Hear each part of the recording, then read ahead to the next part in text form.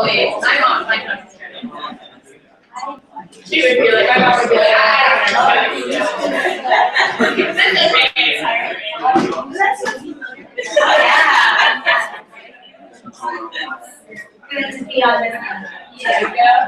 you even get your own reusable shopping bag. Is that okay? This is okay. I'll leave this one free perhaps.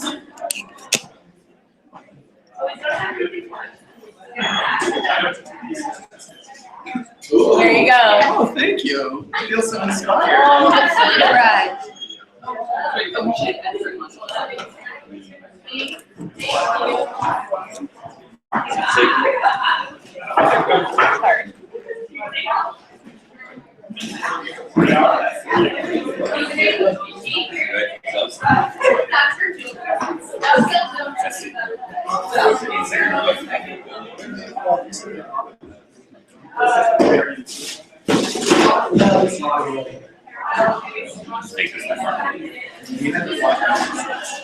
Part of our job is actually part of what you do. Like a science team. It's here too. Yeah. Hey, thanks for having me. Thanks for having me. Thank you very much. I like them. Oh my gosh, I love this. Yeah. They're better in the sunshine. Oh, Yeah, really? in the sunlight they Reflective or? they disappear. Oh, No, not really. But they do. So they do shine. They refract light.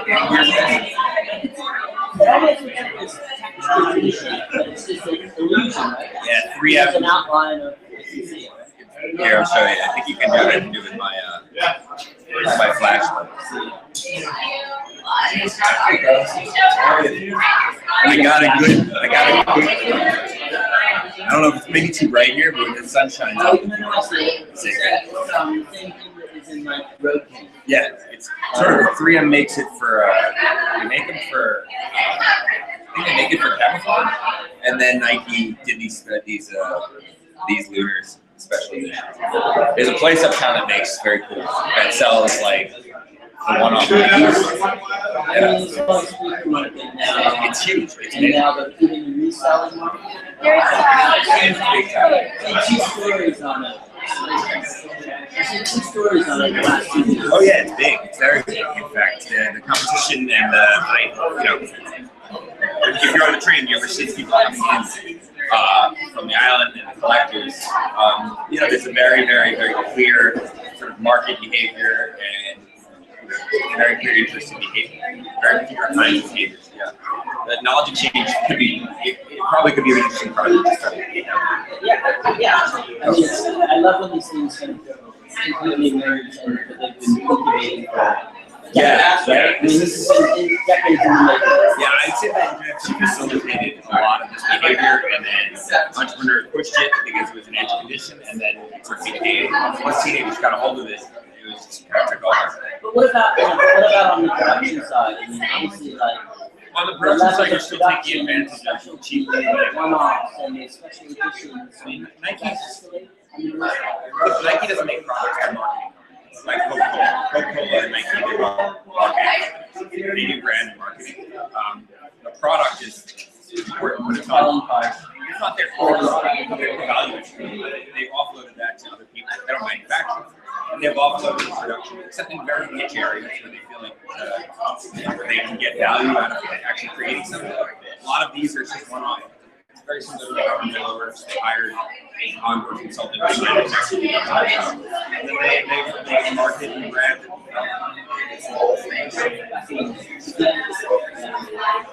I mean, and it's not just Nike now. Any company of a certain scale, it's not by necessity to stay in front of their market. They actually need to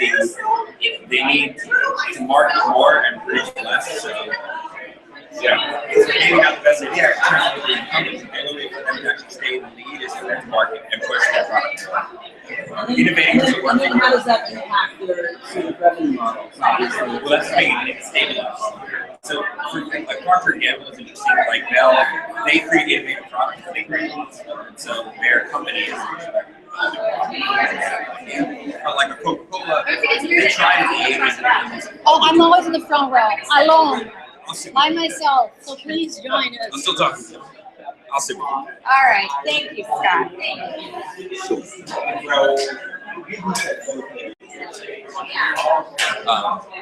Notes for you back here until All we right. finish. So like a Procter & Gamble, like they'll create products and their focus is on creating innovative products in niche areas and developing them further. They've always done that, but they keep their scale and scope, within reason.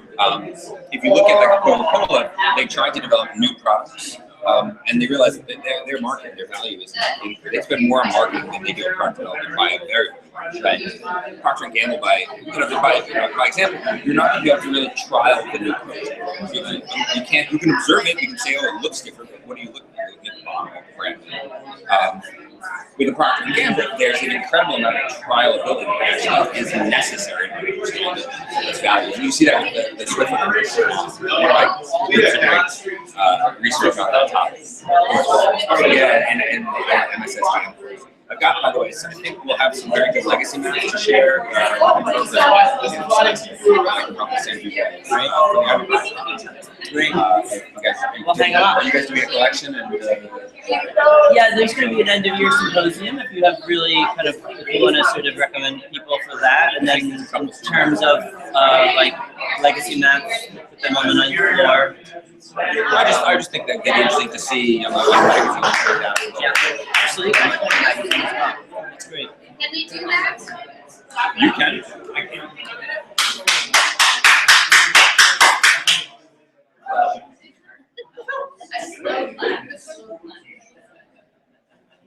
I know it felt good.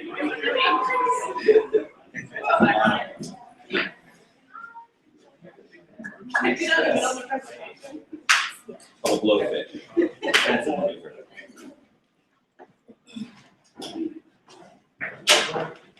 Okay, so welcome everyone.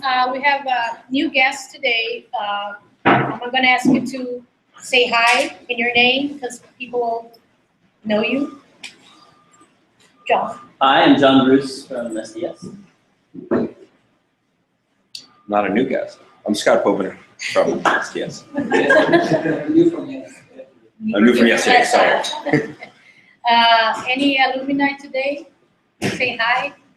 All right. Okay, so we're gonna, Kelly and Reed are gonna kick us off today. We have the sequence over there. The dotted line is what I'm calling a technical break. That means 5 minutes. We stop for lunch after the final presentation of session 2 and resume around 1 p.m. with the final session of the day. Welcome to Kelly and Reed.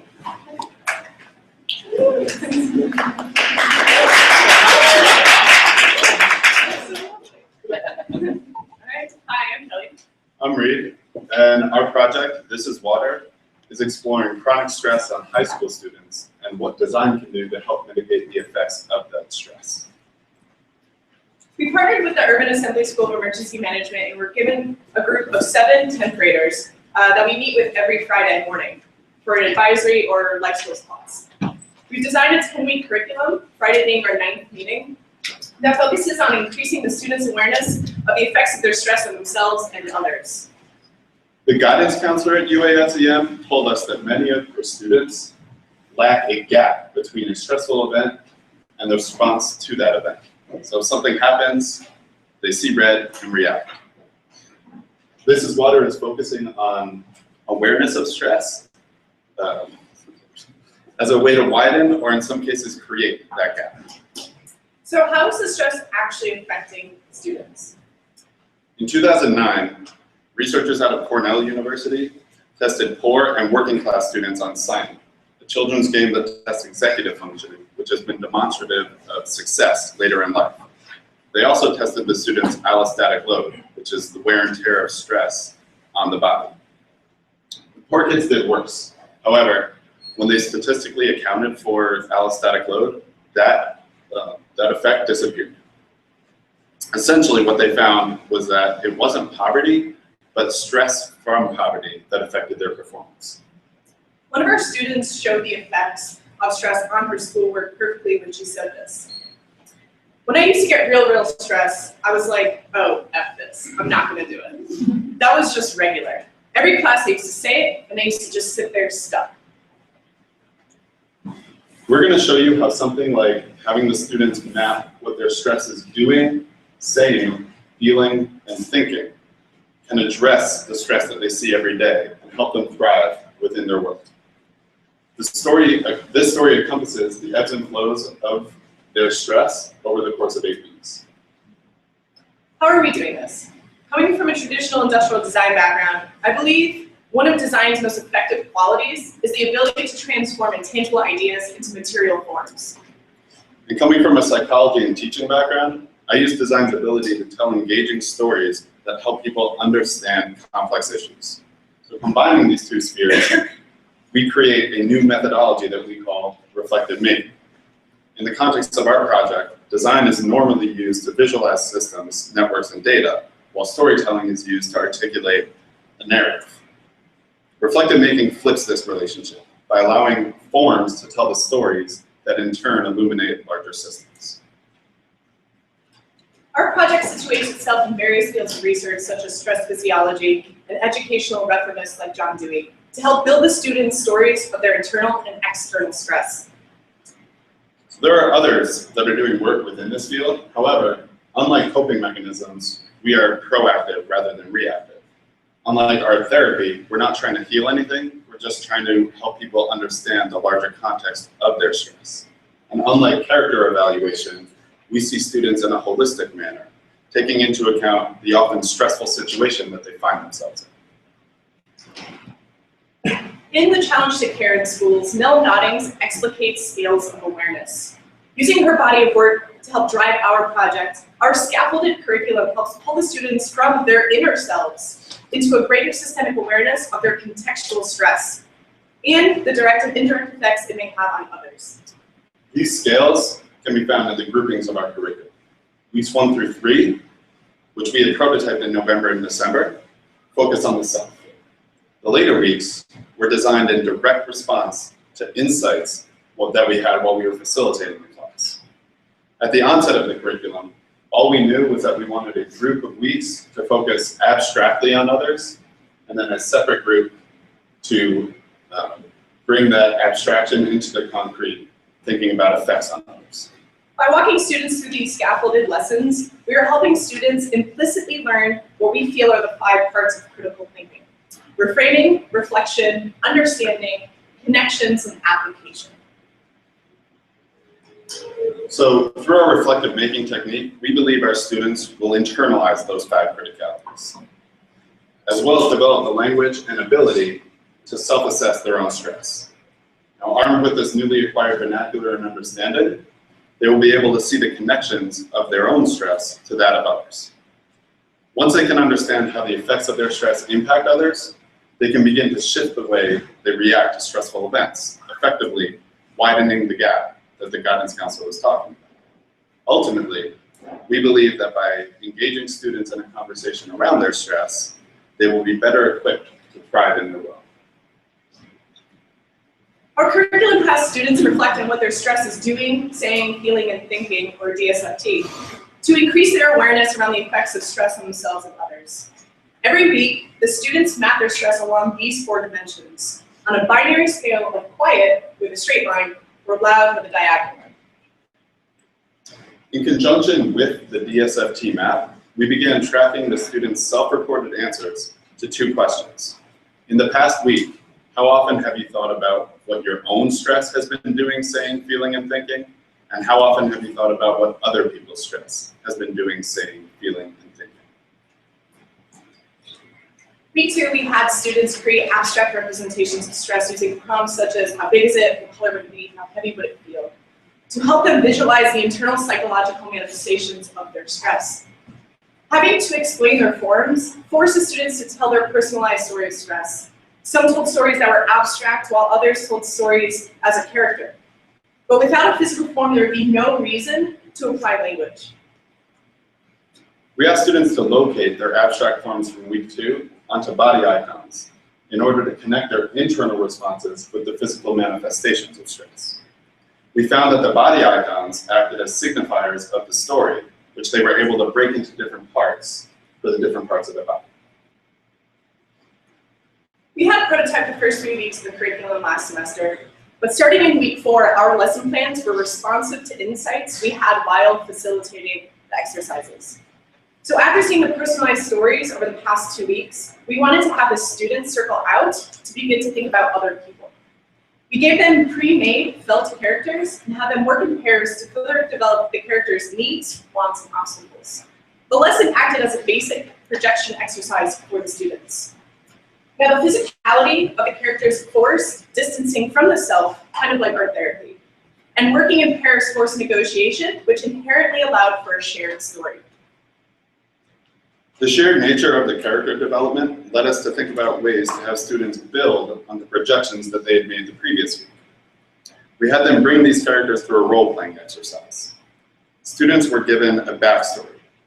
Seeing a movie, they wanted to see a movie with their friends. And 3 stressful events that happened during the day. There was a train delay, which made them late for the movie, and a friend made fun of them.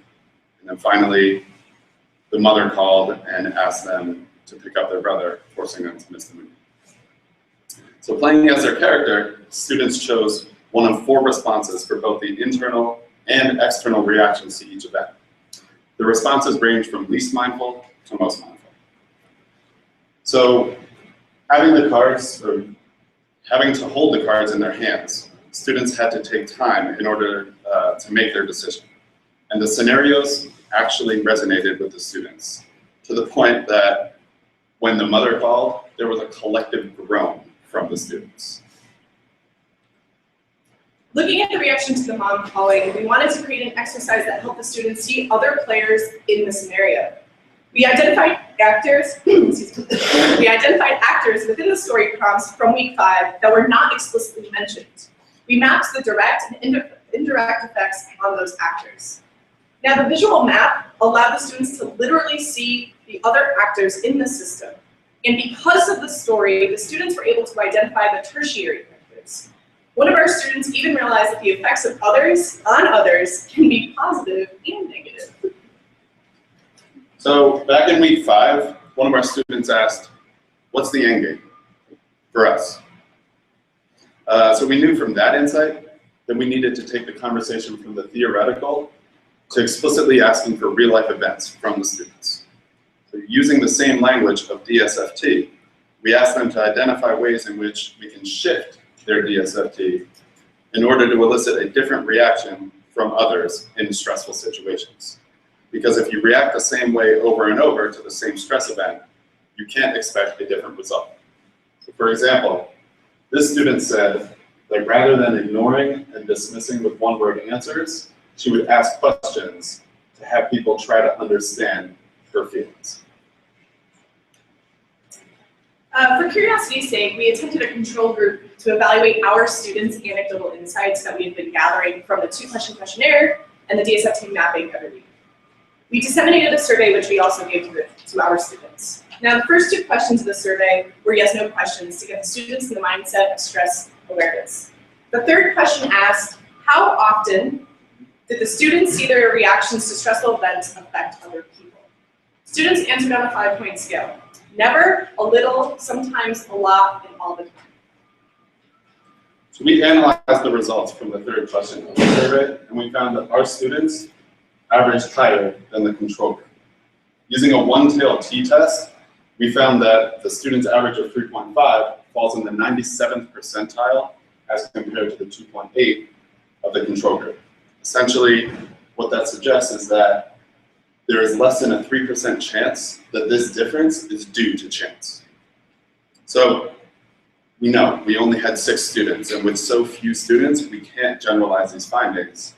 But when we start to look at all of the data that we have collected, not just the statistical data, so when we start looking at the DSFT maps, the longitudinal data of the 2 questions, and the anecdotal quotes, we start to get a much fuller picture of the possible impact that we're having. And this gut instinct was corroborated by the assistant principal at UASEM, who, when we showed him these results, said, although it is a sample of only 6, with the anecdotal feedback from the kids, it seems like this is something we would want to incorporate next year.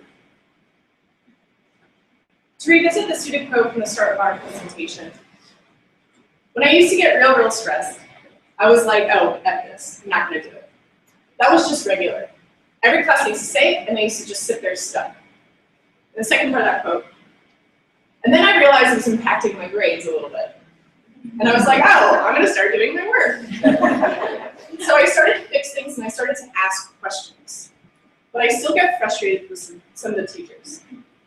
Now looking at her DSFT map, we can visually identify a change that may correlate with the changes she self-reported. So we can identify patterns with every student's DSFT map. And we can interpret these patterns. We know that there are many variables that we need to account for if we were to continue this project, such as sustained attendance or facilitator bias. We've been talking a lot about our project outcomes, but we'd like to pull back and discuss what the project can mean. Our curriculum shows prototypes on 2 levels. First, within the context of education, we view the entire curriculum together as one large prototype for how curriculum can be designed. Currently, the UASEM assistant principal writes the curriculum for all the advisory classes and distributes it to the teachers. We believe that our responsive approach to lesson planning will create a curriculum that is inherently relevant to the students' needs in real time. So, as we shift to what the project means for design, we can also view every lesson as separate prototypes for our practice. Each week, we developed exercises that drew on both form giving and system storytelling to create reflective making experiences for our students. In our thesis, we provided our students with a different way of evaluating their stress through reflective making techniques. We also gave ourselves, as researchers, a new way to assess their growth and awareness about their stress. So, if part of design is creating new methodologies like reflective making, then it should also develop the tools and the metrics with which to evaluate these new methods. Because if we are designing for social change, we need to start evaluating the impact that we say that we're making. Thank you.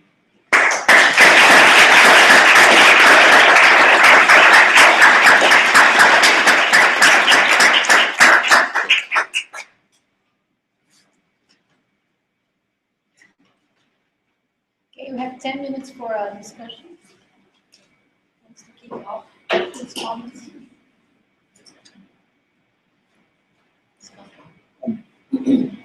How important is evidence in the work? Evidence. Evidence in specifically. Thinking to your project, the success of the project, the outcomes, and in general. Being in the context of the educational space, we believe that evidence is extremely important, especially the statistical evidence, because if we want to make any sort of real change in the educational world, that's the language that they speak. Especially when it's viewed in this country, I would say, unfortunately, education is viewed as a commodity, and it makes sense. And so, may I ask why does it make sense? the way we evaluate students is based on numbers. It's based on grades. It's based on attendance and retention. It's based on how quickly they're graduating and at what rate they're graduating from or with. And so, if it boils down to the numbers, we can evaluate in different ways. We can produce different numbers that evaluate different things. And so, showing it as an example is important for us. Maybe it's not important to different audiences, but the people we're speaking to, it seems like it's the first time. So. I think it's thank you. I think it's a really interesting project. I'm trying to figure out this is the term "this is water" didn't really play out, didn't really get explained. I think I have my understanding of what it is. I'm trying to figure out what this project is in many ways. I know it's a successful program, a potentially successful program. I actually don't know how it scales, and I think that's a problem. I don't know if the UASEM approach to curriculum development is standard or non-standard. I think that's a gap in your explanation of the context. Right. But what I'm really trying to figure out is whether this is actually a service design project or curriculum design project, or if it's actually an information design project, and what it actually wants to be. Because you're making claims in both directions, and I think really only the information design project fits within the traditional context of expertise that we can claim without another field saying, wait a minute, we also do that. And that's where evidence comes in. I think that's something that we've actually been struggling with, of like, what is this? And kind of cut ourselves out at the knees. We applied for like new challenge and an education incubator. We didn't get anything. And what that said to us was they're not looking, like, they were looking for business ventures. And this is not necessarily a business venture. We see it more as a research project. It's framed as such. Yeah. It could be a business venture, it's just not being presented as. Right. I think just to add to what Scott is saying, I feel that the fact that it's not one thing is actually sort of proof of its transdisciplinarity. So I think what's really amazing about, first of all, I just want to commend you because I think a really great thesis project and thesis presentation makes us feel like you are teaching us something new about what design is capable of and new places where design can act, and some proof of that. And so I think that you guys stated, and we all believe that this is the beginning of a really great practice and project that should continue, right? Like if you stopped it today, it would be a lot worse than if you keep going with it. I think it could be really amazing. So I think that you have borrowed methods from a lot of different disciplines in and outside of design and brought them together in ways that really make sense. And I know, and it's been kind of a struggle to not be the like amateur psychologists and the amateur educators, but I feel for me it came together, and I think it shows the possibilities of design in a new territory, behaving in a new way, which for this program is what I believe we're trying to do. So the fact that we can't sort of place it in a box of is it information design, is it that, I actually think is its strength as related to this program. Maybe that speaks to some of the problems that these projects have when we leave this program, but I am extremely impressed, and I really love the way in which I felt like you were taking us on a journey, and that we are no longer teaching you, but you are teaching us. In some times, I think that it's less about the outcome. It's less about what we produce. I think the presentation was very focused on the project and the process, but I think we still got, especially as you're going to see what we do the report, you need to step back. And what are the learnings that happen? What are the models that you can extract from them? So it's not a final model that you're going to propose, but you have enough to propose as well. I would say that what you are proposing here is an approach. And it's a very unique approach for a specific problem, so you're not applying a methodology for resolving. It's not like textbook that you say, I'm applying that and doing that way. So everything that you are presenting there, from the techniques that we're using, the feedback that you got, is everything showing you that there is promise here.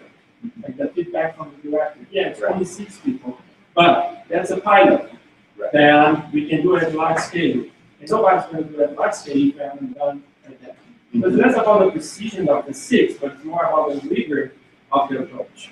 Yeah. And if the rigor is there, and you can validate that in terms of both the theoretical and the practical aspect, and you can show how the combination of all those things, they can create a new curriculum or a program for dealing with the stress, then you're in the right direction.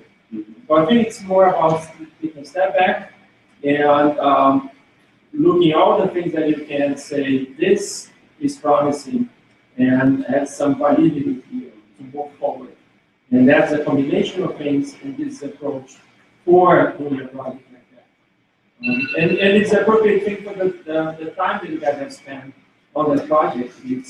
We cannot expect a full resolution or something like that. It's done by 2 students in the school with limited resources. So don't look too much about the output, but more about the lesson. Time for one more quick comment. No, we have more time. 5 minutes. Yeah, because they have 20.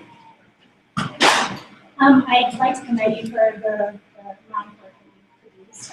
It was really awesome to see you put your thesis out into the world. It's really great to see that reaction. I also, teaching DLR for so long, it really makes me think about the qualitative and quantitative sort of aspects of the metrics that you've incorporated, and I really appreciate that. I think it's something that's very, very important to be able to show your evidence, even though it's a small group. I'm also curious to see how you can apply this method, this reflective making, into another discipline, right? So easily it's like this is a research project, design research project, but how do you see it in a different field? How do you thought about that? We have only speculatively, of course, and just thinking of because it's just my own interest, science, for instance.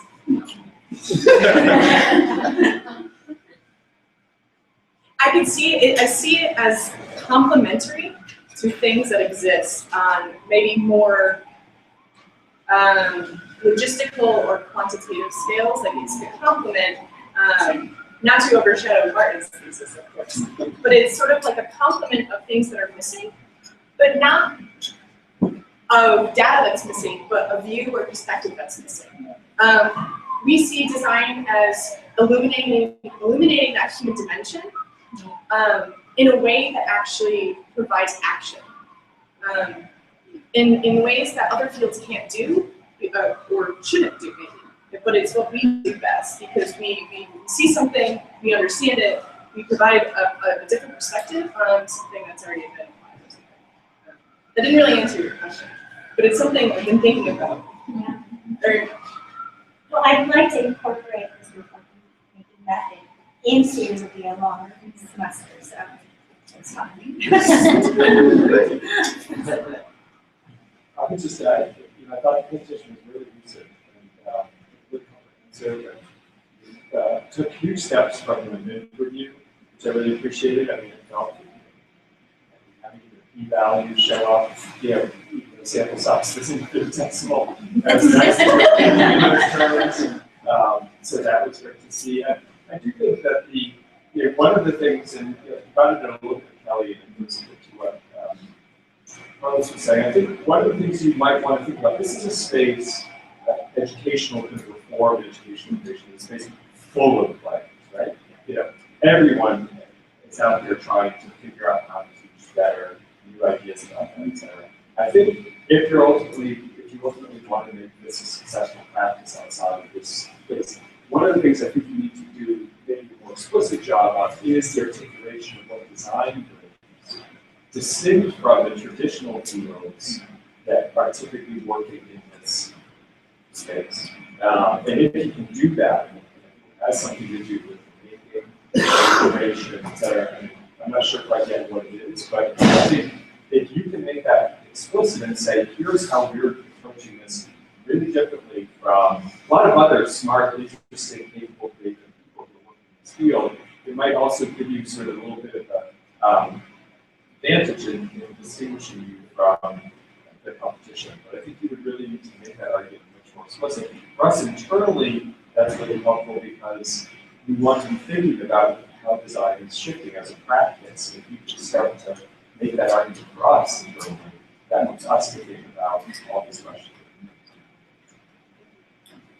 Can I just take a last point to James and take you further? In fact, there were a couple of times in what you're saying when you did actually do what design, but it was kind of like in passing, and it was almost too fast. I couldn't even write that. You catch it. There's some smart things there. Which is rare, but yeah. Now, the more serious point is the point I've been making in some of the tutorials with you all. You know, that I felt that what was happening towards the end of the project was that project and thesis were sort of merging and learning. And actually, most of you have actually presented so far, really you've presented projects in a sense, not design thesis. And what I was talking a lot about this yesterday, but I would love to see to force everybody to articulate their design thesis, almost separate to the project. You actually have a lot of insights. In fact, there's been a lot of very good insights, and that's it, you know. I actually wanted to get hold of most people's presentations and actually pull them out, actually. Very good insights. So I think actually this is something we need to actually do. That there are actually, that the thesis you're making, you're getting a degree, all of it, in transdisciplinary design, you know, not in education, not in project, not in X, Y, or Z. So it's, that has to be the thesis. And then there is a practice and a project. We need to pull them further apart so we can articulate each of them. Now we really are at time. Thank you.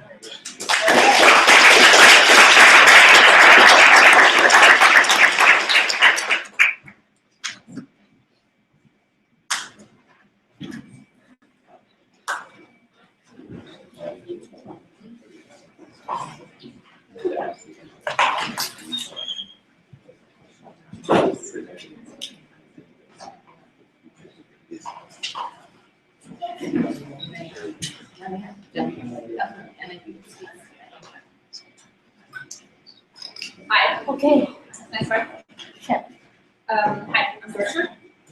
My thesis investigates how to design for experiences of interaction, and look at what personality means in the context of collaboration, and design speculative artifacts to create space for sustained empathy in collaboration. So organizational design today has for the people it actually designs for. And I pose the question, what if you could design collaboration for people to have better experiences of interactions with it? Let's talk a bit about personality. Throughout history, there has been many attempts, some better than others, to categorize and assess personality. Most widely used is Myers-Briggs personality test, based off psychologist Polynov's theories, and it lists 16 personality traits. In reality, introversion extroversion is the only personality trait that is backed by scientific evidence, and therefore cannot be ignored. Introversion extroversion is about how we respond to different kinds of stimulation. It exists on a spectrum, meaning no one is either or. Said, there's no such thing as pure extrovert, pure introvert, so if you look to the animal kingdom, you find the same. Within the same species, animals see this more aggressive and better in scarcity of time. Times of scarcity, sorry. While the more peaceable make the better others, right when there's a source of food. So coexistence is crucial to survival for animals and species. Research has provided us with knowledge of the differences. It breaks down to roughly 3 categories. First is motivation. The reward system in the brain is vastly different. Extroverts have a higher dopamine release, making them more prone to incentive and rewarding behavior. This means that they are easy to motivate by others. Introverts, on the other hand, motivated by themselves, are able to delay gratification, which is really important to long-term success.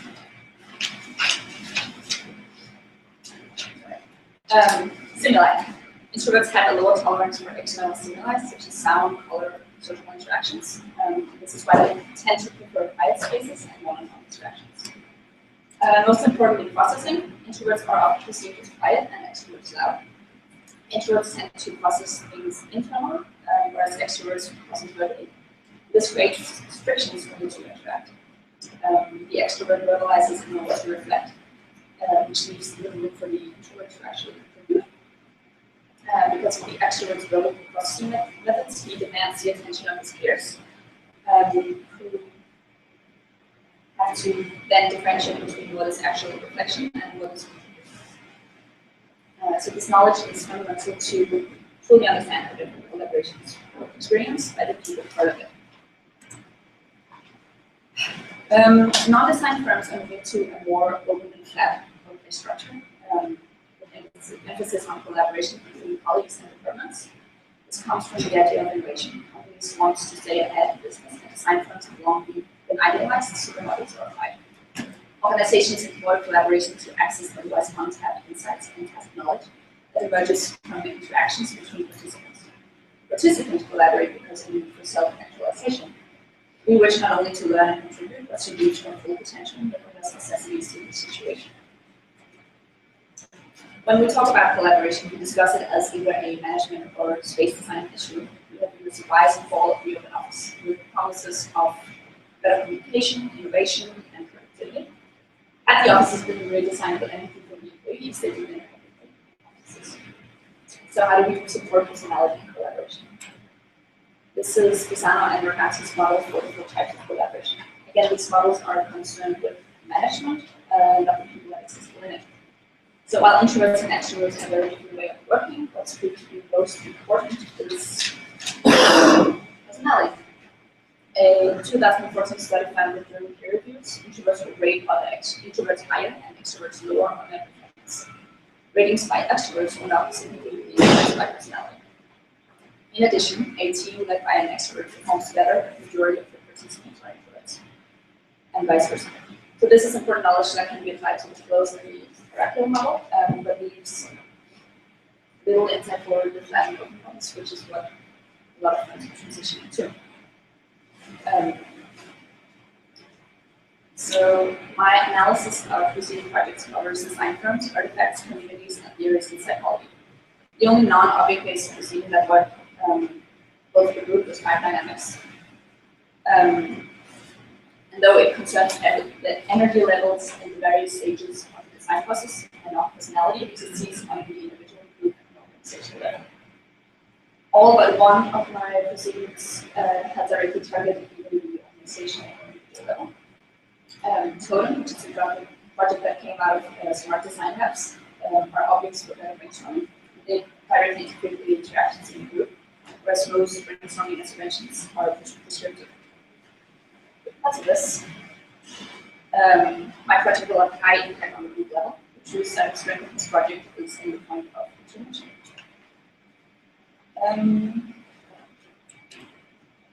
So workplace experience is spoken of as either spatial or organizational change issue, rather than an interpersonal one.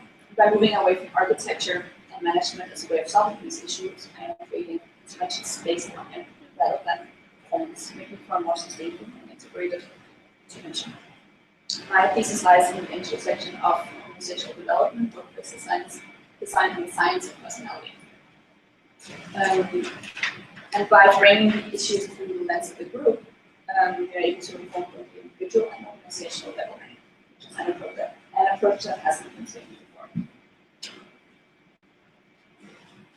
before. So the research I conducted set out to test and explore different things. How intervention best can establish empathy and sustain it through time, existing tools used in collaboration and alternatives, what new artifacts might be, the relation for active or passive use, consistency of use, and in what space they might exist. I conducted my prototyping in Open Society, which is called Stanford. With the Memorial Sloan Kettering Cancer Center, it's an open office center, and with Birch NRC, a group of amazing design students, experiencing collaboration, working to start a design conference. And it was with this team I ran workshops to build empathy, and also I succeeded in integrating this. Prototyping led me to my design criteria for designing for the human within interactions. This issue targets people, and empathy is an essential component. Not only must it be established, but it must be built in a way so that it will sustain throughout collaboration.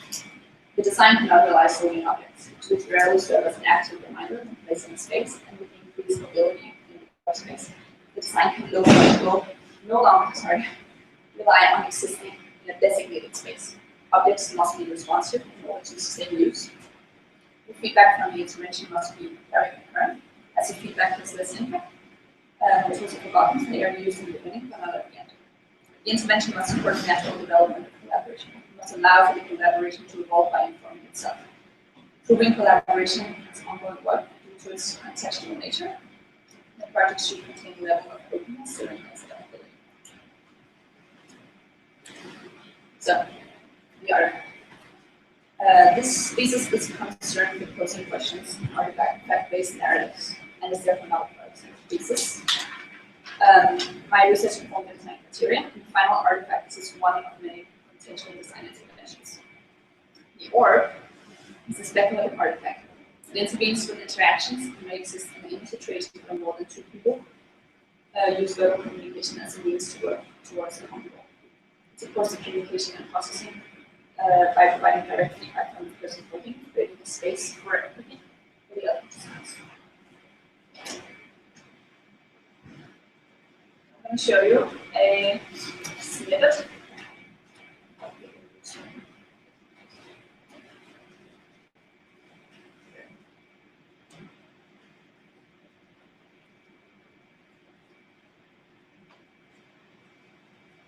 So what you see here is the artifact being used. In response to the girl, it's an extrovert sharing ideas. The inner work slows down. The communication is lifted. That she is not sharing, though she's still verbalizing. The orb is then passed on to another collaborator. And the guy here, who is a bit more of an introvert, gets a reaction from the ball. Even though he's not sharing verbally, it's processes internally. It's having a reaction.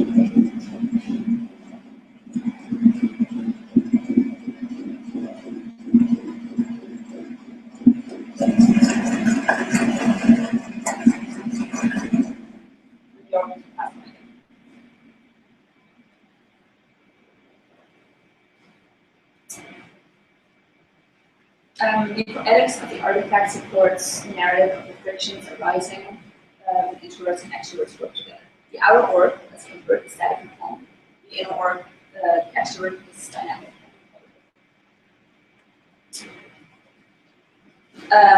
Speculating through artifact-based narratives allows the designers to embody and start conversations around tangibles, such as personality. It allows us to focus the conversations on the existing conditions, why and how they change rather than functionality. By working in a speculative space, the designer is able to bring the people within the organization out of their normal practice and have them reframe the current situation. The artifact does not solve the issue, but rather create the dimensionalization necessary to pose the question in the right space. We pose these questions in the moment of interaction, which is when they need to be addressed, not before or after, which is often the case with tools used in organizational design. So, I propose a methodology for designing artifact-based narratives. Methodology acts as a mediator between the individual and the organization by creating conditions for what lies in between the group and the interactions. First, we must understand the current conditions and the context these exist within, in order to establish where empathy needs to be built between individuals. This is a particularly delicate matter, as the person's internal life feels unaligned with the external situation. Then we can determine the new conditions. These must be set so that we bring out the frictions that arise in interpersonal situations. Intangibles, such as personality, may not show unless the conditions are unusual. Frictions that are more formal are then made tangible by setting the design criteria for the issue at hand. This is used to inform the materialization of the interactions, meaning the physical artifacts. These are put into the space in which the interactions exist, providing support for it. As an independent practice, this thesis holds many opportunities for future development. The org should be viewed as the first stage in a series of artifact-based interventions, co-designed with the workplace and tested through a series of workshops. This allows us to move beyond the organization's usual attempts to approach the human factor through culture and teamwork. We propose new tools instead of repurposing old ones to create empathetic interventions for framing organizational values. This thesis supports the two core elements of our practice. The first is empathy, how it is most effectively built and how it is sustained. The other is questioning the default modes of designing, the tools we use, the unwritten rules we employ, and the assumptions we have about the process. The thesis is largely a comment to the design process. We think that we as designers ask questions in order to instigate change, but if we fail to question our own process, how will we do this? As designers, we employ collaboration as a default mode of working, and we will empathy for for when and why for whom it is appropriate. As an introvert myself, this thesis has opened my eyes to the possible futures for spaces of practice. Designing with artifact-based narratives allows space for analysis and reflection in a fast-paced work that seems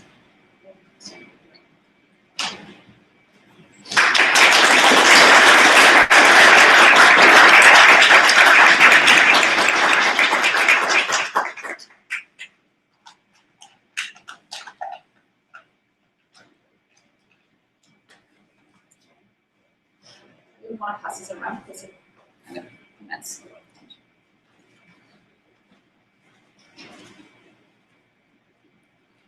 I was actually wondering how you got it when people spoke.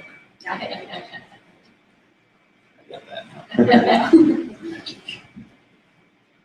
So in the layout of your argument, there seems to be a lot of focus around group interactions and the dynamics between a number of different people all in one space working on a project, these different formations, the flat, the open, the closed, hierarchical. And then in the presentation of the org, it felt very binary. And I was wondering why there wasn't more of that group dynamic shown through your speculation.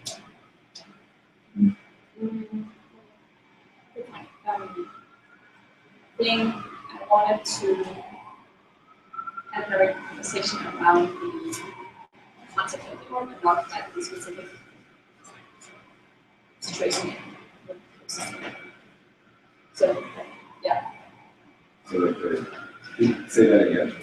The context, but not the situation. The larger conversation around what this intervention might bring up instead of very specific interventions.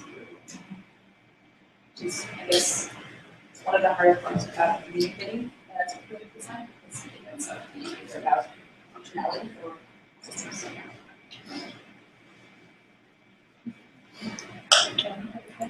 I'm very curious about the orb and the impetus of its development and how that came about. And I'm just curious to know more about this artifact in terms of your process.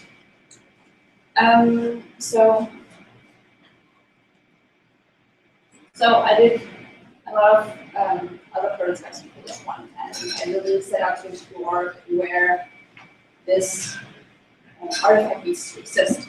So what I was exploring was, for example, alternatives to presets, which I will pretty well off, and then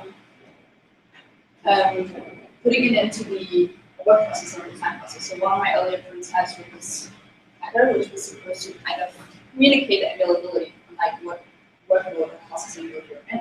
But because this existed on the desk, it was more like a permanent object, and an anchor object didn't seem to work for everyone, really. I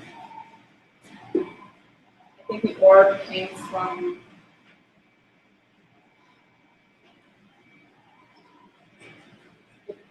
it was a lot of physical prototyping, and I just kind of ended up bringing out the direct feedback I wanted. Like, really good. I was wondering,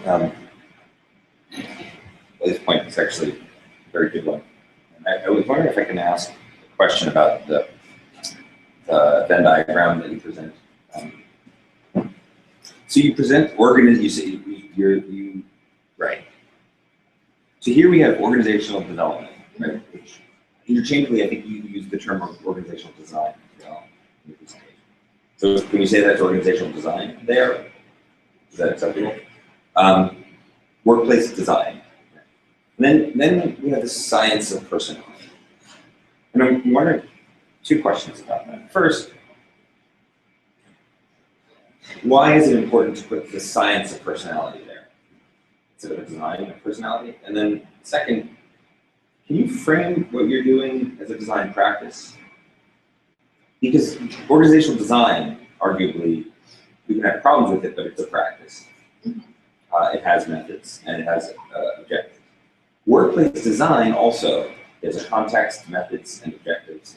So each of those unique. Can you position yours more relevant? And it would be better for me to make it easier for me to understand this Venn diagram as related to your thesis, because then you could remove, see what I'm saying, the science of personality. I don't understand how that fits there, and I don't really understand why your thesis would fit.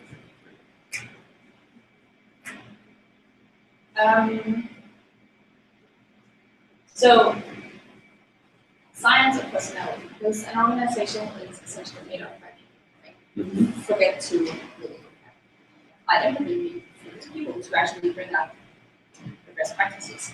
And when we strip down all of the unwritten rules and like the rules of collaboration, all we have is personality. So can we take that science of personality and actually make it take it through a phase change into design in some way? Because I feel like that's in some way, talking about design for interaction. The reason I'm asking this question is because there's a field called interaction design. It's dominated right now, it's been dominated by science and technology, but that's only because that's where it started. That's the obvious. And there are many, many more places it's going. And I think actually the org itself is a form of interaction design. It's not just speculative. You actually presented it, posited it as something to be used. There's some industrial design in there as well, but you're presenting it as something that has method. But I'm struggling with understanding where interaction design, by the terms of that field, fit in your thesis. And I think it actually would serve to strengthen the reason why the org exists and a lot of your work, if I could understand that. Yeah, I think to me interaction design is extreme and product-based, and what it fails to do is address the very immediate experiences that happen between people. So the experience of the interaction instead of just the experience of the product or the screen. That's not necessarily true, but I think that's where you could take interaction design. That's what I'm suggesting, is that in fact, your thesis, if it is a proposal of something that a field is missing, then that's what I would like to hear more about. That's what I would like to understand, where you're pushing it. Instead of just arguing that it's speculative design and not giving a trajectory or an agenda, why not position it within a field that you do appear to be trying to expand? Well, definitely. I think the org and it being a speculative design is just the first step to then move it into a practice that would be, I don't know, consultancy. Someone for me to go into an organization and say, these are the people within it, understanding the conditions that they exist within, and then creating this space of interaction where I go design the workplace prototypes that then actually make people reflect on these intangibles that are interactions of personality. Yeah, I agree on that. I think I agree with Scott, and I think perhaps the key for that interpretation would be really from unpacking what happens when that thing, when people play with that thing. Because I think you showed a nice video. It's very intriguing as it is. We want to know more about it. You want to know more about it. Really go into the, try to understand what happens. How does it change something? What changes with that? There's so much into it. There is the movement. It's a connected object that is put into place. It's not obvious, and we don't have a lot of those in our workplaces. So how can people become different after that is put into place? So I guess really unpacking what happened in the interaction when that object, people play with it. It's perhaps the key to discovering what's behind the interaction. I think it's an interaction platform. I agree with Scott, but I think in the book perhaps it would be very interesting to unpack what happens when people use it. I'm not sure if you actually implemented this in the 3 places that you mentioned with the Birch folks and in the other organizations you mentioned. If you actually went there and used this thing there, it would be very interesting to compare and really try to go into the detail of reading and interpreting what you get from there. I think that's very interesting, but you need to unpack that. I would even take it a step further. I think it sounds like you move into the object. I think you make a lot of claims up front. It should be this, it should be that, and I think you can make a viable case. There needs to be a practice to address those claims. I'm not sure how the org bridges that. I think in general, speculative design, this kind of speculative design, is most successful when it almost seems inevitable. It seems like the object is a natural progression from where we are. And the formal features of this work, to me, don't necessarily need to be in the practice you're talking about. So I think what I would like to see is an explanation, or maybe an explanation, a demonstration of how the board takes you from this problem that could be addressed with your practice. If you don't address the problem, it's going to go one direction if you don't want it. If the orb was there, it's going to go another direction. It needs some other direction. And that's what I'm missing. It seems stronger, but almost gratuitous. I'm not sure what the formal features of the orb say about exactly what you're trying to say. That makes sense? We have one more quick comment. I was just going to add that, I agree with what you said, and I think, for me, I would like to see more kind of exploration, more tools, more interactions, more volume overall. But I think one of the things that's really, that I really appreciate about your work in the project is you've identified a really interesting problem, and actually a really relevant one. And everywhere sort of I travel, collaboration is just, we talked about all over the place. Very few people, that's included, really know what we're doing when we collaborate. And you've raised a really important dynamic within that, which is that there are people who can get kind of railroaded in the collaboration process if we're not kind of clear about our understanding about personality and how that can affect that process. And so there is a huge kind of opportunity professionally for doing, collaboration for introverts, kind of thing, or collaboration for introverts and extroverts, so that extroverts know better what's going on. I think we need to move probably closer to the sort of practice that Kelly Reed showed, where the interactions and evidence are materialized in a way so that people can get feedback as to what they're doing, and have kind of clear sense of reading the kind of implicit things that are going on as well as the explicit. But it's a huge opportunity here in this space, and I think, I don't know if the orb is exactly the right first step, but if I keep working in this space, there's a tremendous opportunity to meet this kind of work.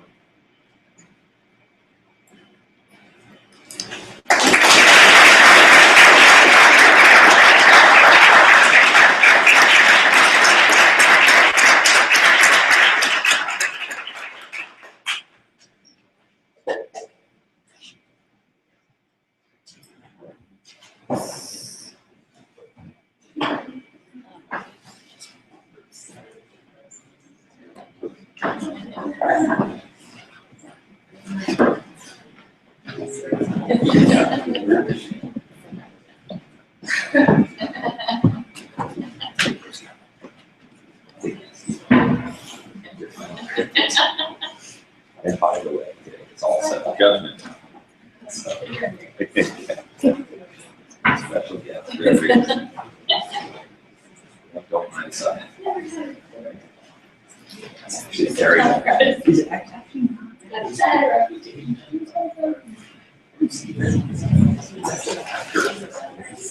follow.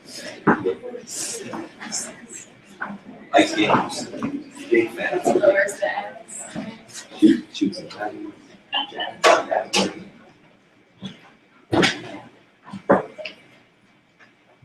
Good morning, everyone. I'm Jean West, and I'm here to talk about my project, Vivere e Glory, which means to live and to die. So I want to talk about death and why it's important to talk about it. There's many ways in which we can define or think about this idea, so I'm going to some of you.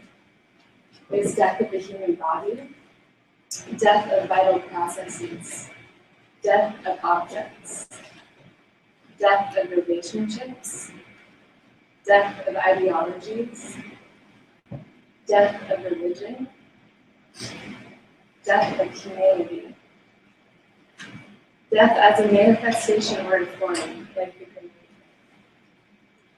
Death in terms of life, and life in terms of death.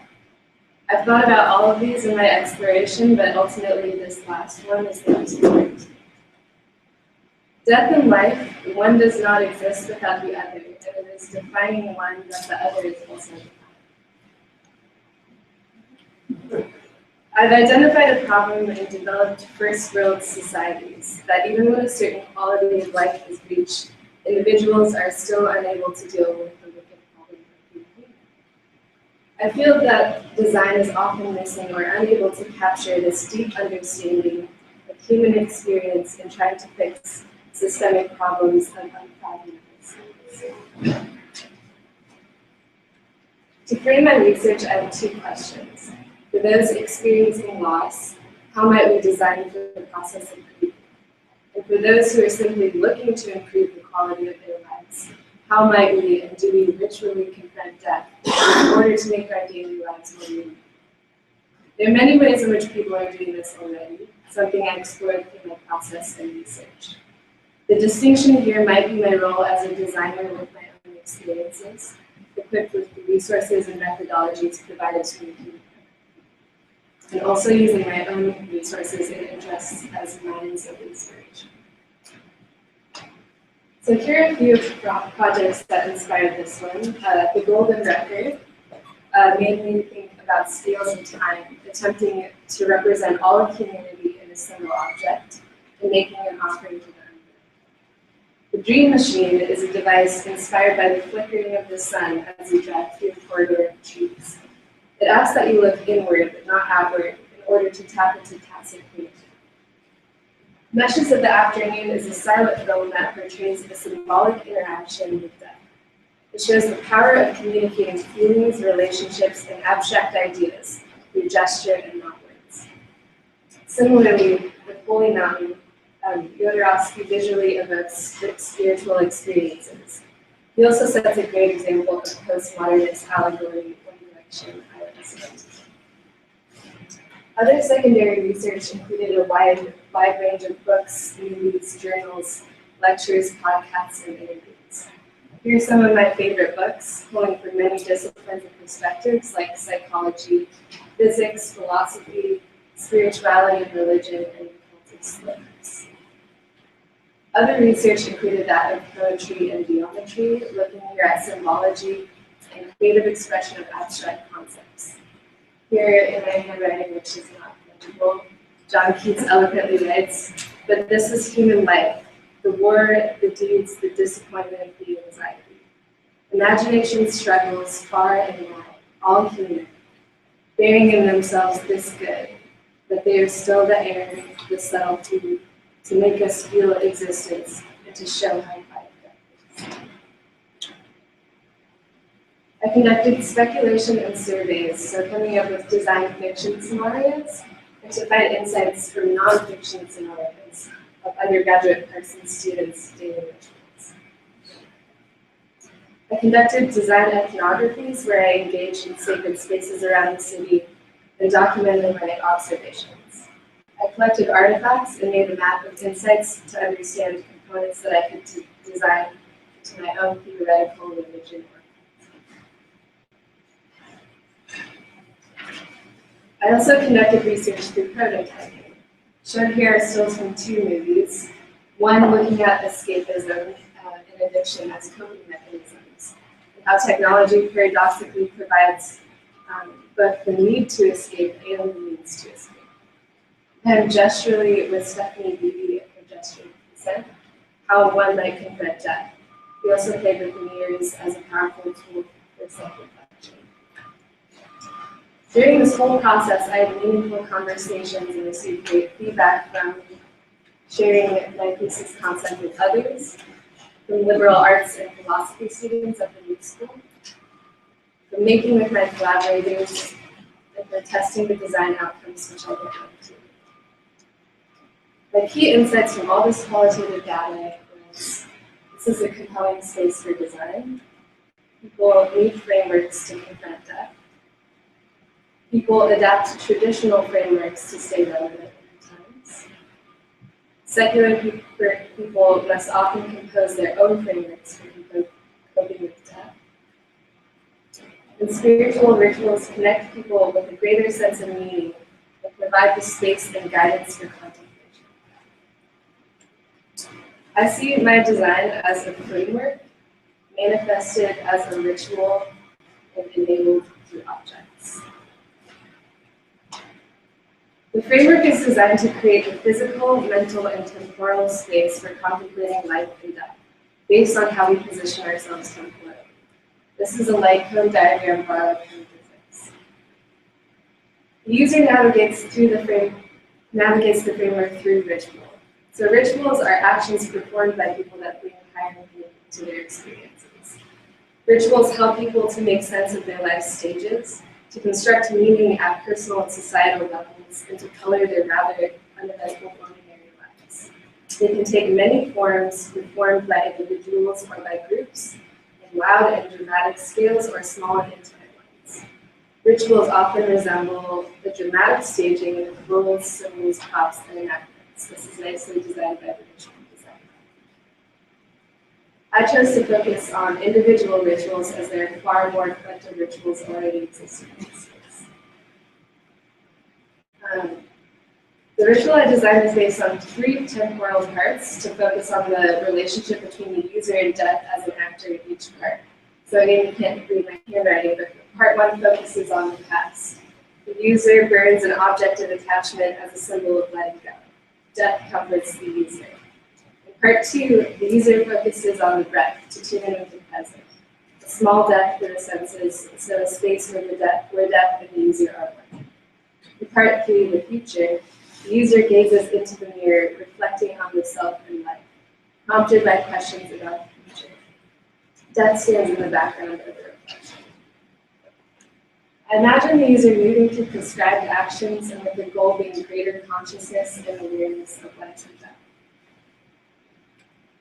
I mapped out the emotional journey I intended the user to go.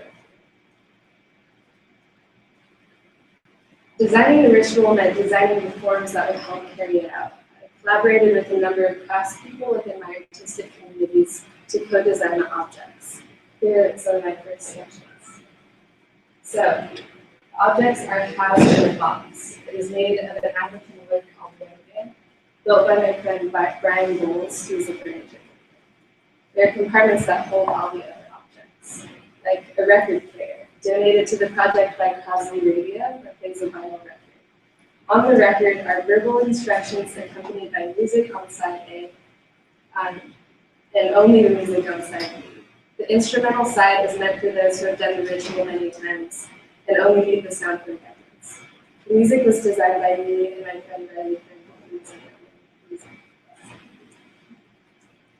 The record also includes a song I wrote to reinforce a mantra or a phrase repeated for concentration. The composition represents how the past, present, and future weave in with one another to develop our perception of time. The framework, which is the guitar part, drops out at the end to show that the framework is not necessary and that the interplay of these temporal parts hold power. Next, there's a glass cone or lantern crafted by a friend of glassmaker Jacob Vincent. The form mimics the light cone diagram I showed earlier and represents the past. Inside is a candle whose fleeting flame is a symbol of the present. The future is represented by the cone of light emitted from the flame. The candles are hand-dipped beeswax made by Beat or Evolving Artisan Traditions, which is an art space in Greenpoint where I crafted the Palo Santo, meaning holy wood in Spanish, represents an object of attachment or barrier to moving forward that is burned. The ashes are deposited into the urn and can be carried to a place you want to go. Palo Santo has a very distinct smell and has been used traditionally in South America to clear away bad energy. The Incas used it for sacred rituals. The other 2 aromas of the ritual I designed based on the benefits of essential oils identified in the They are called Vivere and Mori, the title of the project. One is a relaxing aroma that facilitates a surrender to the present moment. The other is an energizing aroma to help focus on questioning and self-reflecting. Smells are one of the greatest triggers of memory. So after the ritual, the aromas can act as reminders of thought processes that happen during the ritual. Oops. This is a bronze mirror designed for self-reflection. It's crafted by a movie maker, Ashley German. The handles on the side allow the user to hold the mirror by both hands in order to confront the self as a movable being. The angled faces allow one to see that our projections of the future change with the gaze and the shifting of the hands. These are the first representations of an allegorical film that will explain each part. Again, trying to give form to death as an actor in the ritual. These photos were taken by some. For those who tried out the ritual, I got a wide range of feedback, most of it offering some level of value for the experience. Here are some of the more self-affirming quotes from the interviews. You can ask me about the shortcomings later. The most effective parts were the aromas, carving out the space to be slow, mindful, and calm, to surrender to that which is out of our control. Some became more conscious of their bodies and thoughts. Some saw this as a way to enable us to live our daily lives fearlessly and with our priorities straight. The project is deeply rooted in my own story. My father died 3 years ago, something I'm still trying to cope with today. My grief and search for meaning led me to apply to one graduate school program. I'll let you guess which one it was. I designed this kit for myself with the hope that it could inspire others. My next steps include finding a way for this to exist without selling it, as I see it as a pursuit rather than a product. So naturally, to extend the conversation through exhibition or publication. This will certainly be an ongoing project for me as I develop my own practice as an artist, musician, and designer. And lastly, I feel that this has important implications for design and something I would like to incorporate in future opportunities to teach. I believe that design transcends beyond disciplines because it is a tool, a way of thinking, to leverage systems and meaning. Design has the power to improve how we navigate through the complexity of our worlds. This has been an extremely valuable undertaking for me in trying to give form to an essence that I find missing in most design outcomes, an essence which has been so present in my own. This is my favorite quote from the ritual testing since it has already made the whole project. We are not at school, we are living lives.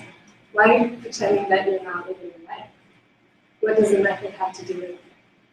The space you're designing with is not of this world. It's not one you can touch.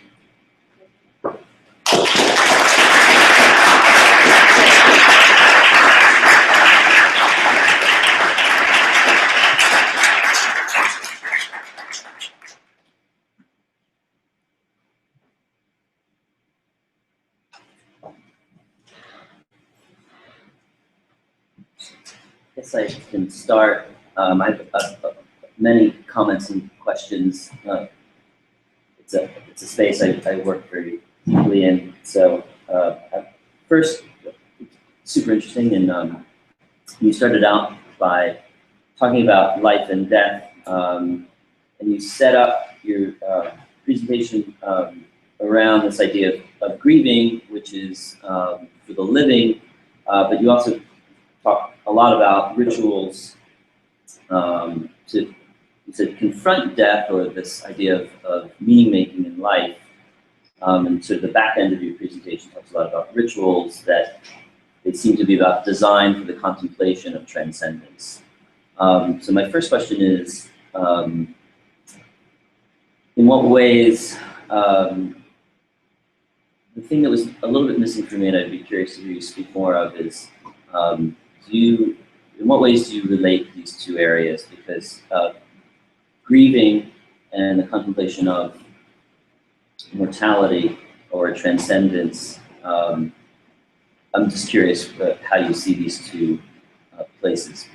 Yeah, can be very distinct. If you kind of remember at the beginning, I kind of framed the research from two audiences. So one was those who are grieving, but I also wanted this to be relevant to people who weren't necessarily grieving, and that I wanted the ritual to offer something to both types of people. So for someone who's grieving, it can be used to kind of calm the feelings, or to feel the feelings, and then to figure out how to move forward. Whereas for this audience, it's kind of more of using the same framework, but to think about death, to reflect about death in whatever capacity you understand it, and then using that as like using the reality of death as a way of liberating the choices you make. So then my guess, my follow-up question to that would be,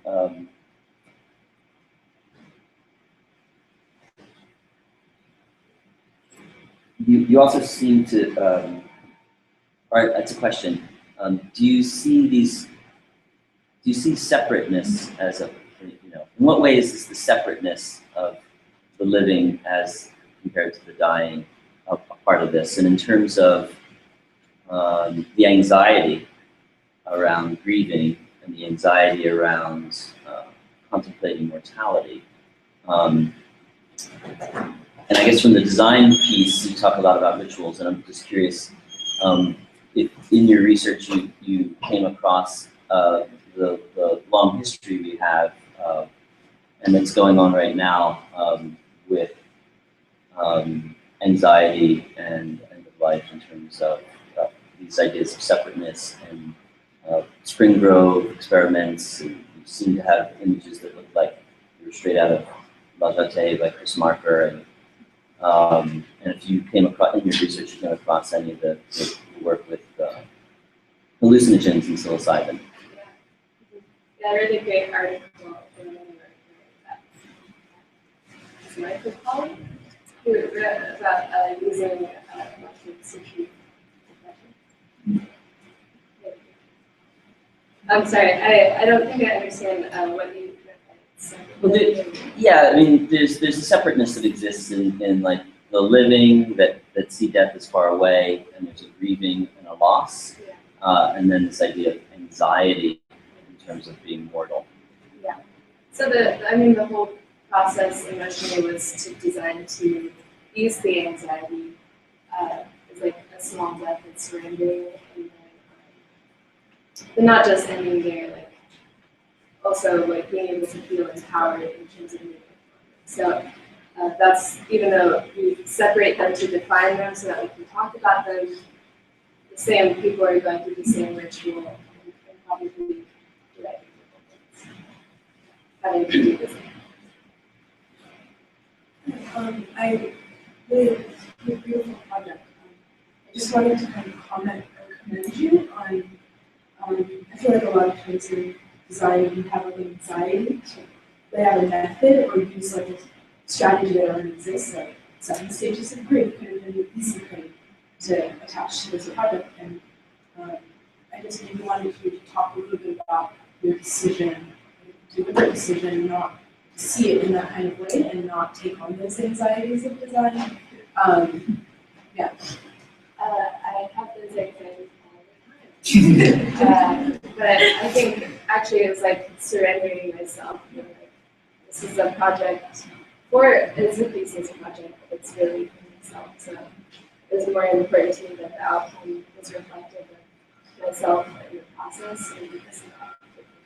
And I wonder what that looks like as a design practice. To design it for yourself. Yeah.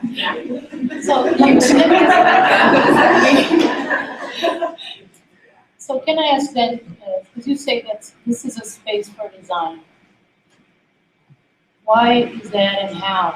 And how is the whole project a design project as opposed to an art project? I'm a part of this program, so I went through the same process as anyone else. So I'm very aware of the methodologies, and I've used a lot of them, and used a lot of design research as well. I learned a lot about product design and videos. I'll invite you to look at these objects. I think the most valuable tool for this program for me has been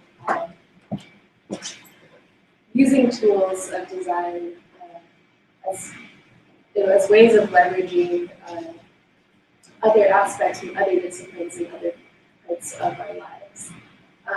But that, like this project, it's the frameworks themselves are not the most important thing. They're just something that we do to, they just help you achieve something greater than we thought was achievements. So I think that needs to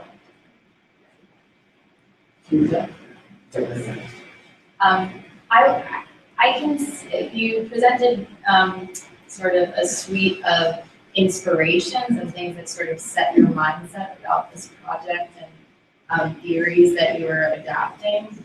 But I would also like to see where this lies juxtaposed next to other ways that we use to confront or deal with grief. So I'm just thinking, like, if you walk by this one block in Park Slope, there's a roadside memorial to a kid that got hit by a car with like weathered teddy bears tied to something. And when I walk by it, I'm not grieving, but I suddenly confront the idea of death in a way.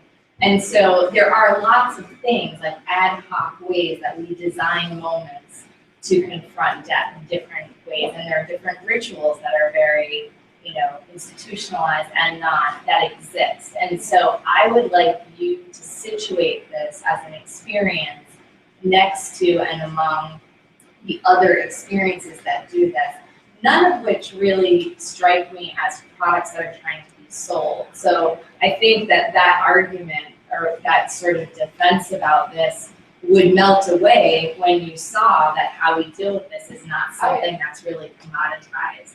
And so I think design has a great role to play in that, but I do sort of share Laura's question about whether this is something that is for you and to present in a sort of more fine arts realm, or if this, when it really could be something that is a designed experience for a certain context, a variety of contexts. Yeah.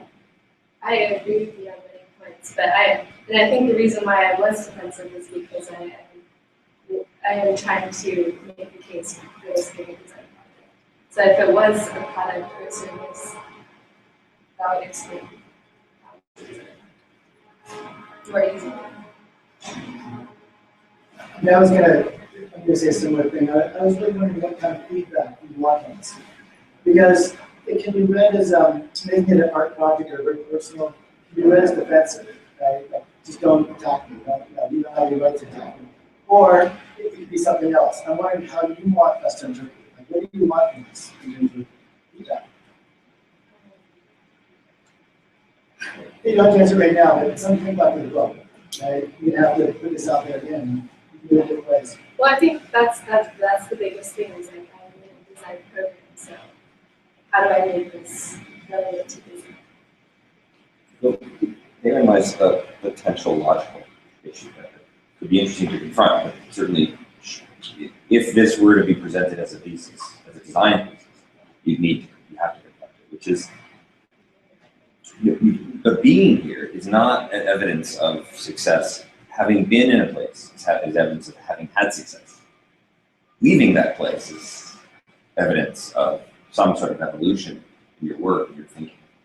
And then specifically, if you're trying to reframe and even redefine the term design, there's a ton of research that really needs to be engaged with. And the issue I have is that by and large, design serves. It serves a client, it serves an end, it serves a purpose. Design for self perhaps is a kind of design, but to suggest it's a framework and a ritual for others, when in fact it's for yourself, it convolutes it. It makes it really hard to understand.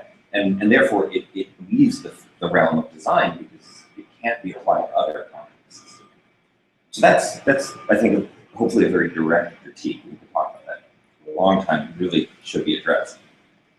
But I'd like to ask a few questions because, first of all, those are all commissioned works. Yes? Well, I made some of them and then I designed And it's all totally acceptable that they are. It's not a critique of whether you give them. Yeah, It's no, actually I a question. didn't handmade Right. most of this. Most of it has been commissioned by Yes, someone exactly. who arguably People has within it. my community. People within your community. So that's important to point out because you had a bullet point that said, and it may be just that your PowerPoint needs to be edited a bit better, but that this project represents an alternative to capitalism. And I have to take issue with that. I didn't state that. I was saying, Just said it. yeah, in my next steps that I'm exploring options to do so, because Yeah. that is one way that I have chosen to explore. Okay, I would then strike it from your presentation. But even the discussion of capitalism or capitalist agenda, anti-capitalist agenda, doesn't seem to have bearing relevance here, because in fact, what you've presented could potentially be an interesting lifestyle design company that would sell products. And this question of pursuit versus product in a thesis should be resolved, because then the question, this could be a critique of the amount of lifestyle products that we actually have out there, and all. It's not tongue-in-cheek. You're being very serious. But I don't understand, and I think it's important that it's your responsibility to point out where not only what it is, but where it's a thesis. What are you trying to change, and what is your critique? Where's the delta within this process? And that said, then we have to get to why is it a framework? Why a ritual should be created by one person and yet adopted by another, and why there's a sort of beneficial end there. I think perhaps the sort of overarching problem or issue that I may have is that it seems to be trying to do a lot, and I think too much. And in the end, it's not clear what it does. Yeah, everyone. Thank you.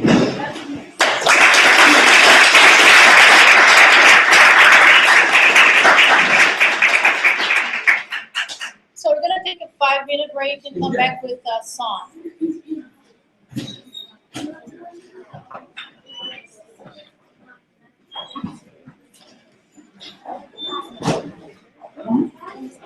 No, you have to close it.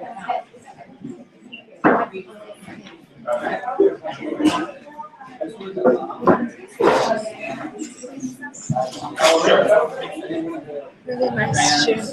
I want to talk to you.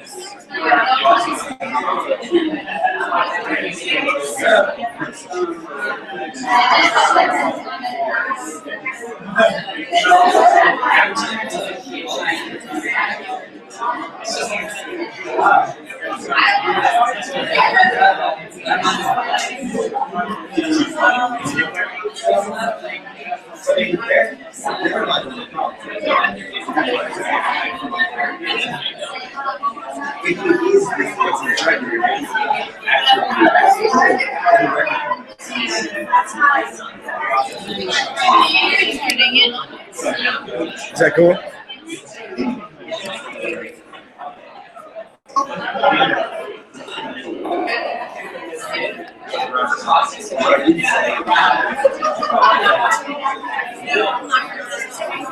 Find my artist in the group. I can't say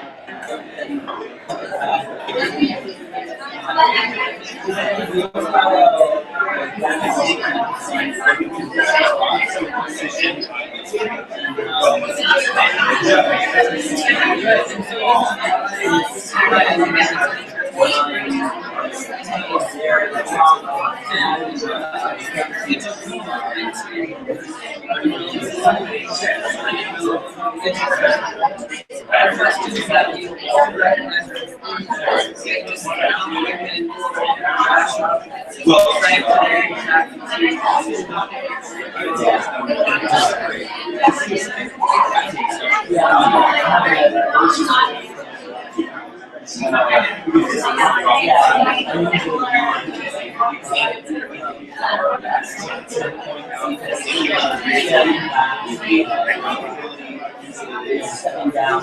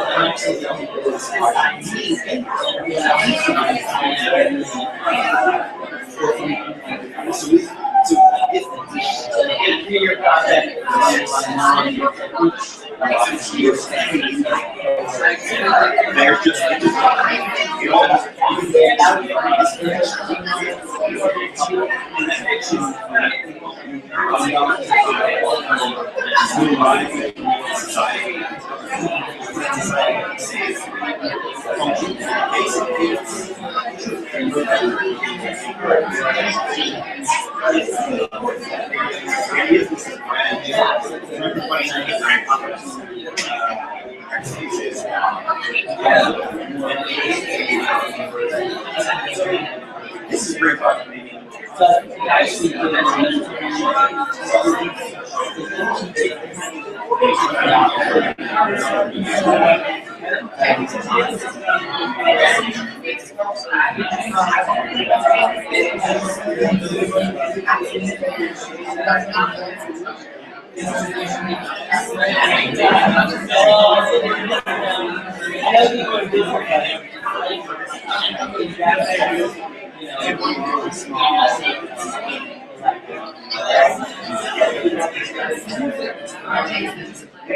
yeah, I was just talking to Kathy about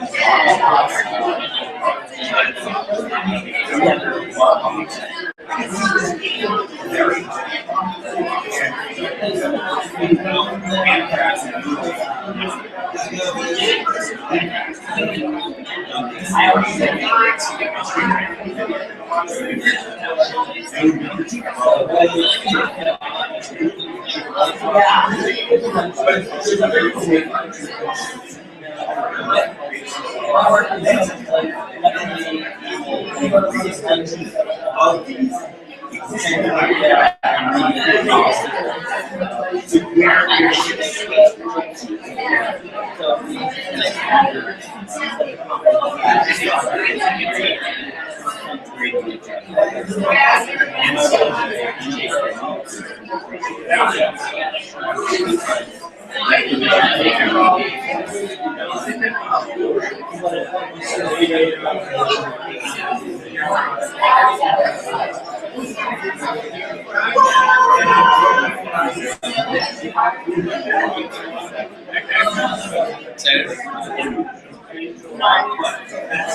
was happy.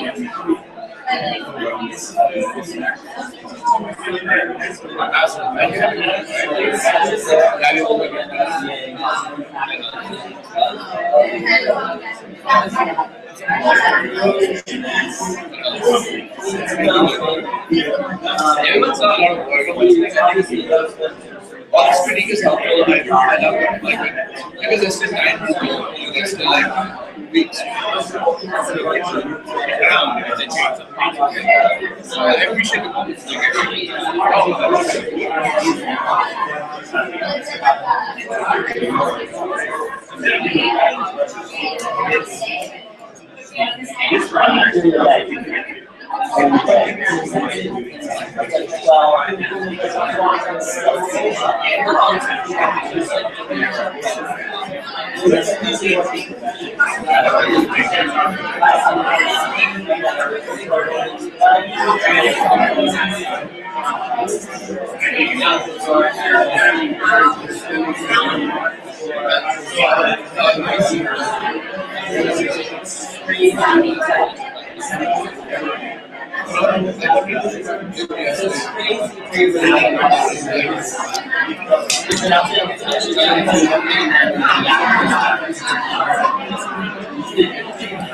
Say hi.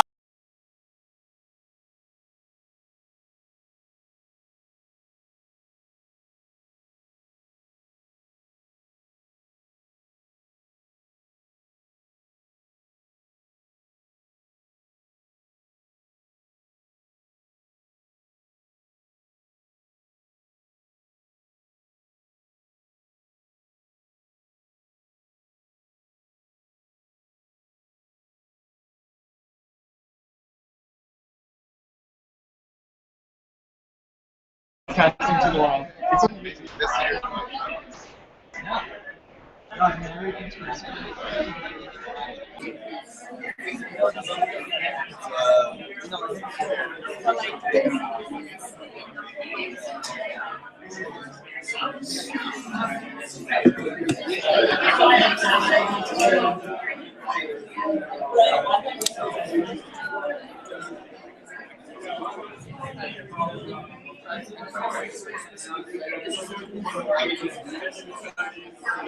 All right.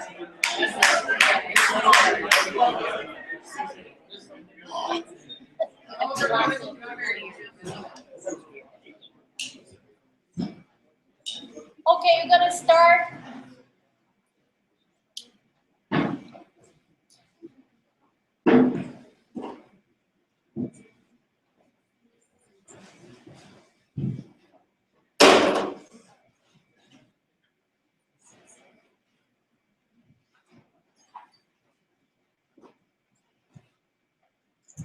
Okay. Go. Hi everyone, I'm Susan Song, and my thesis is about the practice that innovative collaborative cooking and eating alternatives for non-local residents in immigrant cities. So, similar to bread is everything, there is an old Chinese saying goes like, food is the sky of people, 民以食为天. We are hungry every day or even every moment. So therefore, service design for food preparing is critical to survival and the gastronomic satisfaction. However, in this fast-paced immigrant cities like New York, where people are busy with work, we rent apartment with small kitchen, we have no time to cook, and usually we don't have family members to eat with. So is commercial catering the only answer of eating? It's definitely not. So, collaborative economy provides us a new alternatives about daily life. Like Uber gives us a new answer for transportation by ride sharing. Airbnb provides us new alternative of accommodation sharing instead of hotels. So, how about cooking and eating? Long time ago, there are popular activities to eat together at home, especially in Chinese culture. Very popular. Every day, families eat together, even if no festivals, no gatherings. People help each other on cooking and share food and happiness together. But sadly, as we live individually and move to other cities and immigrant, we are losing these happenings of cooking and sharing food together in our daily urban life. As John Zakara said, now we are living in a world which well-being is based on less stuff and more people. So in this world, we need system, platforms, and service that enable people to interact more effectively and enjoyable. So, can we use design to reactive humanity? Can design make cooking and eating together in home kitchen possible? And I think if we engage people who love to cook, who love to eat, and non-local residents in a collaborative way. We will create an alternative cooking and eating movement. Actually, today I want to make a relaxed 15 minutes experience. So I brought some snacks to you guys, everyone, including my fresh made homemade strawberry jam. So Yuko is helping me to pass the food around and try some jams that I made yesterday, and hope my homemade food will make you feel a little bit more happy. So this is the process I made this strawberry jam.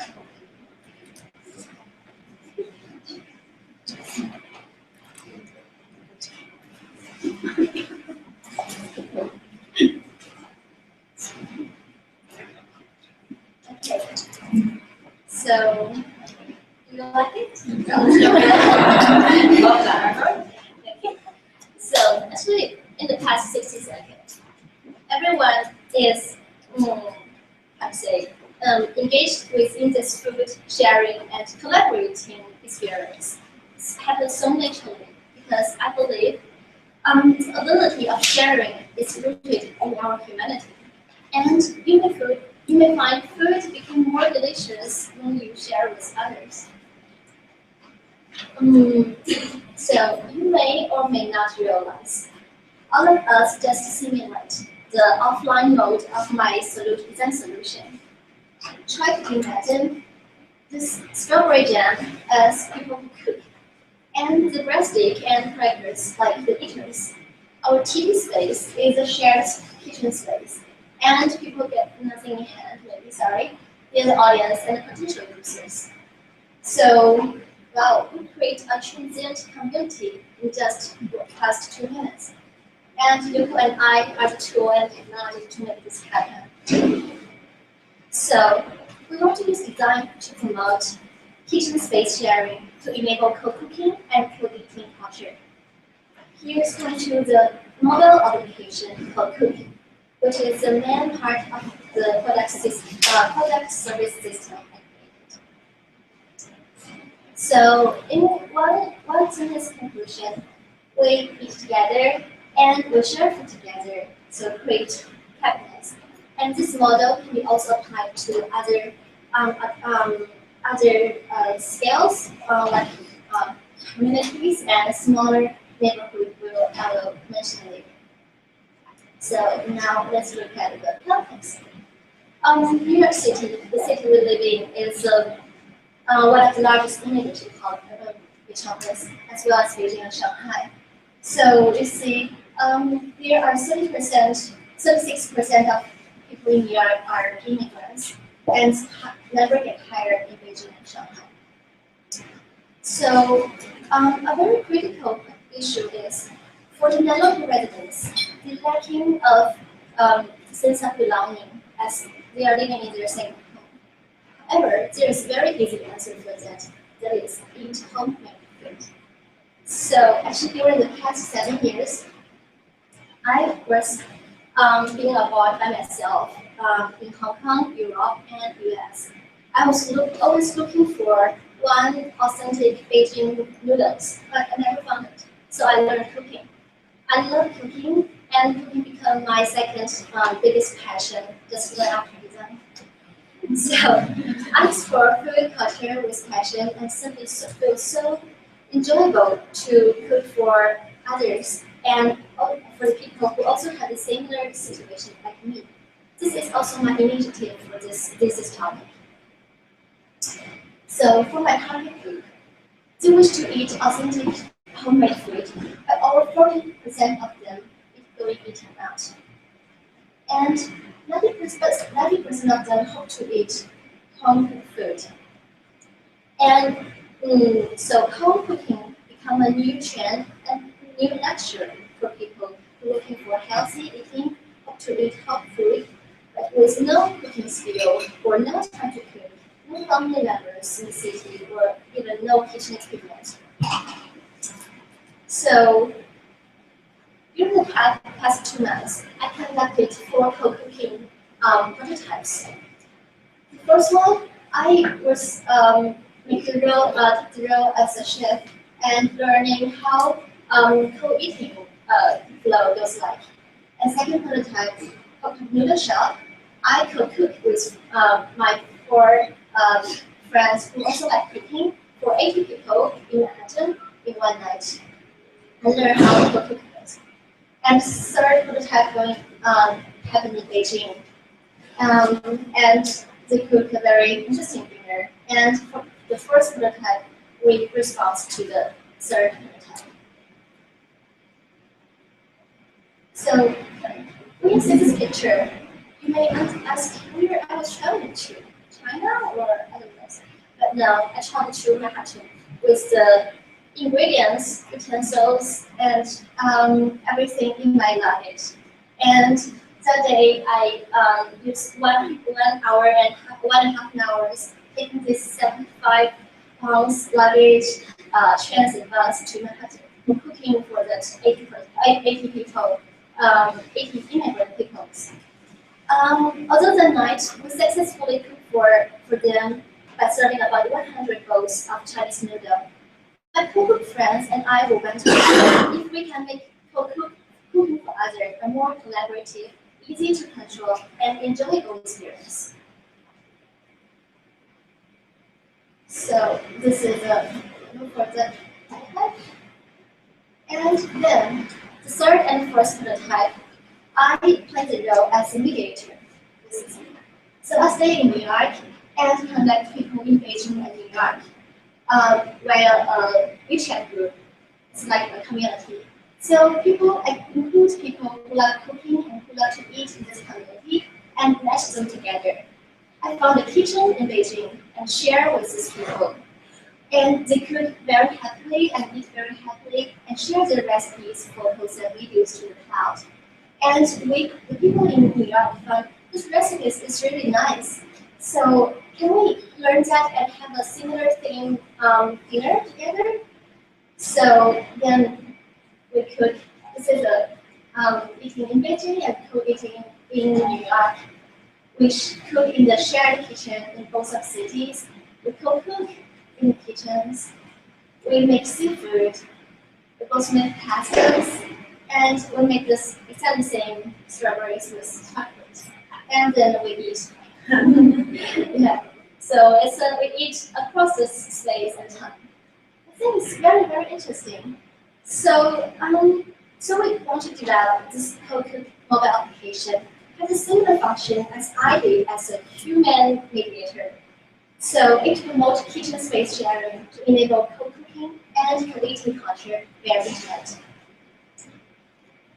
So in this application, you can find who cook near to your neighborhood, and you can browse by events, and you can find your neighbor is maybe actually the chef. There are more features like filtering, inviting, booking, rating, and review will come later. So this application is fall into this service system like here, the matching platform. It's an online tool connecting the chefs and eaters together, bring them to a shared home kitchen and for cooking and eating together. So in the market, I found some market players or competitors. Most of them are focused on co-eating and home cooked food, like eat with physically with the chef for you at their home. And also home deliveries like Payday, Groupon, Upon, and home delivery service. But in the kitchen sharing space, it's almost black. So I think that may be my unique case and how cooking can be, I don't know, work better in this market. And I have an incredible team behind me, both in China and US, who execute the event together. So as a conclusion, my design thesis is a case study of how to involve citizen stakeholders within co-cooking and eating system, and how to collect, match, and exchange the social resource and create social connections via platform connecting online and offline. So the learning from a design thesis can be also applied to other scales like this as well. For example, a non-profit community canteen project I'm working on in Beijing, in which I will carry the manifesto to involve low-income people and try to use sharing to create sociability and help community building. I can talk later in the Q&A session. Thank you.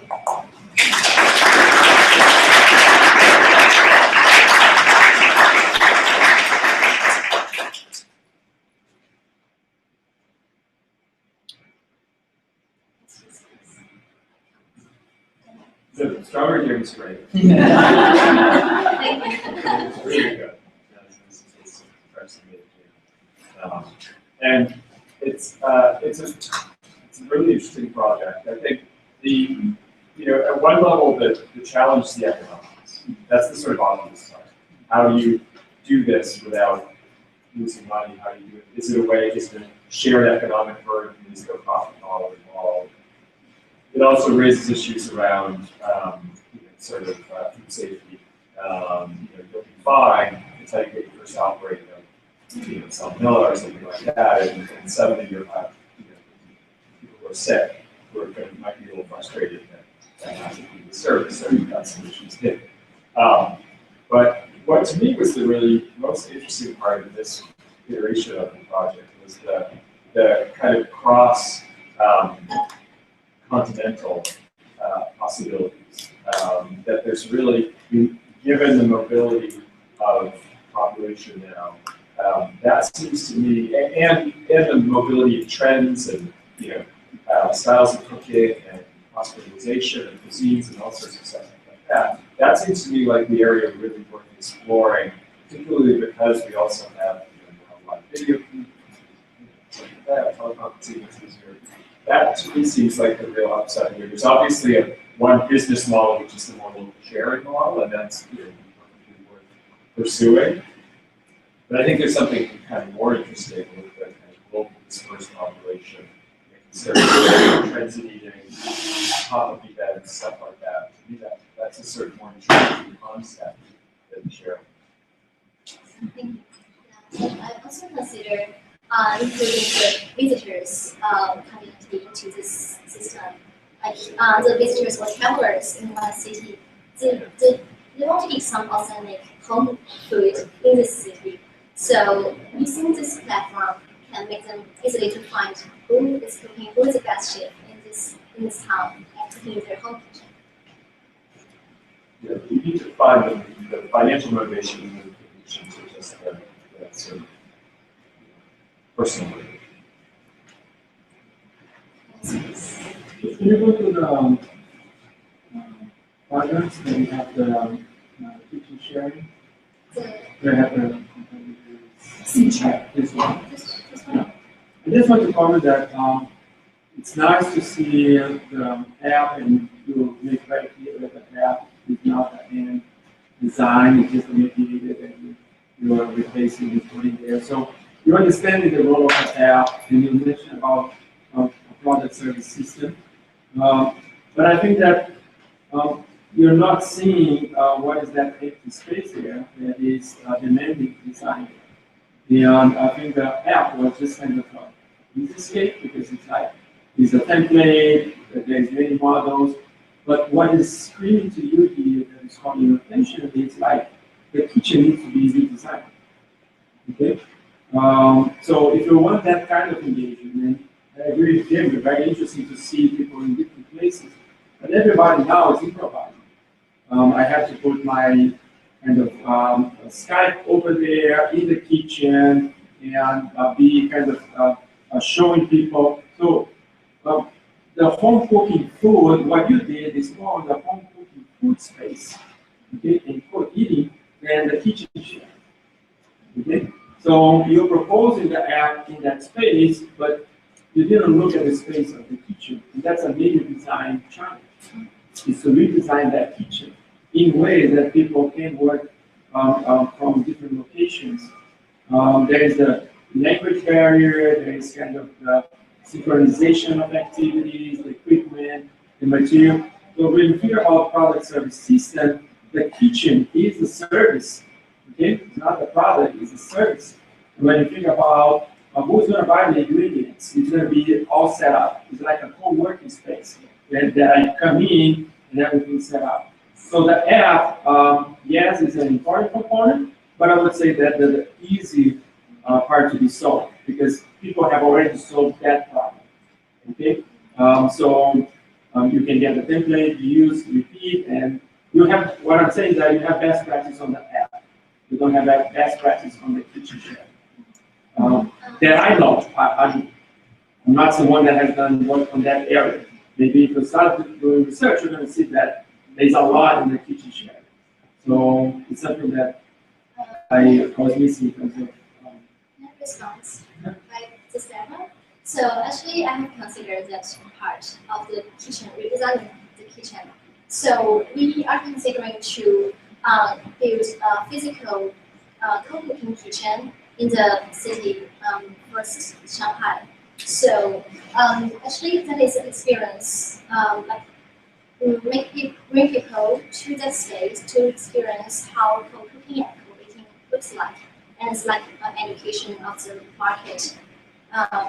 Yeah, and also the space can be also transformed to the store that's selling the artisan food, and also the showrooms of the equipment, kitchen equipment, and cooking tools. Yeah. So this is a more complex economic model or money model. I feel like what I want to see from this part, I feel like what you've shown here and argued for and a very nice presentation for is just one little piece what this project seems to be really about. And I'd like to see some investigation into, so you present this as sort of what Uber is to transportation and Airbnb to housing, this is to food. And so for that, sure. So all of the stuff that you presented really just shows us that. But what I want to see is a sort of cost-benefit analysis and what are some of the potential unintended impacts. So both Airbnb and Uber, for instance, have had a lot of bad press and good press. And so what are the unintended impacts that those kinds of services have, and how do you translate those potentials into food? But also, what are the real positive social impacts and that are eliminating certain social costs from not having this? So I would like to see a real analysis of why this is needed and who the stakeholders are who would want to participate in this. And I think only through a really full analysis and comparative analysis with services like this that already exist sort of in different domains, would I really believe that you have a good hold on what this could really provide in a bigger way. So I buy the like, in immigrant cities, immigrant populations, live streaming to your home country, but I want to see more analysis about that, really understanding what the motivations are for those communities and what they're missing and what this provides. And that's the piece of this story that I think is really missing right now in the presentation. So in your book, I think that the platform seems to be well sort of drawn out, but what its real impact and its systemic influences is not, I'm not sure how much of a grasp you have on that, and I want to see a really good grasp because that would show sort of a good thesis from this program. And I think this could definitely be it, but I just want to make sure that your analysis shows that sort of systemic understanding. So I think there's a strong case here, and the part that I'm having trouble with is that it feels like this is teetering between being a design thesis and being an entrepreneurship thesis. And you're proposing doing something that's very dangerously close to just rebranding stuff that we already do as people, right? Like co-eating. Co-eating. Is that any different than like, right? Or co-cooking. Hey, do you want to come over and make some dinner? Like, what is the difference with these things and the things that humans have been doing for thousands of years? And I think that part is still really missing to me. And I think the thing that I would have loved to have seen is a more thorough exploration of where this system would break down, where people would get uncomfortable having people into their home. How can you as a designer build in tools and systems and approaches to make this system more bulletproof, more watertight, more strong? So it's not just, oh yeah, people are already doing this, let's stick a brand on it and make an app and it's done. That feels like an entrepreneurial approach. And telling us a new way of getting people together to help us overcome some of the challenges that are going to be inherent to this type of business actually feels like that's where the real meat of the design project is. So this is, you want this to be a business. You want this to be a business. You're proposing this as a business. It just positions it differently. I agree. So something that's missing is that, yes, you showed the quadrant map, but actually it's not really true. There's a lot of competition. In fact, your brand itself is actually trademarked. You can't have it.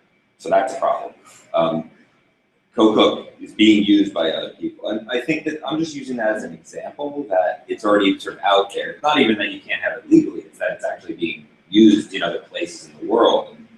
Because Facebook is every place. If it's there, it doesn't make sense to turn it into a trademark.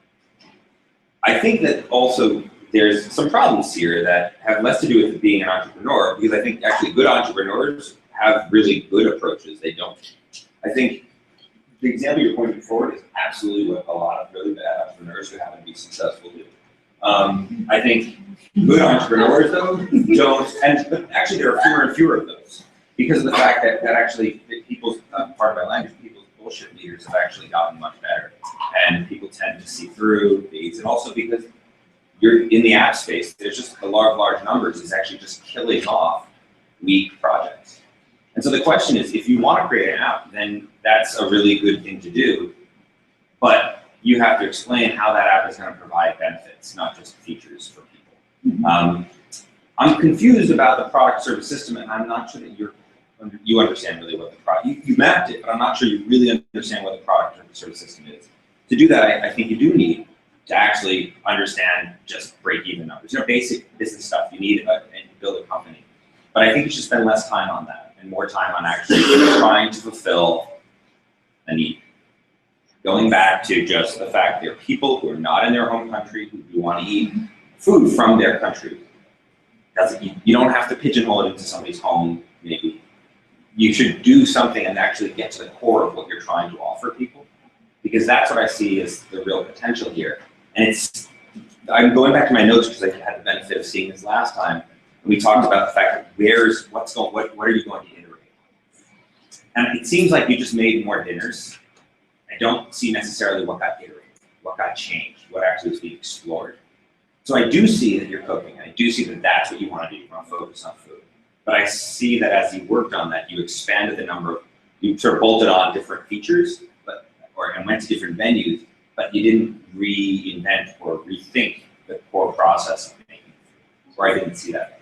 I think I have a big leap from the midterm education because there was no system and no extractions from those dinners. But now those outcomes are the extractions from the prototypes and the work I learned. To be clear, I'm not saying you didn't make progress.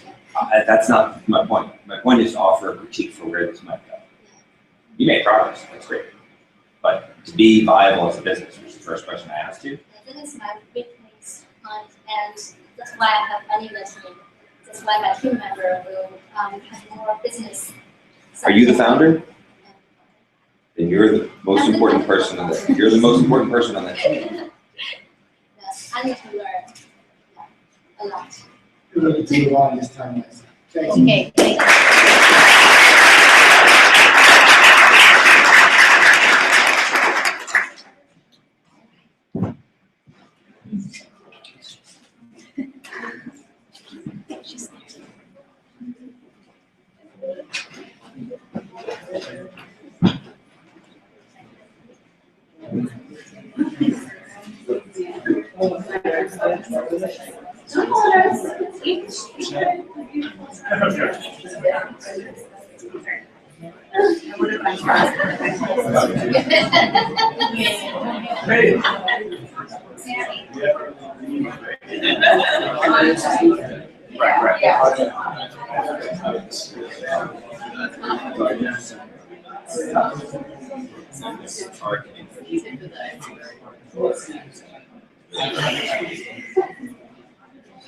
Okay. So I'm here to talk about design strategies to shift our understanding of sharing. I'm Doreen, and this thesis is called Design for Sharing. Food is the most primary element of sharing.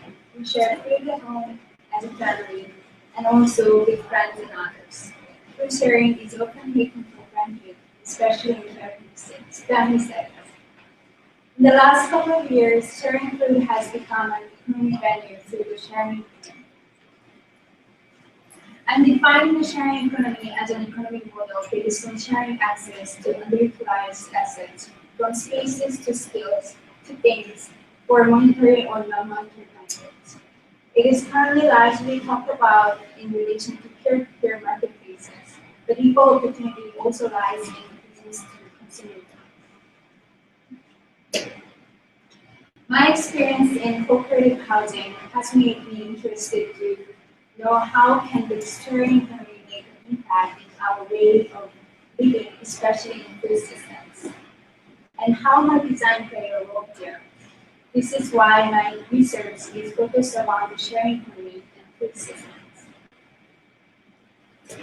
I was inspired by a book titled called Eating Together, to design with food.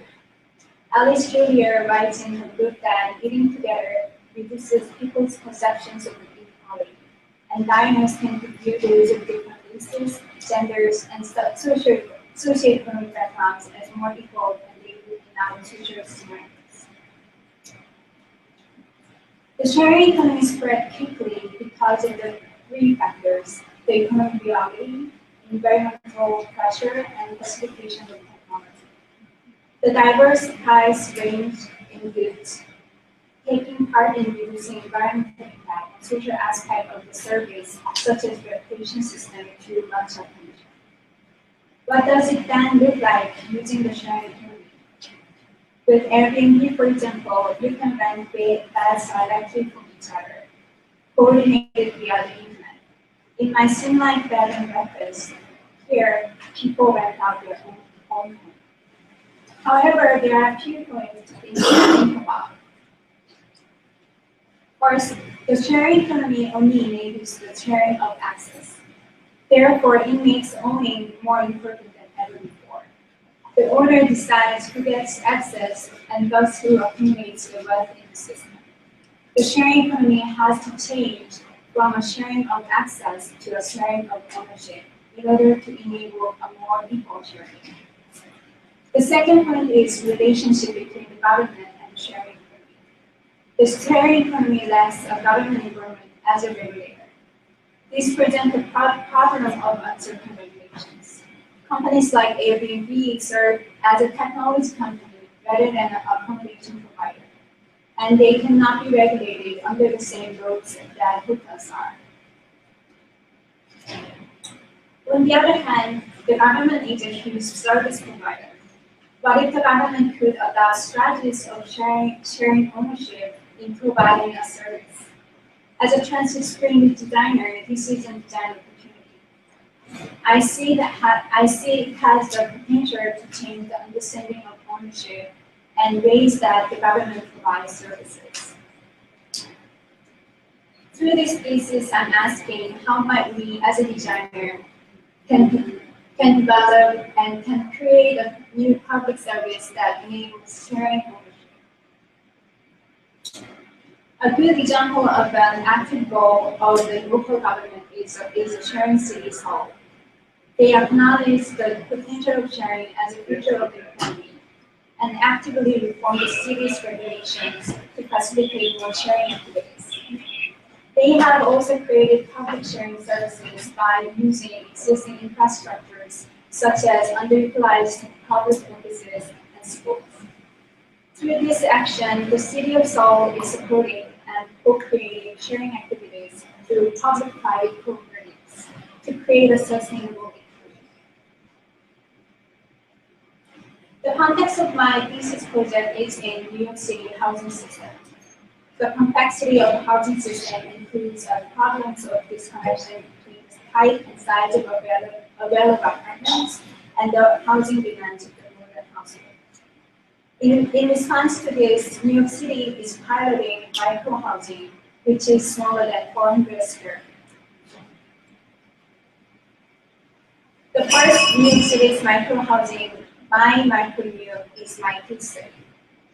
This housing came out from an APT program in 2012, calling for New York City's micro-housing design competition. It is sponsored by the New York City Department of Housing Preservation and Development. It is assembled with modular design at the Brooklyn Navy Yard, and it is now started to step up in the site in Pittsburgh, Manhattan. This micro-housing has shared spaces in the building, such as a community room. The My Micro New York is not only a micro-housing, but it is also a mixed income housing. Mixed income housing is part of housing policy in the buildings in which the majority of apartments are set as a market rate, will set aside for low and moderate income workers. In return for including these units, developers can receive tax deduction, permission to construct larger buildings, and more financing. My Micro New York will have 40% under Section 8. Section 8 is a common name for the Housing Choice Voucher Program, funded by the U.S. Department of Housing and Urban Development. Through this program, 22 units will be at $950 per month, while the rest of units will be at $3,000 per month.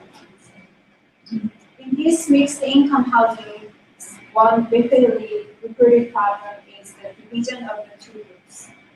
The income difference creates an invisible world where the two groups do not mix. The management of these apartments are handed over to private management companies after it's built, and they do not address these social issues. My insight is to develop design strategies for the New York City housing preservation and development to apply sharing service for My Micro New York that uses food as an element. First, I drew key successful points of sharing ownership from a personal study of cooperatives. I looked into 3 different cooperatives models. Mondragon, one of the world's largest worker-owned cooperatives in Spain, and Micro Housing Co-op in San Francisco, where I interviewed with Jennifer, and Northeast Investment Cooperative in Minneapolis, a neighbor cooperative that invests real estate in their community. I found patterns that all these cooperatives have for success: scale, relationship, and agreement. It shows that even though Mondragon reached a global scale, because of the large scale, it is going through economic hardships. The relationship also describes that all these cooperatives have a strong bond in the community, that it is a family. And all 3 have rules for operation that everyone agrees on. In my thesis, this works as my design criteria. As a next phase, I did multiple experimental analysis in which I visited analogous businesses and prototypes to test design interventions according to design criteria. I will quickly illustrate how I tested design intervention to create a community home. My assumption that was eating together would create a stronger relationship between people. However, I also had a question: how should we design to develop people to point? So I hosted cooking night with single household people, where I helped and directed people in cooking process. Through this prototype, I confirmed that an informal cooking process benefits in both ways. the learning experience of sharing knowledge. Failure and success in the process and informality seems to create invisible lines between people. Also, the sharing of food after cooking to a community, which cooking process is solving. In the process of service design iteration, I made a storyboard to lay out to the detail of the service design and find holes for further research. And also, I conducted a workshop to generate different sharing scenarios in food systems using image cards with experts and study groups in food systems. This led me in study of food systems and sharing. The Public Kitchen Project is a service that can be provided as part of the affordable housing program to help micro residents to experience sharing ownership through sharing a kitchen.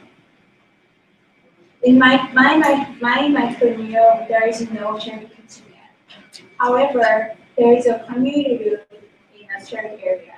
The detailed blueprint for this architecture aspect is not accessible at the moment. So I don't know how that will actually look like. However, if the kitchen can be implemented in a community room or elsewhere in a shared area, what is needed most will be kitchen appliances to the space. The kitchen appliances cost varies largely, yet I estimated it could be in range of 3,600 to 8,100. It could be just middle class design. The provided services of the public kitchen are cooking classes, communal events, recipe sharing, while it also provides fully equipped kitchen for sharing. This service will be operated by New York City Housing Preservation and Development, aka HPD. HPD is the main department to carry out the affordable housing program. It could especially be part of the Office of Strategy, Research, and Communications under the Office of Commissioner. I identified that the Division of Intergovernmental Policy and External Affairs would be most appropriate to apply this service. This division works with city, state, and federal officials, agencies, policymakers, advocates, and planners in public and private sectors to assess housing policy and manage New York City's affordable housing legislative agenda. I made a website of the project as a demonstration of the service. It is open for the public now at Public Kitchen Project. In the next few days, I want to compile this proposal onto the website to use communicating the proposal to the city department. I work with various individuals and groups in this thesis, especially experts in different disciplines. This thesis aims to bring a new perspective of ownership through the sharing of a kitchen. This proposed kitchen could become a shared domestic kitchen. It makes people share a part of their house that then creates a shared starting point from the way we consume food and understand the design of a housing system in the future. Partially shared life could help create more housing units by eliminating or reducing kitchen space from each unit. And this will shift our understanding of housing. This proposal could inform architecture to design shared spaces in the perspective of enabling shared ownership. Also, HPD could benefit applying the strategy in 200,000 affordable units to be built in the decade. What I have done in this thesis is shown that design can help shape a new culture of ownership. It also anticipates the future through the scenario. The shared ownership is nearly impossible. Yet, if the design starts to shape a new culture of ownership, we might be sharing the ownership.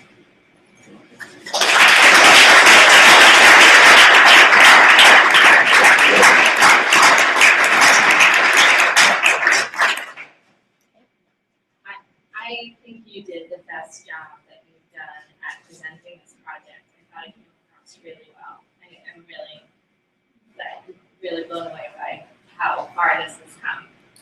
One thing that strikes me about this is that an analogous situation that I kept thinking about was community gardens and how that is actual shared ownership both by the city that has reclaimed those plots and the community that maintains them. And it is a place where, at least with my community garden, where we cook and eat together with people in the neighborhood we wouldn't otherwise know, different generations, different walks of life, all kinds of things, where you don't actually have that many opportunities except there. So, and where I think that you can position this right in there, it's not only an analogous situation, but I don't know if you're speaking more of this in your research, but Bill de Blasio recently announced that he's slotting a bunch of community gardens across the city to be replaced by affordable housing. And it's just the community garden membership, it's all up in arms about it. They've worked with a lot of sweat equity, has gone into building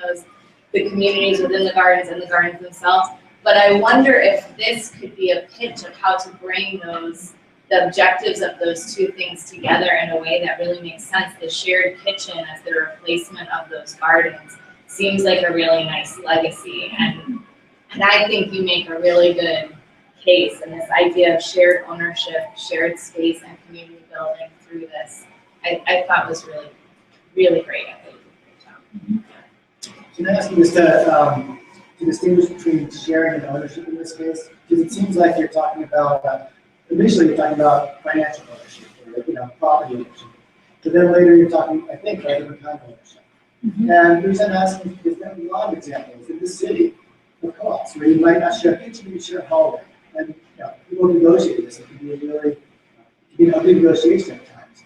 How would that apply to sharing a kitchen in this kind of situation? Yeah, so in design process, I actually go to this as a model of club, but instead of, because in our study of cooperatives, many of them are actually very exclusive in membership programs.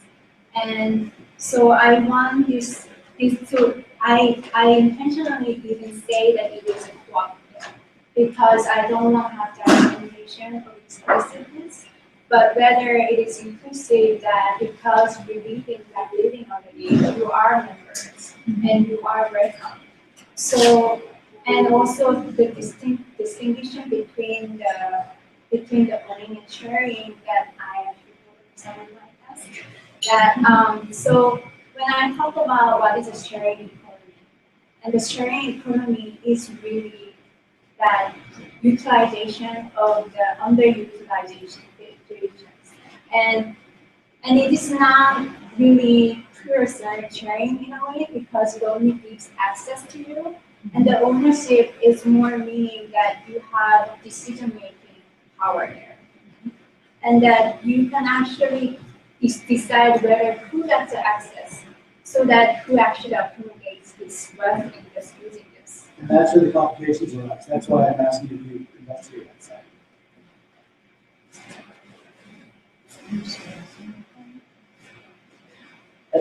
I thank you, Raul, because I think that's you zeroed in right at the fulcrum of the system. But first, I just want to congratulate you on the narrative of this presentation, which I thought you were really suturing some very complex areas in a beautifully presented narrative. And I thought that it became especially strong when you talked about scale, relationship, and agreement, and you did locate the tension in this place that Raul was pointing to. I thought you framed it really nicely in terms of identifying a leverage point as being in that idea of shift. And even though you were handling these very large ideas, you were trying to kind of land that jumbo jet in the backyard around in this very visceral space, right? And I found that very compelling and interesting, but also fraught with this whole other set of questions that I think that could then be vetted out in a series of testing and continued research on the ground. I just want to second you. You did a great job in identifying the structural area to intervene and the role design campaign providing those visions to change systems in this way. And we also make a case for what's going on, which is providing space for cross-agency collaboration around these complex issues. So creating silos around that, we have housing, health, and then other things happening together. What we need to do now is to, the biggest challenge is how to move forward, because now we have to face how these organizations are structured and how they have specific mandates. So we have there's a lot of assumptions that HPD can do that, and in fact they cannot do a lot of those things that you mentioned.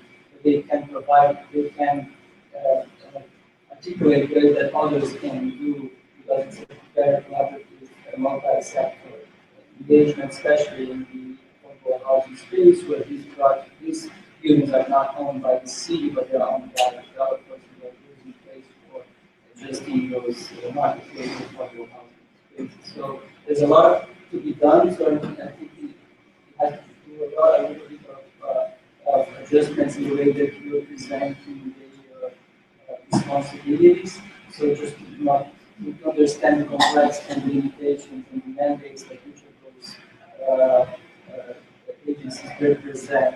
I mean, because that is the biggest challenge, how they change and recommend and articulate partnerships and programs like the one that Patty said, that the Green Thumb is a program by the New York City Parks and Recreation, Parks and Recreation, who had, after a long history, managed to create those rules and still in danger of disruption. I think it's just, I would just recommend a little bit of for the next few weeks, few days of effort, to adjust the language so you can present this with some sort of credibility to that business as not feel like being naive of what you can do.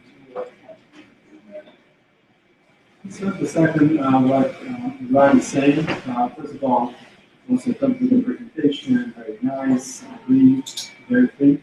But I would go even further with what Martin is saying, is that I think the methodology that you adopted to keep your project allows you to come up with a very nice presentation, very logical, very rational, and something that it's easy to believe and jump in. But if you have taken a different approach in terms of methodology, and that's what I want to bring the design process into, is that our basic prototype probably would destroy 90% of the project in the first minute of the prototype. So I'm not here to judge if it's right or wrong. And I just think that this is the typical project that for me is interesting. It's logical, it makes total sense, it's very conceptual, and we do a lot of that, and we need projects like that. But I also need to remind you and all of us that the design process is when you start to build design the nuts and bolts again. And that's why we have prototype, that's why we have agile, that's why we have created a lot of new methods, because this kind of project, they are not working once we start to hit the road. So it's just a tip and a suggestion for anyone that will be working projects like that. And we need to shift into the prototype mode and collaborative mode in the very early stage of the project. This would be the end result of prototype, meaning after doing all those prototypes, we get to the conclusion that this is the best model. Right now, you're conceptualizing that, and then with the mindset that now it's just a matter of implementation. And I don't think it's going to be a matter of implementation. Just almost to clarify what Carlos said, I actually think this is a project which ideally there would have been actually 2 or 3 people on board with this. I think it's almost too large for a single person to take on board, and that's where for example, the eager project worked very well with, and I think you'll deal with the complexity. And I think Carlos has got a really fair point about testing that. On the other hand, what I wanted to pay some tribute to you for is that in seeing nearly all the student projects across this last, especially across the spring, I think you're the student who has gone furthest and deepest in sheerly thinking out the issue. From where you started, from when first conversations to you, to where you are now, just sheer thinking them through. I've been extremely impressive. And therefore, the sort of the seriousness with which you approach that, the way you doggedly went through it, tackled the issue. I mean, there's a sheer, just sheer like head down. That's actually very impressive. So actually, kind of the sheer movement that you made across that field. I just wanted to.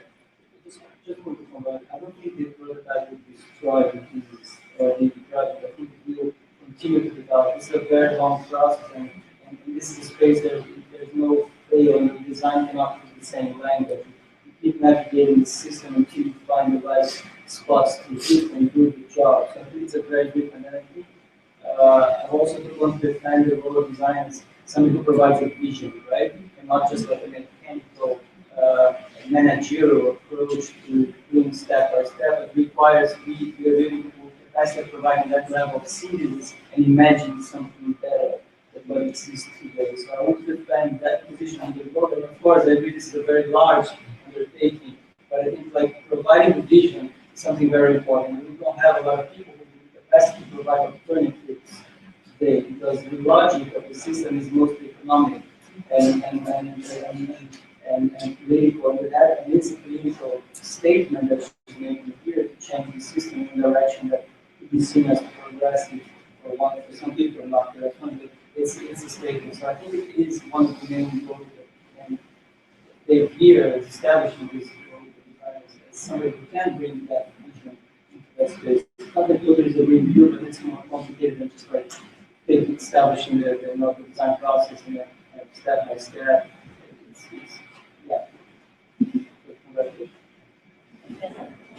I was just going to say that I think you've made the case for designers to be part of this conversation from the beginning point, not necessarily that we're coming in with a solution at the end, but that you're saying design can help rethink all of how we see affordable housing in neighborhoods and interaction in communities.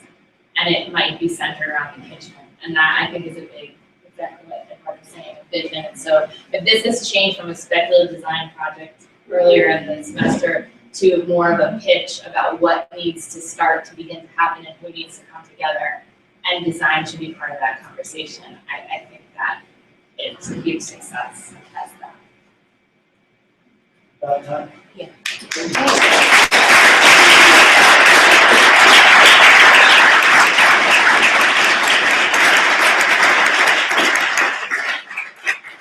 So we break for lunch now and be back at 1 sharp. And there will be some lunch at 1 sharp, so don't, get it huge. So lunch is coming. You are coming back. It's probably not going to be the best. Thanks for coming. I didn't like that. Can you stay in the afternoon? If you want to be over lunch, I understand. It's a long process, but I appreciate it. It's weird. But thanks for coming.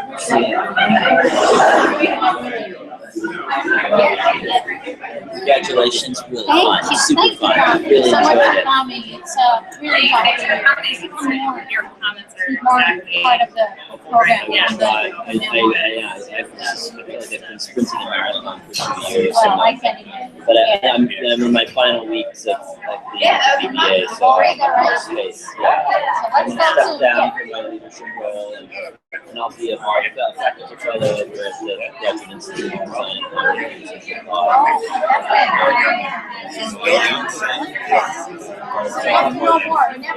I know, I apologize for that. I'm so glad you know. But yeah, we'll do that for sure. This is fantastic. I love the work.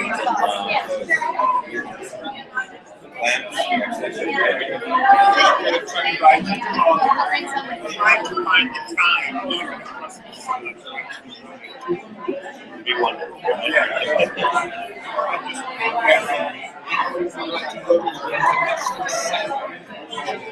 Sure.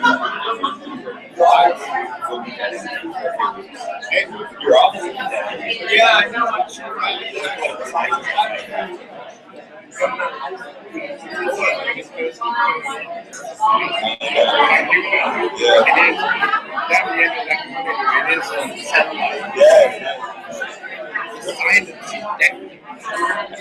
Yeah, that can hurt just as much as we'll get coffee.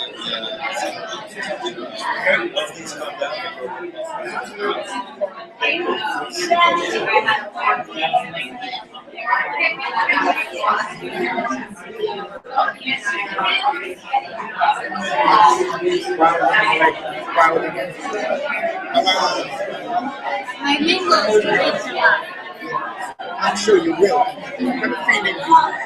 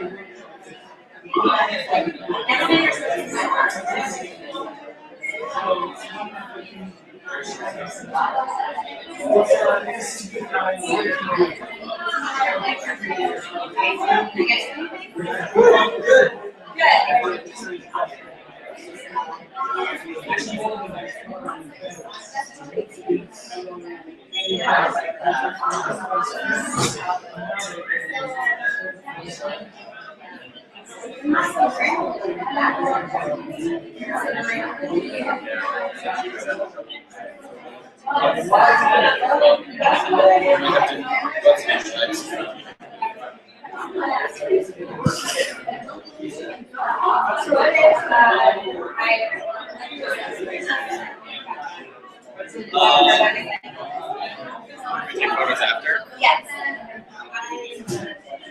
She was saying that it might be easier to photograph if you like hold these up. Oh, yeah.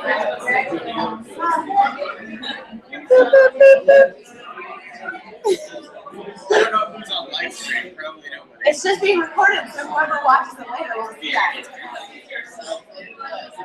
also, this is a really good view for the project. It's like a crotch night.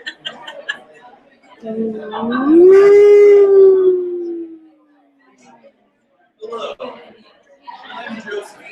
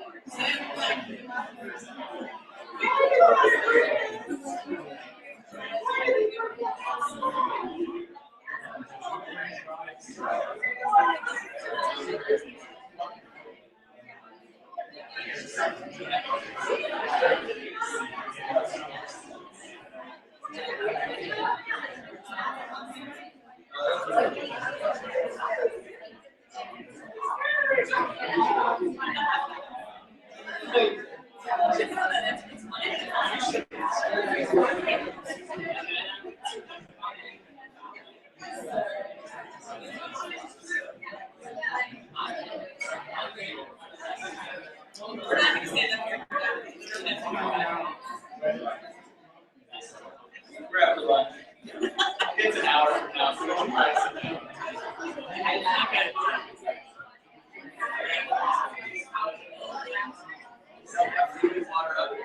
So I can do that classy thing with James did where I take a break and like just sit.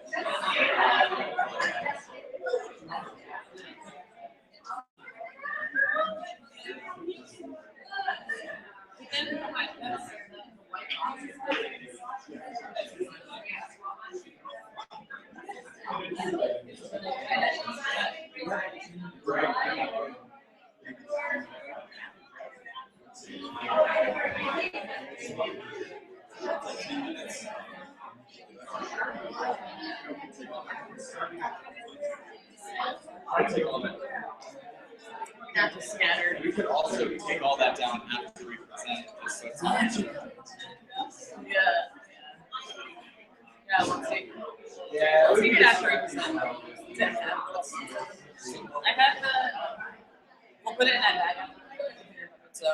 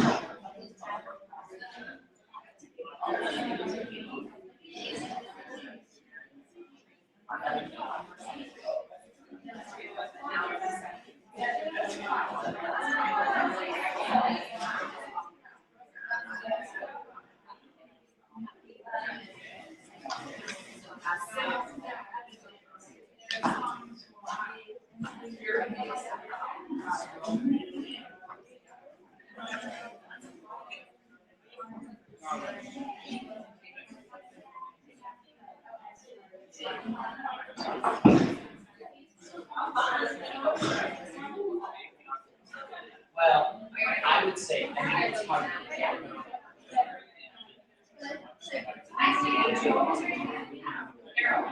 Also, right. No, yes, I'm so I can understand.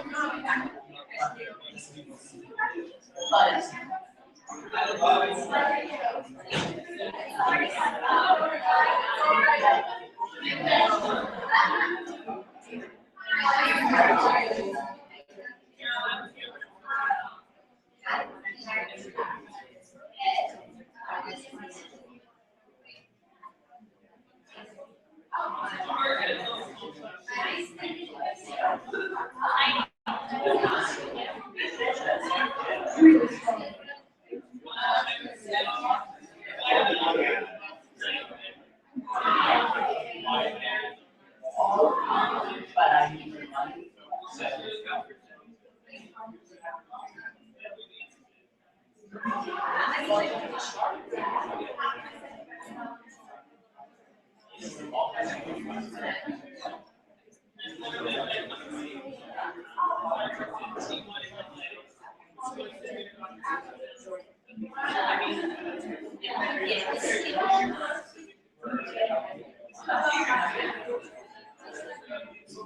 I just say all of these.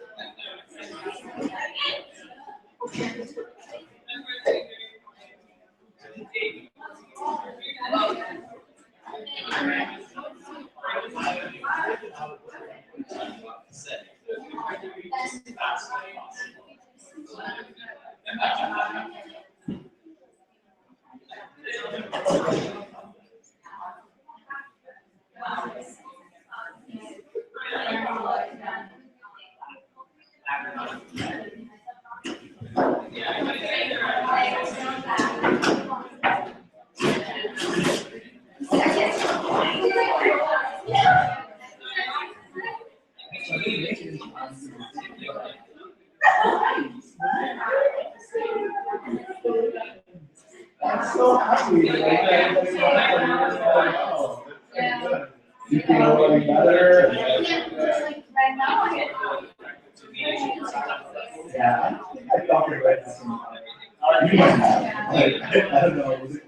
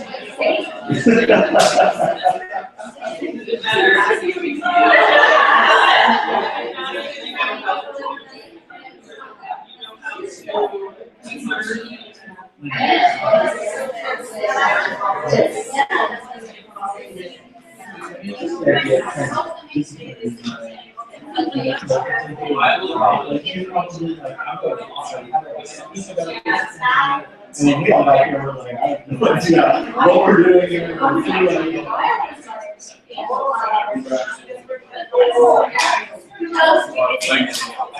That's great. Creatures, they are creatures. Those are all monsters. They like. That was before the ring. Those are all monsters. And the creatures are over there. The creatures are where? Over Are here. they in it? No, they're just small.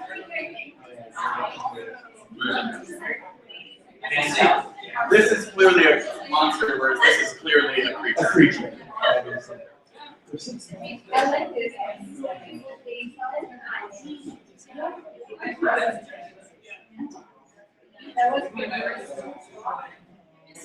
Mike, if you want to know any of the creatures' names? Wait. This is a really interesting question. I'm wondering.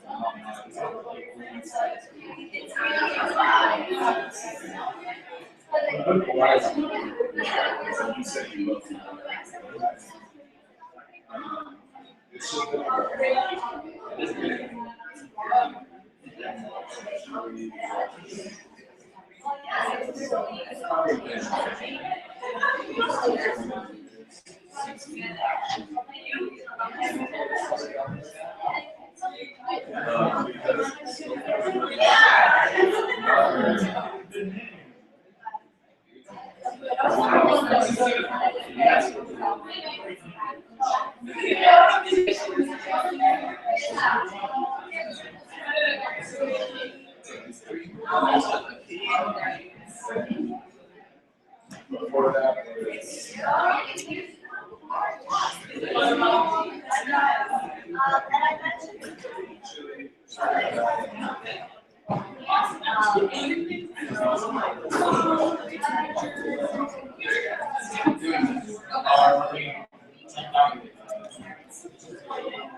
Wait, which is the real one?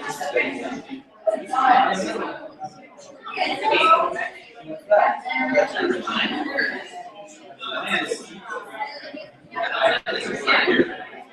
So did we find your original real one? Or the back page?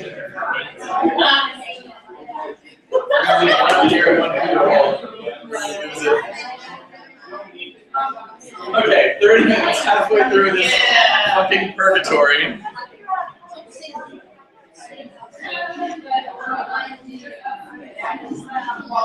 Look at my legs, look at my legs.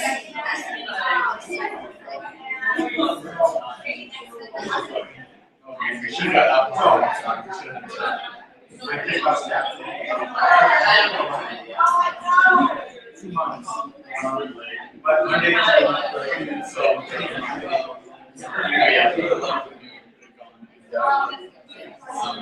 Okay.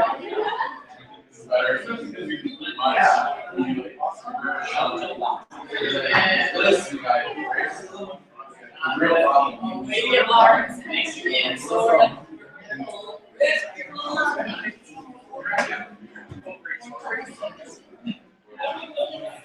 And then just like you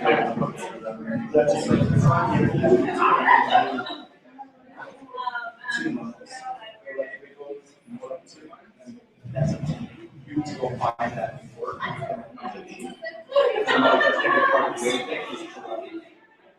Help us find the work.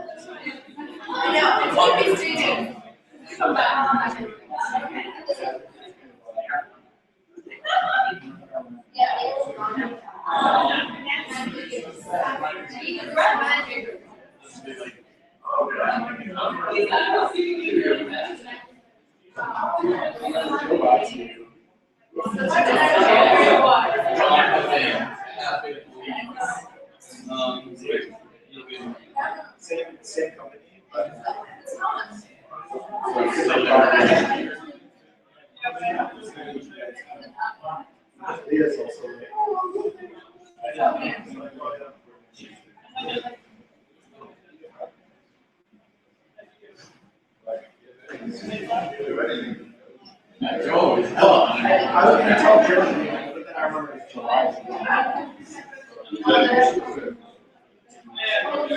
But I still have he's got a couch on so like this is all that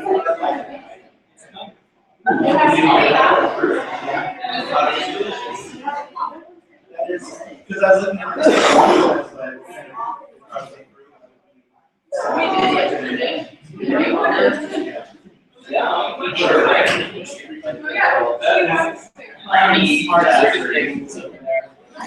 I'm going to refrain for now.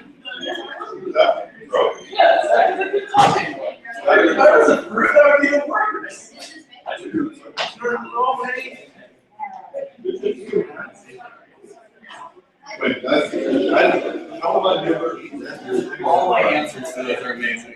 I know you said my mom in prison, which is hilarious. Well, some of them are like sunrise or sunset. Both are good for the planet, not ending. Is this still recording? That's awesome. What?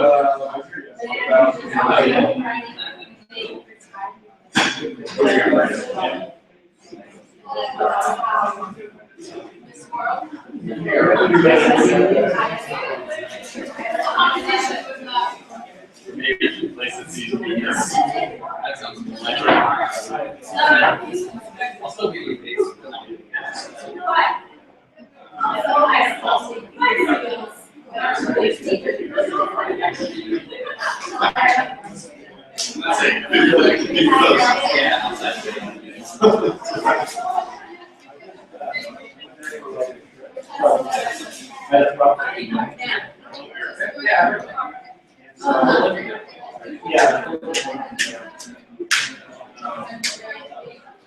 and so like that project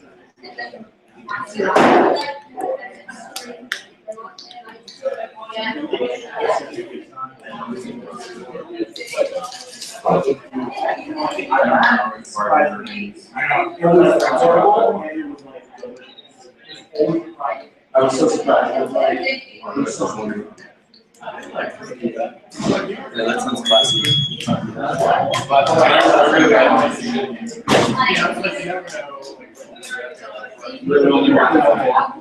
Here's some good stuff, some good stuff.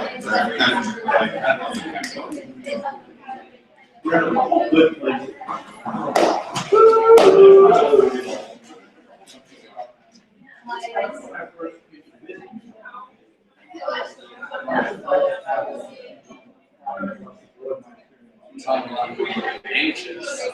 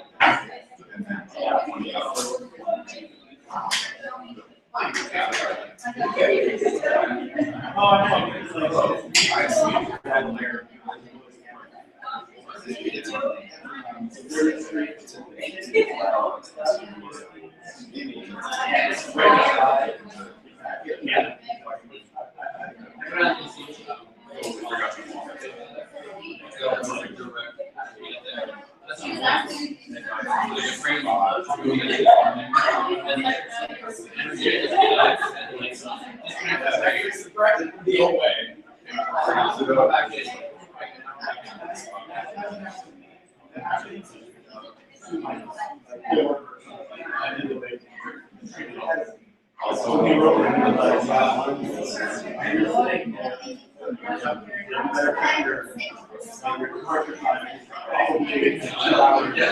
actually heard that. It's like horrifying. No, we're fine. Oh, this is why we can't have nice things.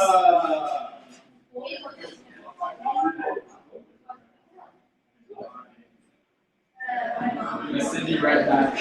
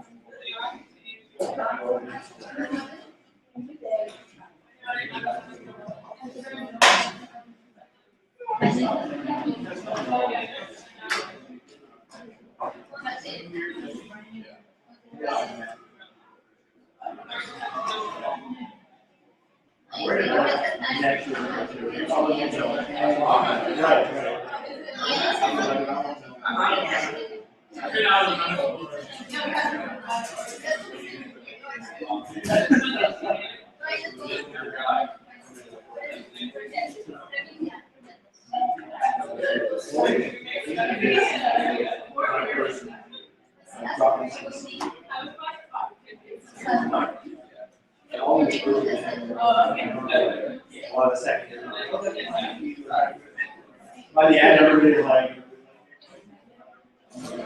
it's definitely at first.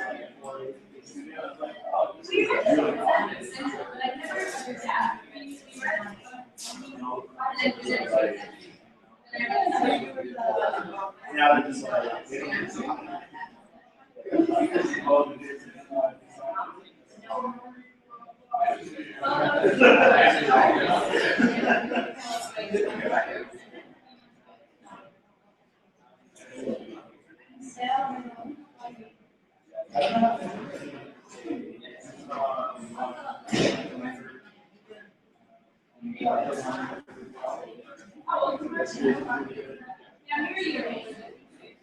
They change it.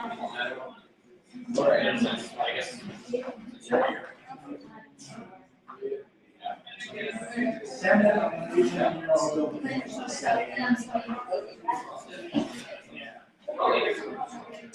Yeah, like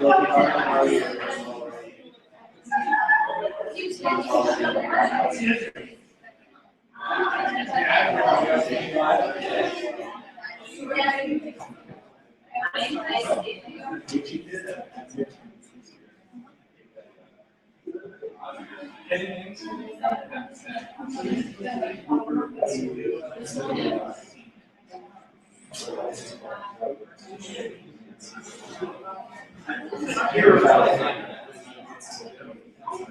Always hear about it.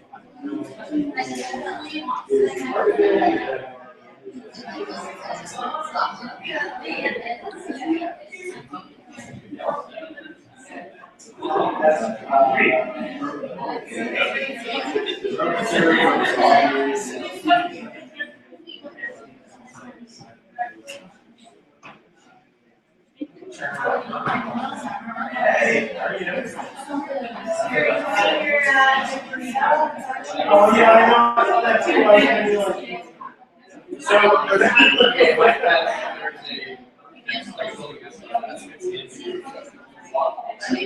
So the glare was in my eyes, and so I was sweating.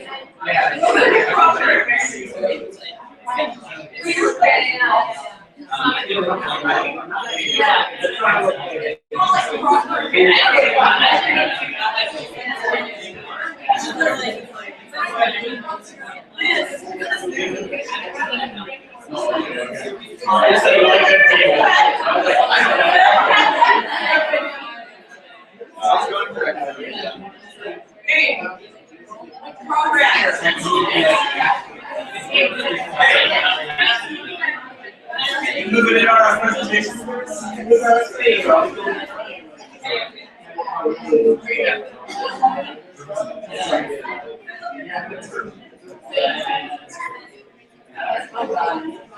Sorry, Joe, I just want to try because last night it went wrong.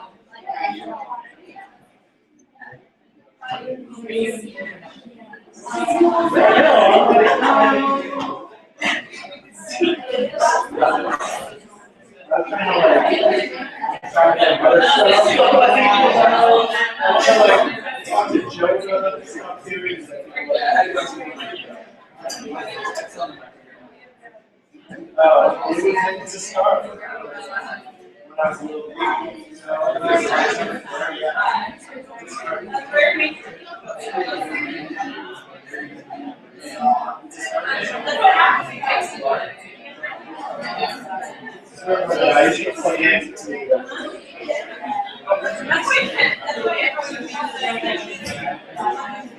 They're not this. One time you forgot to say sorry.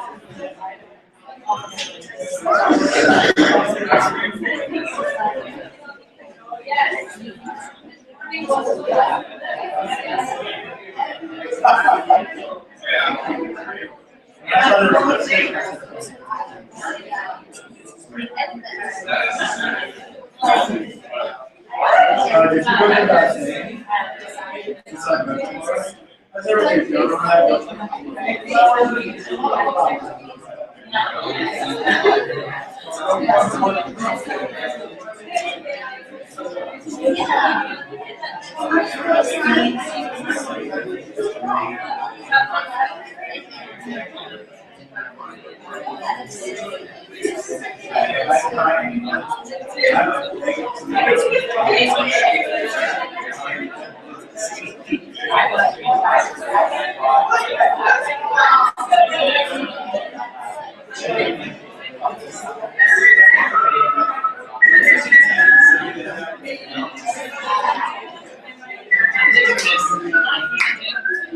It's like they present you know what place. I just realized that I was saying my name on the sheet of paper, so I'm just trying to get that first I really know. I am Joe. Hey guys, I'm Joe. Rachel is Rachel. As you guys know, hey guys, I'm Joe. Together we Yeah. are. Joe.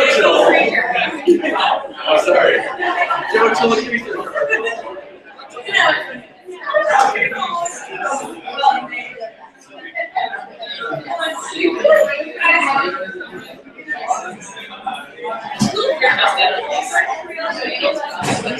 I don't know. Yeah, this is how I feel. This is my, for some reason, this is my like. So the rest I feel like I do. I really appreciate that. On this.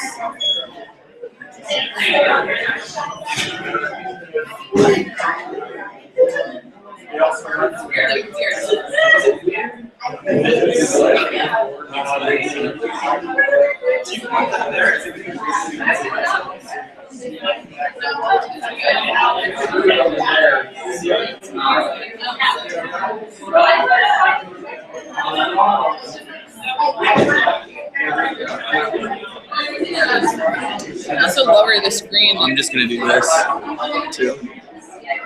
Oh, that's good. And then also lower this so that we can hardly see ourselves.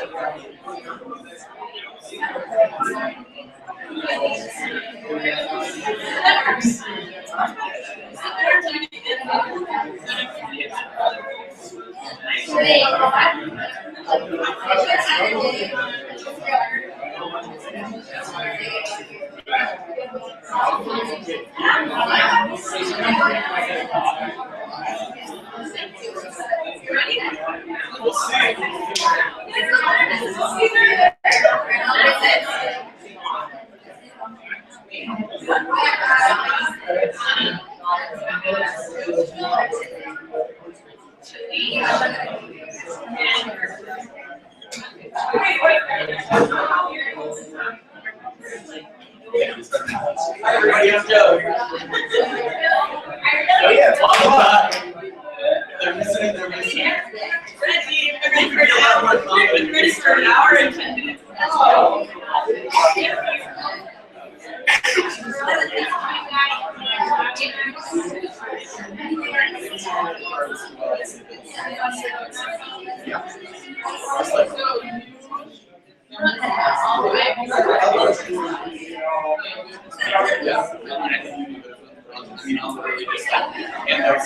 Like this.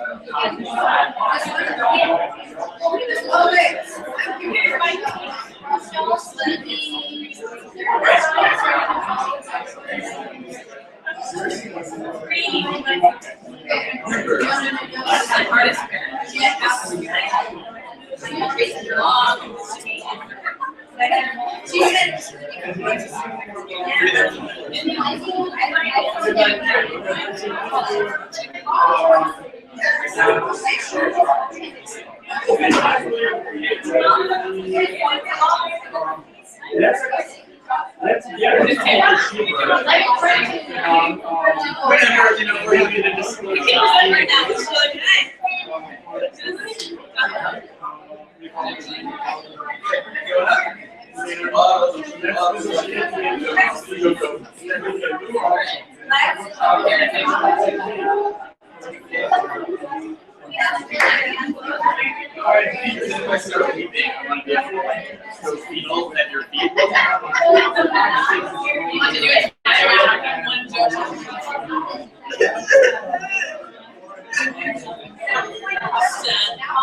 Yeah, keep your back there in case I get hot.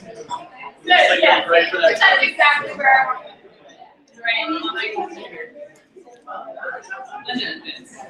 Actually, you put it in bed right on my shoulder, so I feel like.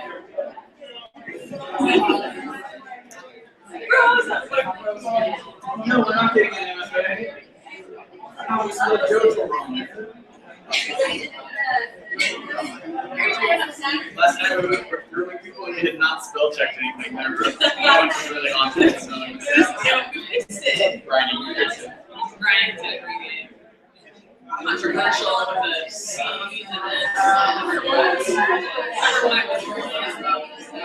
Maybe that was why. It's all these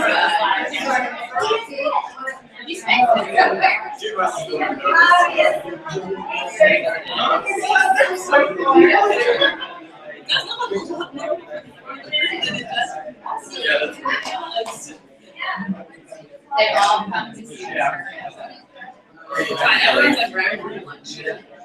Maybe rested. I'm nervous.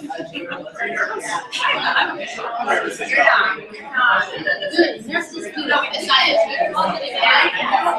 No way, you're not nervous. Then you don't care. Oh, okay. All right, so we ready to get started the session number 3. That we have 6 presentations, 3, then we have a break, and then the final group, the other 3. Rachel and Joe, kick us off. Hi everybody, I'm Joe. I'm Rachel. As most of you all know, we've been working on a project using children's media as a prompt to start conversations about race and racism. So we're going to start with a little bit of context. Since the civil rights movement in America, we've seen a notable decrease in overt forms of racial prejudice. We no longer see things like segregated schools, employers who are unwilling to hire people of color, or threats of violence based solely on someone's race. But as important as this progress is, today we still see things like black students who are suspended at 3 times the rate of their white counterparts, a trend that starts as early as kindergarten. We see an unemployment rate of 14% among Black Americans compared to the national average of 8%. And as anyone who watches the news knows, we see an all too common trend of violence against people of color, specifically young Black men. As author and social critic James Baldwin explained in 1968, people of color can only conclude what white America feels about them based on the state of our institutions. From the perspective of the oppressed racial minority, the ramifications of systemic racism are still harshly felt regardless of the intent of the white majority. While overt prejudice may no longer be fueling these discriminatory systems, discrimination still happens. Intention is truly irrelevant.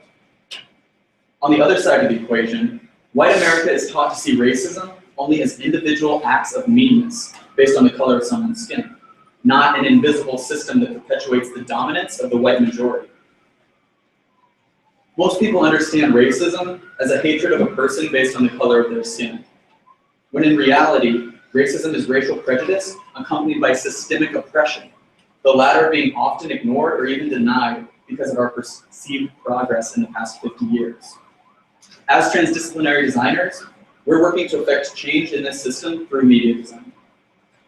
Our strategy is leveraging the parent-child relationship to reduce racial bias in young children and reframe parents' understanding of modern racism. For our project, Critical Creature Cards, we collaborated with a racial health expert, a children's media maker, and local parents to design children's media prompts that facilitate an engaging conversation about race and racism between parents and their children ages 3 to 7. In this way, we are addressing prejudice by reducing implicit bias and confronting systemic oppression by reframing how the majority of America understands racism. We see this as a necessary first step to meaningfully addressing systemic inequality. By positioning our design intervention in a family context, we have access to both parents and children in order to accomplish both goals of reducing children's bias and reframing parents' understanding of racism. We're targeting families with children ages 3 to 7 because research shows that children naturally begin to develop bias at around age 3, and that those implicit biases become ingrained at age 7.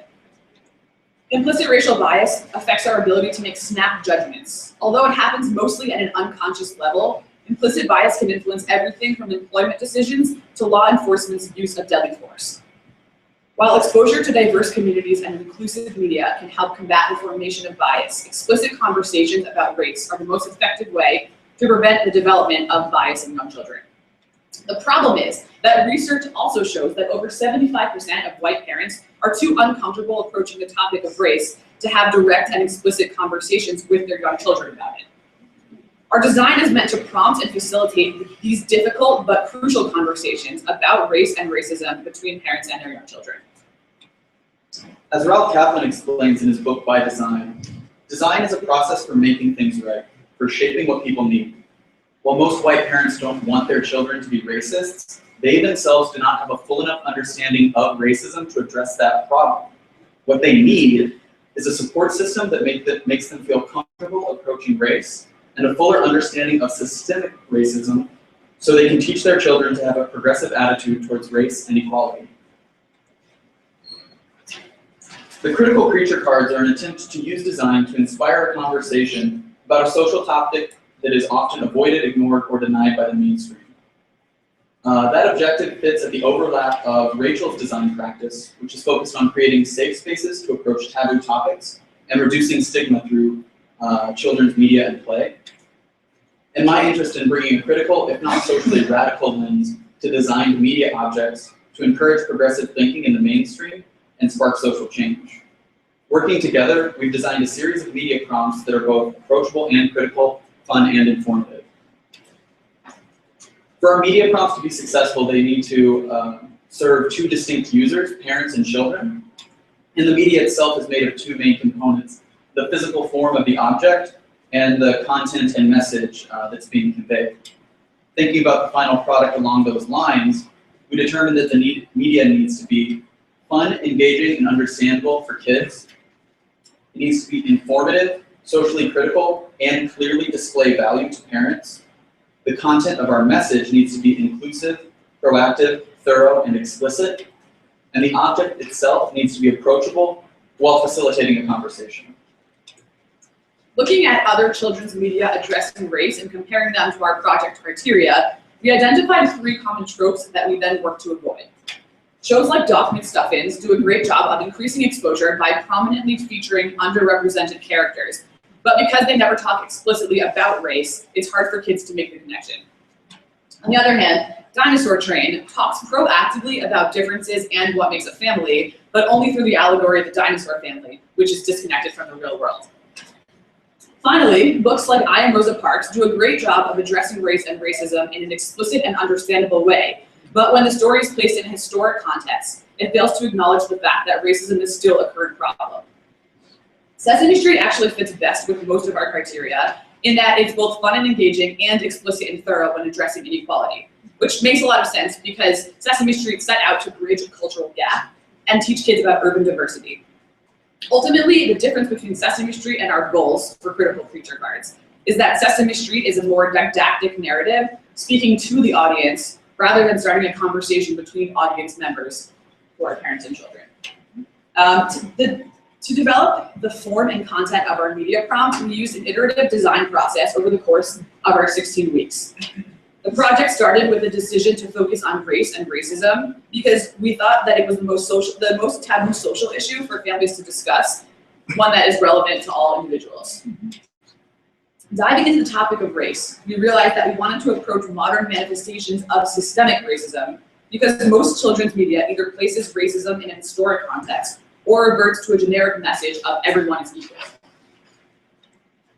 Playtesting our early phase prototype, which consisted of a storybook, educational book, and plush doll, we realized that we had become too focused on the object rather than the strategy, and that this had pushed our message towards the generic everyone is equal trope.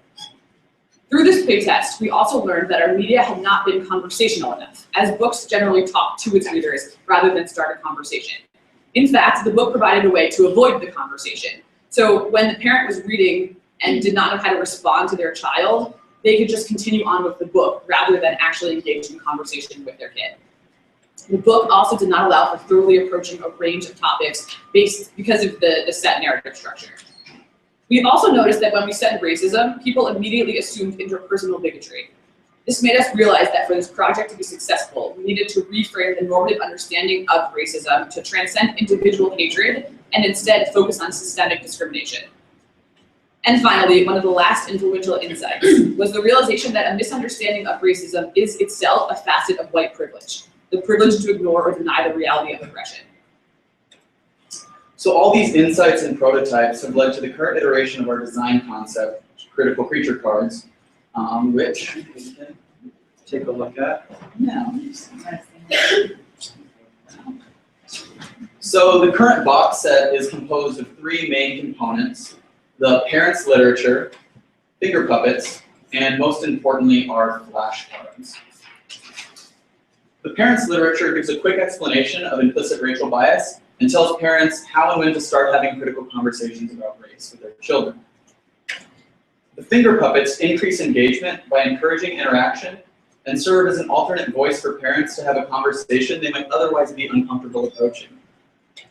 Finally, each flashcard addresses a specific learning opportunity regarding race or racism. One side features a story for kids, and the other side serves as a conversation prompt and talking points for parents. The story side starts with an explicit statement about creatures and is followed by a short story vignette that serves as an allegory for the lesson of the card. Each children's side ends with an interaction cue that encourages children to use the finger puppets to address the problem presented in the story or discuss their thoughts on the situation. On the parent side, we start with a prompt question that will help parents transition the conversation into the real world. And then the rest of the card provides some brief talking points and visual aids to support the parent through a conversation and answer any follow-up questions the children might propose. Currently, we've produced 8 prototype flashcards, but ideally we could have a pack of up to 20, and this is an outline of the concept we've come up with to explore further with the cards. Exploring a range of issues from race-based physical traits to disproportionate incarceration rates. We're currently in the process of playtesting this iteration with some local parents, but to take critical creature cards to the next level, we need to find a partner like Racial Equity Tools or Tilt Factor who can help develop and produce the cards for thorough user testing. So looking back at our criteria mapped out with our precedents, we can see how the various components of the critical creature cards work together to efficiently address a full range of criteria for this project. The parents' literature conveys the value of the product and informs parents on how to use the conversation prompts. The story side of the flashcard proactively addresses instances of stereotyping, discrimination, and privilege in an understandable way.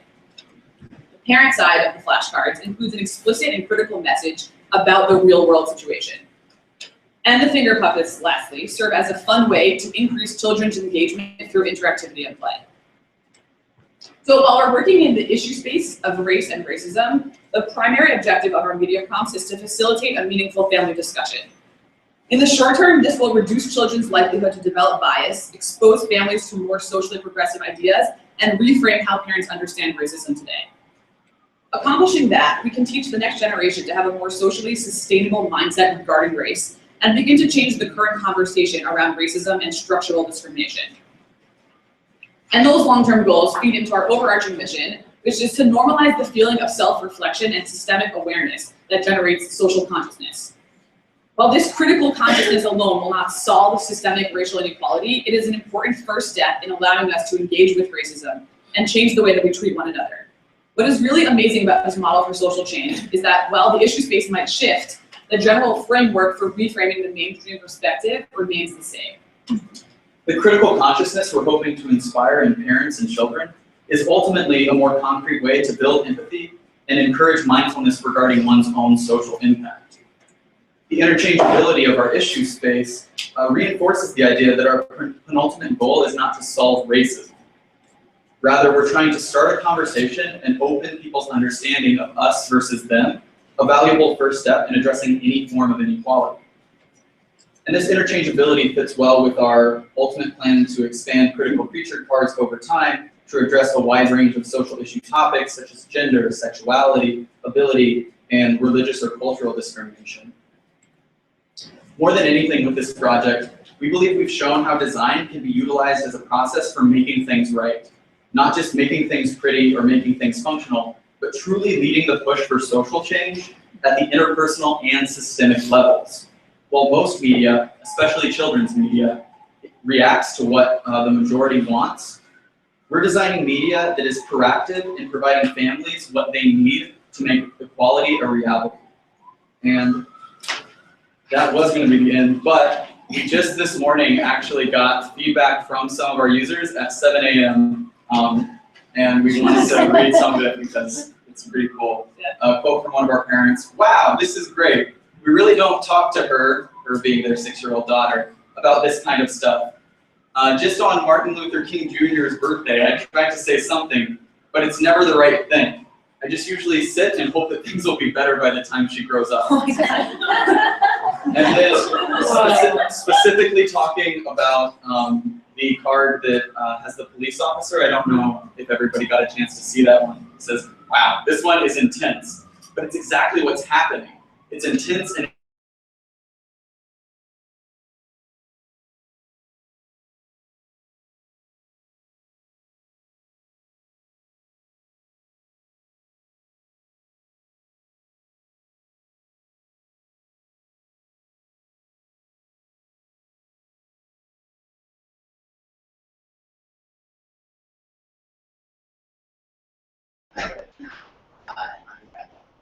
So I just have one question that is primarily about the presentation, which is that the research that you showed was talking specifically about how white parents talk to their kids about race, or don't, as the case may be, talk to their kids about race.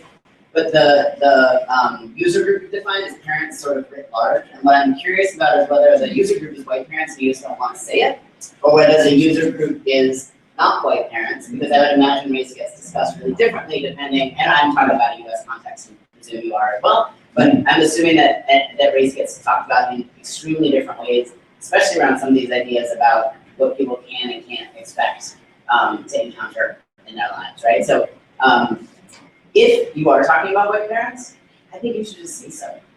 So that's just a thought, and it's also it's a critical question, because I think the goal here of your work is to put the willingness to talk about white privilege, white supremacy at the forefront of the conversation in a space where that tends not to happen. So for that to really work, I think to a certain extent, the work has to be willing to set that challenge up, just like from the jump. Yeah, I think, and apologies if it didn't come off clearly enough in the presentation, but we are definitely trying to speak as members of the community to our own community. So that's two white people talking to white people to try to reframe how the white majority understands things. In terms of understanding the cultural majority, I think whiteness is really complex, so we avoided saying this is just for white parents as a skin color, but for the most part it is for the majority, and the majority is predominantly white. So I think that's how we were thinking about things. But can I just have one quick follow-up comment? The only other critique I would issue, and I think this is really complicated and I don't have any great ideas about how to manage it, but it looks like from the materials that you've shown that in trying to make it clear that race is sort of a thing that has real effects but is also not reified or ought to be real, that to a certain extent you've had to sidestep in order to try to talk to kids. The ways in which race is a concept that's constructed over time and in fact is constructed through, is not a biological construct. And I know there are arguments and debates about whether that's the case, but I would say that those debates are so deeply central to understanding how racism functions in the US that I'm curious, as you move these additions forward, and I think it's a really interesting concept, how you will sort of deal with this idea of these categories that are produced to create violence or discrimination, that are then sustained, that then have very real effects on people's lives, but are also sort of not real in a kind of sense. I would love to get your feedback specifically on some of the cards, because again, we have, these are prototypes and we're trying to address exactly that. Yeah. How do you say that to kids in so many words? And we have, the first card in the set is talking about why we have different skin colors, and this idea of like where it comes from, the idea that race is a spectrum, not categorical, but we don't have a card yet that's talking about where these categories come from and the ramifications of those categories. So I love that idea. Thank you. I mean, I think it's fantastic. I applaud the fact that you are brave enough that you are attempting to do this, and I think it produces precisely these kinds of questions. And it also, I think, is incredibly important given the privilege that white people have to choose to talk or not talk about race, to do this deeply and carefully, right? Which I see that you get, and I also think will produce more and more questions. To do two questions, and then I would like to make one comment. One, the two questions is, one is, can you talk more about the protocol? You mentioned that people gave the feedback, they liked it, so that's one question. Tell me more about the protocol. The second one is, can you give me 3 to 5 moments where the parents are interacting with the kids, where they are using this? So our first, we did 2 play tests.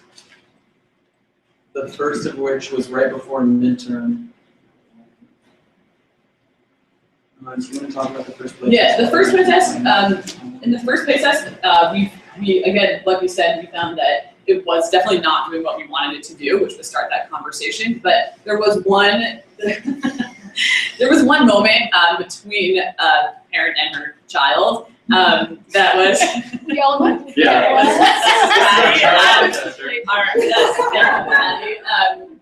Where the book said, you know, that it said that things used to be much.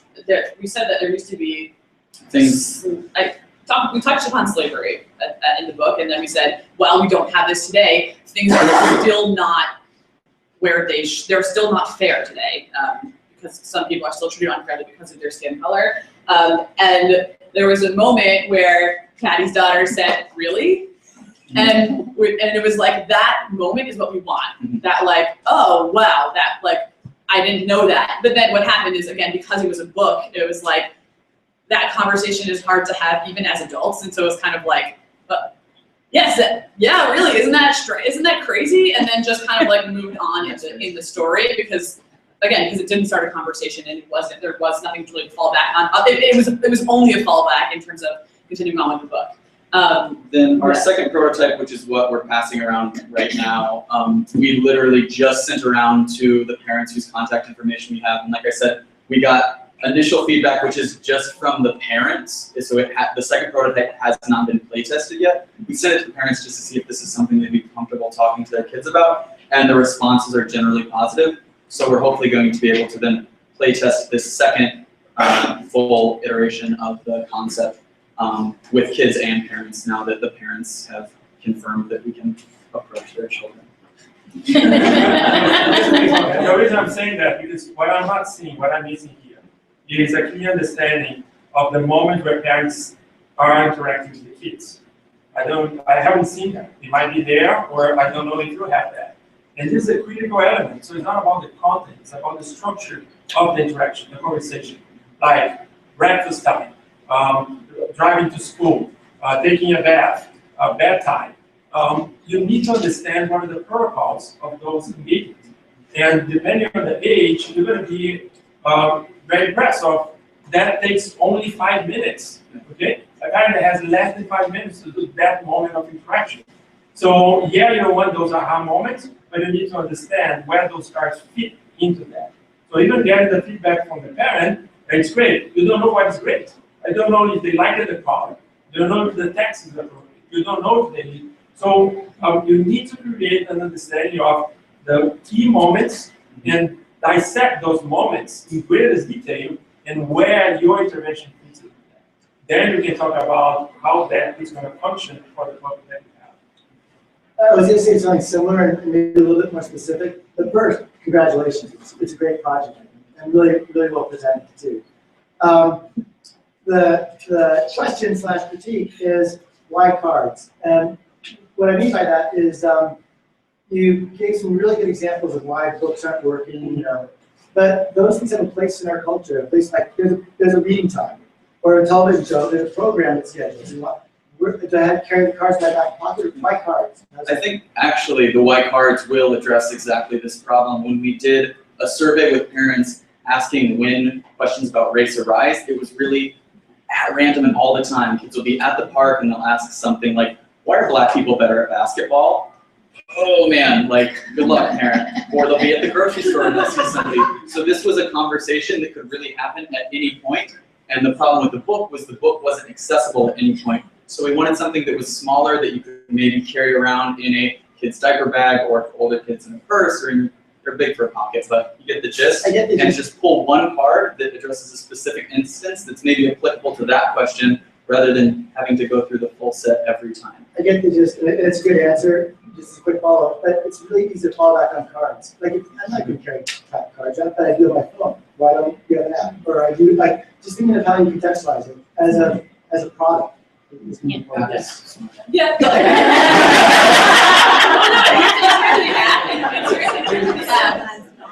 I do think that there is also, it purposely comes with finger puppets. It's purposely something that you hold and that you work with using your hands. And that makes it more approachable for this conversation. The finger puppets are for kids to interact with, but they're also meant to be a voice for parents when a parent doesn't know what to say or maybe feels uncomfortable saying something. You can use finger puppets to kind of like have a conversation that's you, but also not really you at the same time. And it's meant to be that like something that you hold onto that's also a fallback. And I'm sure that we could also, after this iteration, potentially come up with other things that you hold, but I think that it's purposely not an app for that reason, for the interactivity in person. I wanted to just jump in, since Carlos got us to this slide. Thank you, Carlos. This is my favorite slide of your presentation. This is great, and I feel like this is missing in a lot of the presentations that we're seeing. This evidence of iterative development, where you say, we tried this, here was the failure. We tried this, it broke here. We tried this, and you walked us through so many attempts at learning. And so, yeah, congratulations to you guys for tracking all of the development that's happened here and sticking yourselves out there time after time after time, maybe not getting it right at all the first time, maybe kind of working through and seeing the right moments as you move forward. So this is awesome. I would love to know if you can make a stronger argument for why kids can't have pictures of colored people on their side of the cards too. Like, I'm not seeing that there's a good argument for there being monsters for kids and people with different colored skin for the parents. I would love to see a little bit more there. Maybe you can talk more to it. And then the other thing is the finger puppets. I would love to hear you play up more the potential for those to be devices of role play, where they're not only just like things that you pop on your finger and engage with, which is kind of the easy answer for a tangible component of a service or a design, but rather that it allows you to work through a scenario. I think that could become a stronger piece of this whole pie. To address the people versus creatures scenario, I think with this divide, we wanted to keep kind of like a story world versus real world. So this is an allegory, and we're also thinking if our target age group is 3 to 7, that's a really wide audience. So 3-year-olds might not get this card at all yet, but the story will resonate with them. We intentionally used a visual style that is very similar to the creatures, so that this is something that the parent can show to the kids. This isn't like a parents only card. It's more of like primary parent, primary kid user. So again, the style of this is really supposed to be shared with the kid. It's just on the parent side card to reinforce this message, which is really trying to be grounded in the real world, not some fictional world where people and monsters are happy together. Right. The other side of that, though, also is that this side is also meant to be approachable for parents. And so the whole thing about monsters that we talk about is that monsters are, because they're not real, they don't have stigmas or stereotypes associated with them. So there are these like fictional things that we can talk about, whatever we want to talk about in terms of monsters, because there are no biases associated with them. And so it's easier for a parent to start by saying, like, look at this blue monster has a lot of red monster friends who play basketball, or not basketball, sorry, who play sport, they play sports in general. And this one likes painting. It's easier to talk about these things that we don't have any preconceived notions about or biases or whatever it is for parents. And it also is, I think it's engaging for kids. I don't know, I think that monsters are more exciting than having people on both sides. Just as an engagement tool. Also, monster finger puppets seem more exciting than people. That's just a me thing, I think. But I think that that set is also meant to be approachable with parents, rather than just starting off by saying, look at all these people and how complicated that might be to talk about. Here's monsters instead to start with.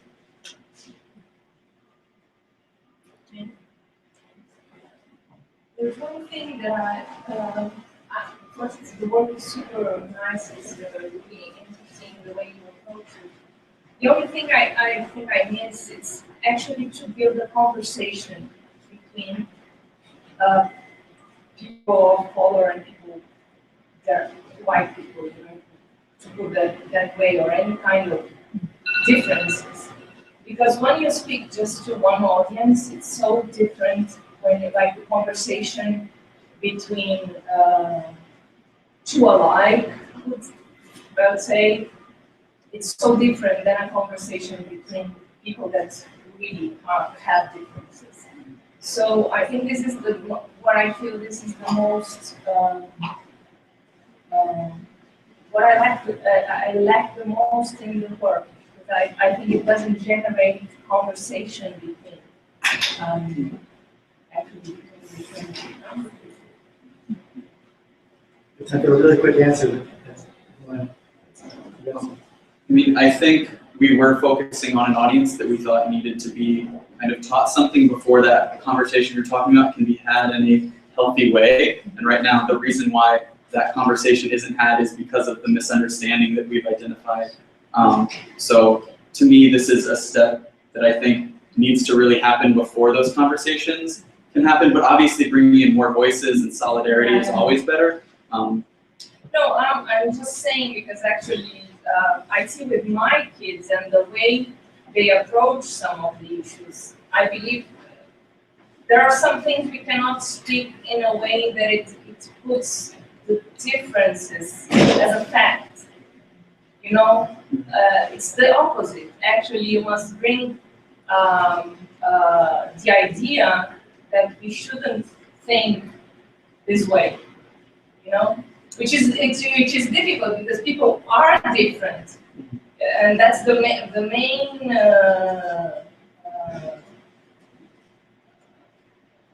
How do you say? How can we get there? You know, how can we get to the conversation without explicitly saying in the beginning we are different? Because in the end, we don't want to show that.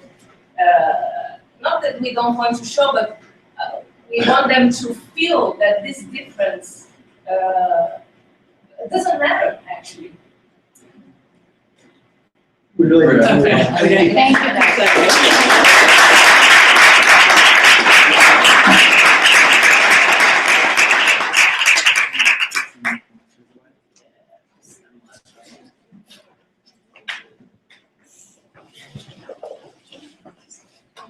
Okay, you're up. Your daughter is so cute. When she's not terrified of monster toys, she's even cuter. Yeah, she was terrified of that monster. It was so funny. It was so Which funny. one, the big one? The yellow one. Or what? It's one of these. Yeah. Oh, that was scary. Yeah, Yeah. her friend shook it at her, I think. Yeah, no, yeah. It was my other daughter's friend was like going like this at her, and she cried. Those blunt face, and like that's like round face and her best nose. Yeah, she's a cutie patootie. Does she know it? Not yet. Good. She will. Ah.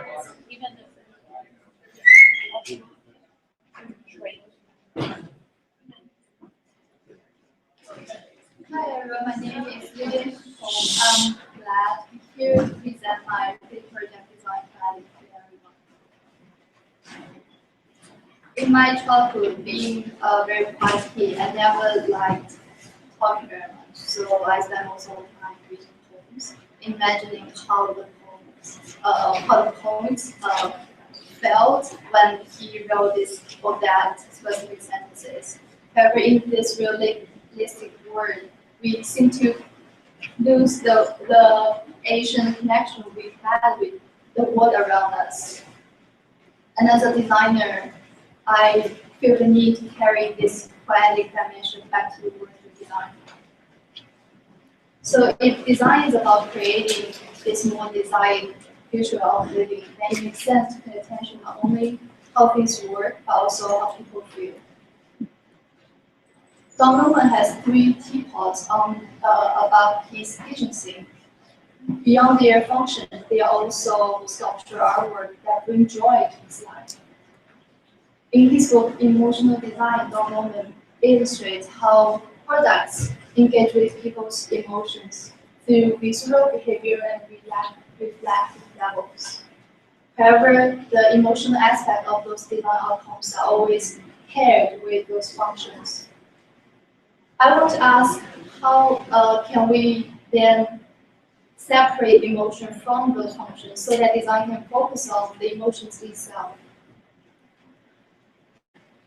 Poetry with its very simple and sometimes even ambiguous form can evoke such profound emotions. So, as poetry opens the space for emotions, poetic design vitalizes space and can help evoke and stabilize the emotions that can be neglected otherwise. My thesis is about the power of those small interventions which reset the situation and allow new behaviors.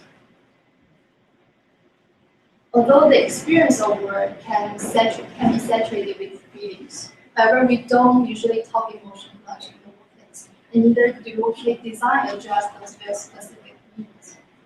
Looking into the history of workplace design, from Taylorism in the early 20s to Action Office in the 60s, to Cube Farm in the 80s, the workplace has been defined as a place where all the work heads are carried out, from writing, faxing to attending meetings. However, in the past decade, we see more different design are paying attention to the emotional needs and trying to create a more friendly environment for people. The work has become transportable and ubiquitous, almost a state of mind. It's almost like a bubble of pure concentration that people can turn on and off with or without those tangible tools. Work is where you are. So in this new world where we can work anywhere, then why we need the workplace in the first hand? So workplace design, I think, should have a new paradigm which focuses less on efficiency, but more on creating the right state of mind. More and more companies are already aware of the shift and create fun environment which not only attracts employees but also stimulates productivity. However, what does it mean to purposefully design the work environment to capture people's attention wholly from 9 to 5 or even longer? Although we see more and more exciting and appealing environment for employees, we can also easily see the similarity among those different designs. As if fun is only emotion we can focus on, as if fun office is the default solution for people to address the stress at work.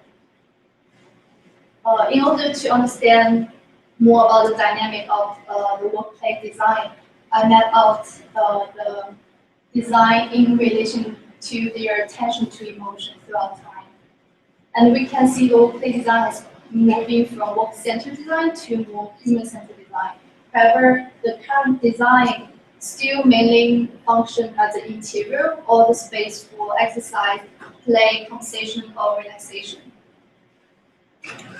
And how about the emotional aspect as the intended purpose of the design? If we can separate the emotion from the function of it, can we open up this new space for the design? Among 200 working Americans interviewed, 88% of the people said they want to feel comfortable showing emotions. They want to show that they care or that they feel frustrated. In this project called High Vibe, Exhibit Aloma, designer Martin Bichet developed this set of principles which will help people to work together on the road and fashioned a set of cues which embody those principles. Among them are cues to write everywhere, to concentrate everywhere, to isolate everywhere, etc. he takes what is normally related to physical well-being, the pills, and reintroduce it as a tool for mental adjustment for people who work on their road. And through this conceptual object, he prompts our consideration of the new way design can engage with how people work. So if workplace design, if workplace is a place that creates the condition for people to work better, then workplace design should not only accommodate the type of work that's being done there, also the individual needs of the people who are completing the work. If we already have a dream that incorporated in our work environment, then how about a dream for our emotional well-being? Through my research, I find that on the individual level, positive emotions often encourage people to discover new line of thoughts or behavior, thoughts or actions. And on the organizational level, because emotions are inseparable part of the organizational life, emotions are often functional for the organization as well. Because emotions are so intangible, they are always attached to events or objects of their movement. We seem to be more familiar with the idea of treating objects as aesthetic or as a thing to represent the function. However, we are on less familiar ground when we consider objects as companions to our emotional lives or as provocations to thoughts. And this is where my thesis will be. Since rituals has been beyond the tool for human beings to release and express their emotions, the patterns and mechanics of rituals might help develop better design for emotions. Constructed by a series of actions, rituals embody the meaning and are intentionally conducted by individuals or a group of people. And through those intended actions, rituals help express, release, and produce emotions. And they can act as the frame for our emotional life. So after combining the study of rituals with poetic design poetics for the workplace, and informal rituals that help us engage with neglected emotions in the work environment. Those informal rituals are physicalized through objects, which indicates a series of actions, and in the end, through the whole experience, certain kind of desired emotions are fulfilled. The first step of the design process is identify the emotions, and then make them more tangible through methods. So what does it feel like? And then give it a tangible form and object to capture that feeling. And in the end, clarify the action that is indicated by the form. In order to apply this methodology to real context, I partnered with the company Spoonie.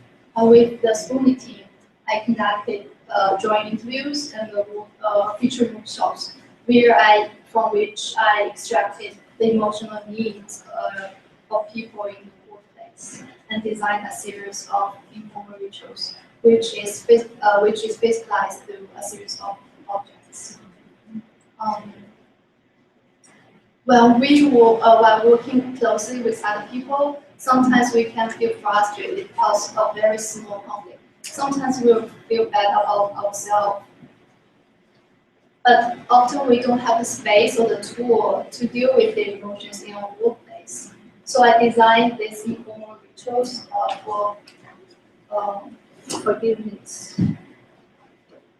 So through the simple action of writing down the emotions one wants to let go and physically burn it might help people to acknowledge and resolve the negative feelings they have. And also living in the space, it's almost a sign saying that it's okay to take time to deal with their emotions. And also, once it is act upon, you know that forgiveness is in place. In collaboration, we all desire to be connected.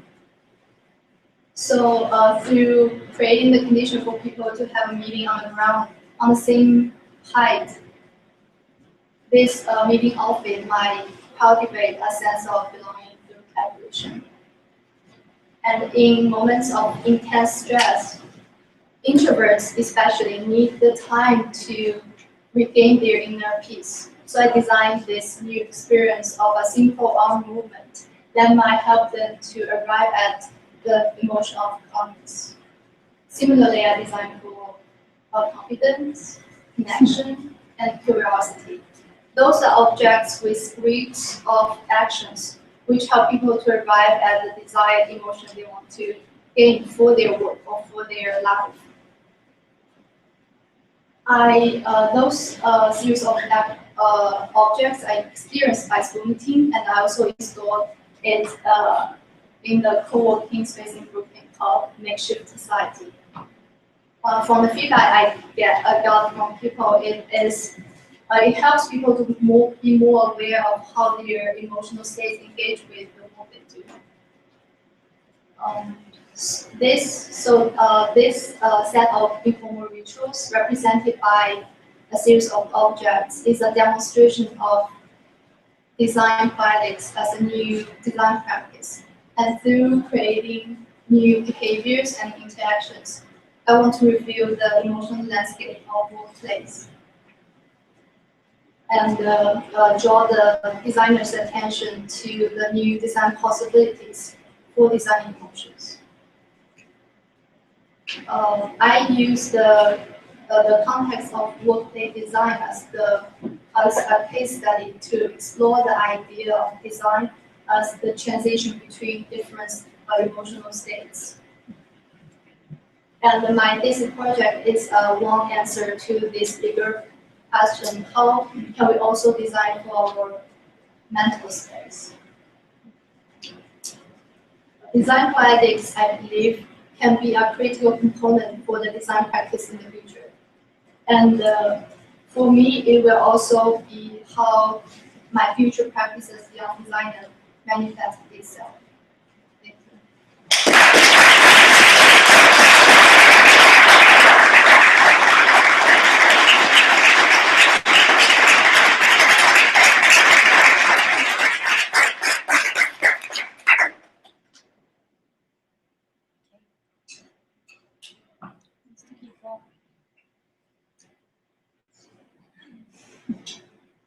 Great job.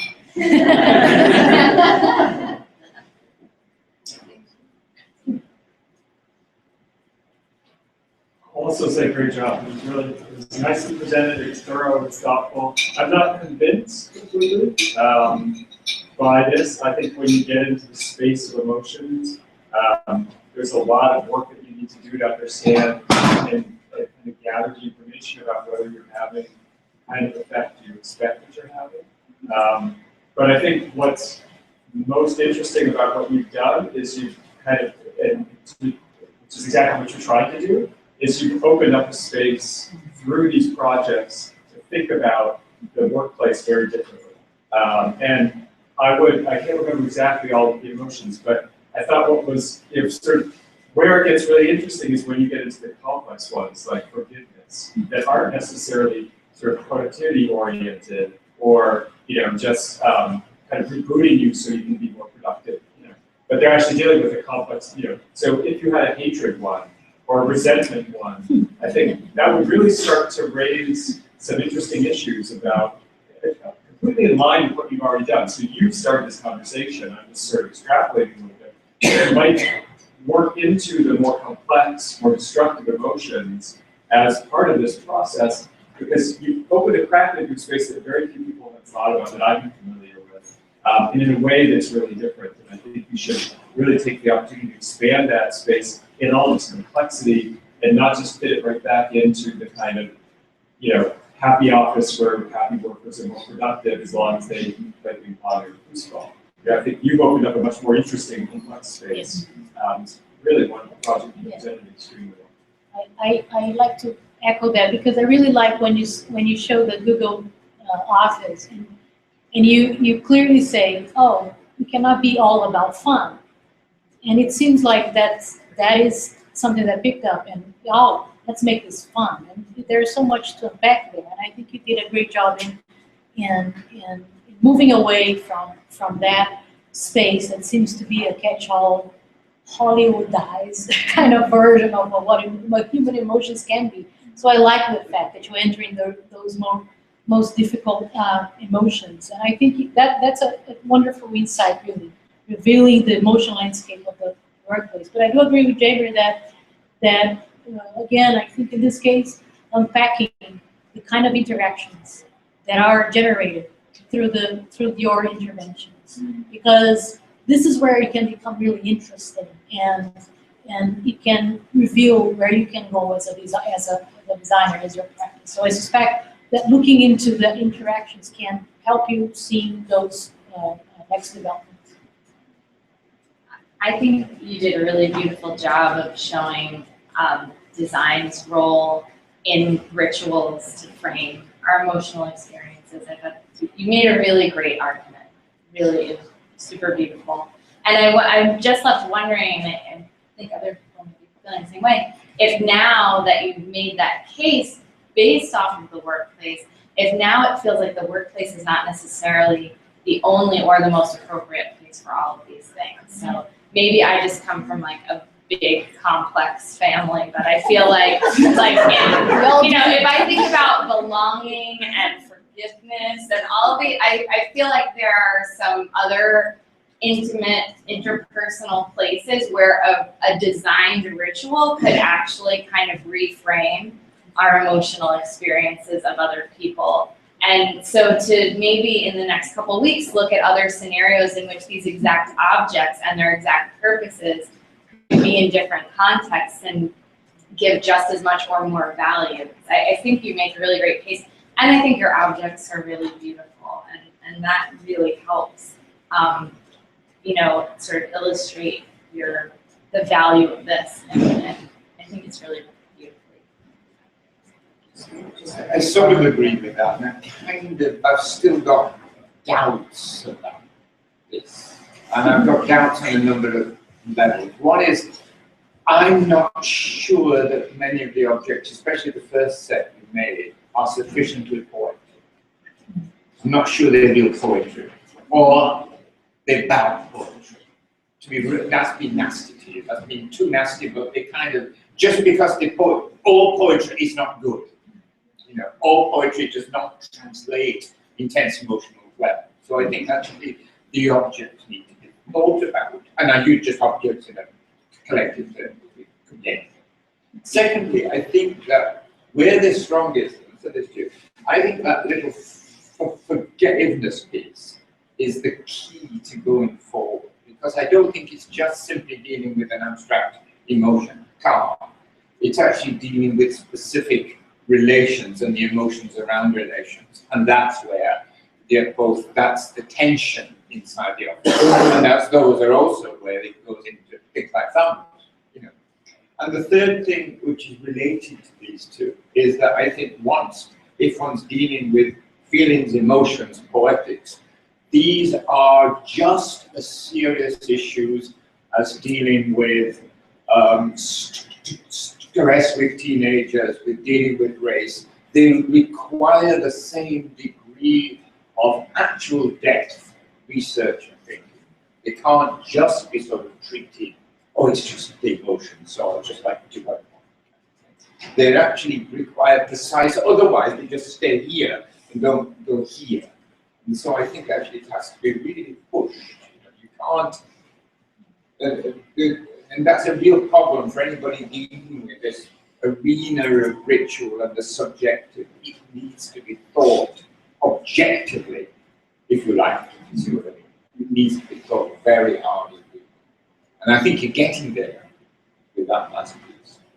I think this slide right here is a great slide to talk about that, because I think there's a beautiful subtlety and restraint in terms of how you're giving people a frame, you're not telling them how to think. But if you look at this slide, why not just use the rug? Like, where do you, like, what do you add to the situation? Is it the provocation, like, you should be talking about this? Is it make it feasible because, you know, they have time to buy out? Like, where do you fit in the environment of the office in this case, as a designer? Oh, I mean, this people use More generally, I mean, like, what makes your these sleeping bag cocoon patterns more poetic than the rug? I mean, there's an obvious answer that we're used to rugs and we're not used to these, and so it seems strange in some way, or it provokes something. But that's not really sustainable. Right? Where do you, like, where do you fit in this on an ongoing basis? So I don't see those objects as a product that I can sell to companies now. And I think the point, the why they are looking like this strange way is because they need to be a reminder for people to say this is for specific purpose. It's not for when you want to rest and you sleep in it. So it's forcing the emotion. So you need to feel iconic in a way. And of course, there can be so many different ways I can design for tomorrow. And this is an example or is a demonstration for a possible design, but definitely not ready for being a mature product. But the point I think I want to make here is to open that space so that maybe later they will be better. Is that your comment? And another thing is kind of thing, but when we talk about workplace, it seems like a homogeneous space, and I start thinking about other workplace environments like hospitals in an airplane, or somebody assembling an iPod in China on a production line, or a sanitation worker running behind the thread.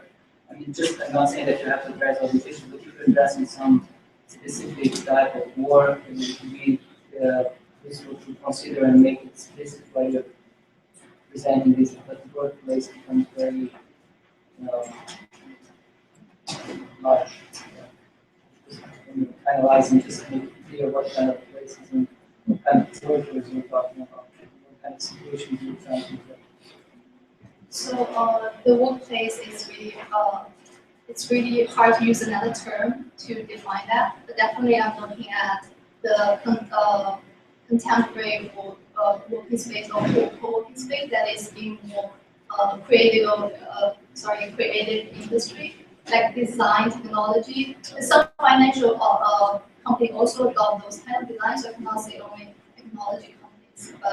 So it's more like new emerging workspace, which want to cultivate a sense of creativity or new kinds of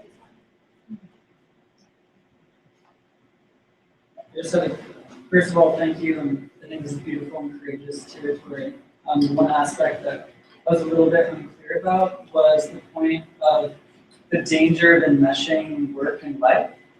And so I guess my question is, are you acknowledging this as a reality and making these conditions more livable, or through your work, are you critiquing that and attempting to somehow reframe it? I think I'm first critiquing that, because fine environment makes you stay longer and work longer. So I think using the objects for emotions, I want to draw attention for both employees and employers to say what should we create for people to work at, and not only longer, or what's the condition people need to have in their work, so that they can have a holistic work. So to answer your question, firstly, critical, and through my project answers that the autism alternative. I think we have to move on. Thank you.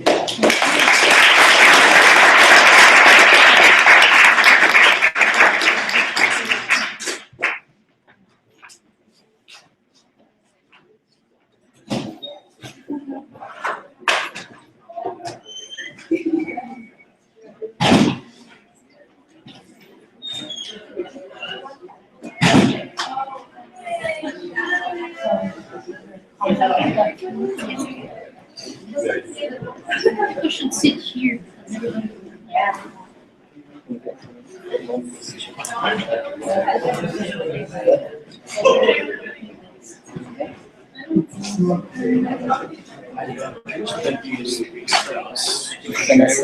Yes, at the end. Yes, if you look at this, if you look at the, yeah. Or you trip the product, for the overall. Yeah. Something I feel like I'm really pretty sure someone else's project, like, oh, I like, I want feedback from my peers, and I just think almost in all presenting, I've never seen peers giving feedback. Right. I don't know if there's a space for that. Yeah, they're, okay. I think we help. Not a break. Yeah.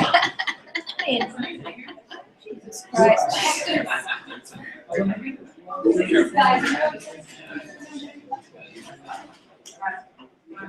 Okay, bye. I'm sitting there. Hi, one more, and then one. So hello, my name is Rochelle, and I'm here in front of you today to present on my perspective on a method to stimulate, a method of simulation to represent real-life experiences in the realm of human trafficking and exploitation, in order to make and incorporate learning in real-life actions for social impact. So let me begin by telling you a story of Holly Austin Smith.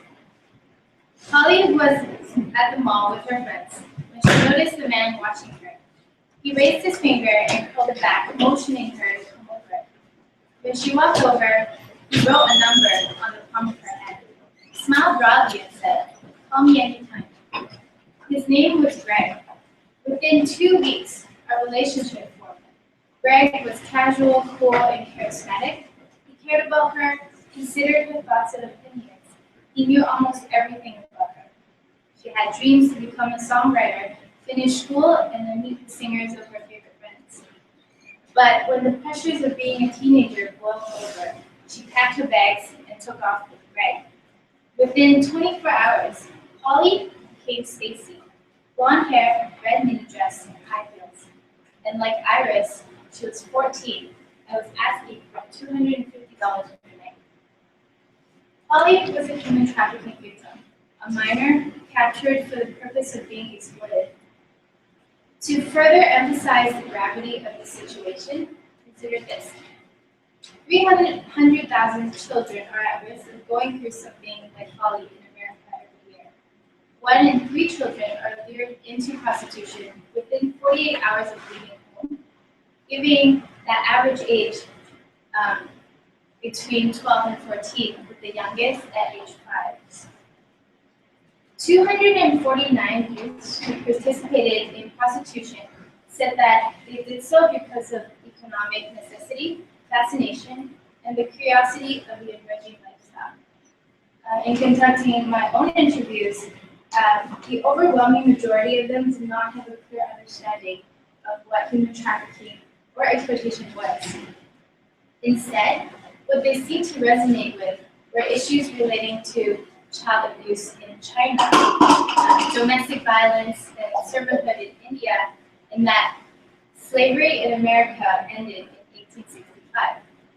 The consequences of such educational behavior are that human trafficking and exploitation becomes a foreign concept, and it exists elsewhere, outside of our country's borders and beyond the reach of our homes.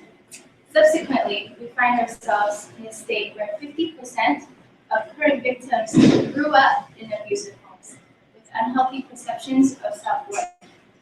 At the same time, children are constantly exposed to negative pop culture messages that overemphasize the value of dating, objectify sex, and promote a skewed body image.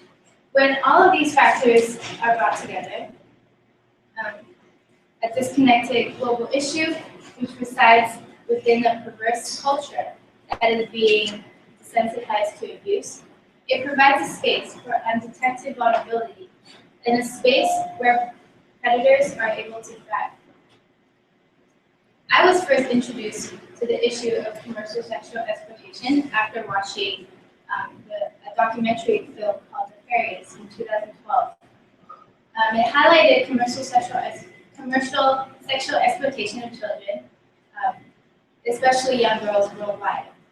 But I was deeply disturbed by the many accounts of violence, threats, and abuse. And like many others, I thought this was an international issue.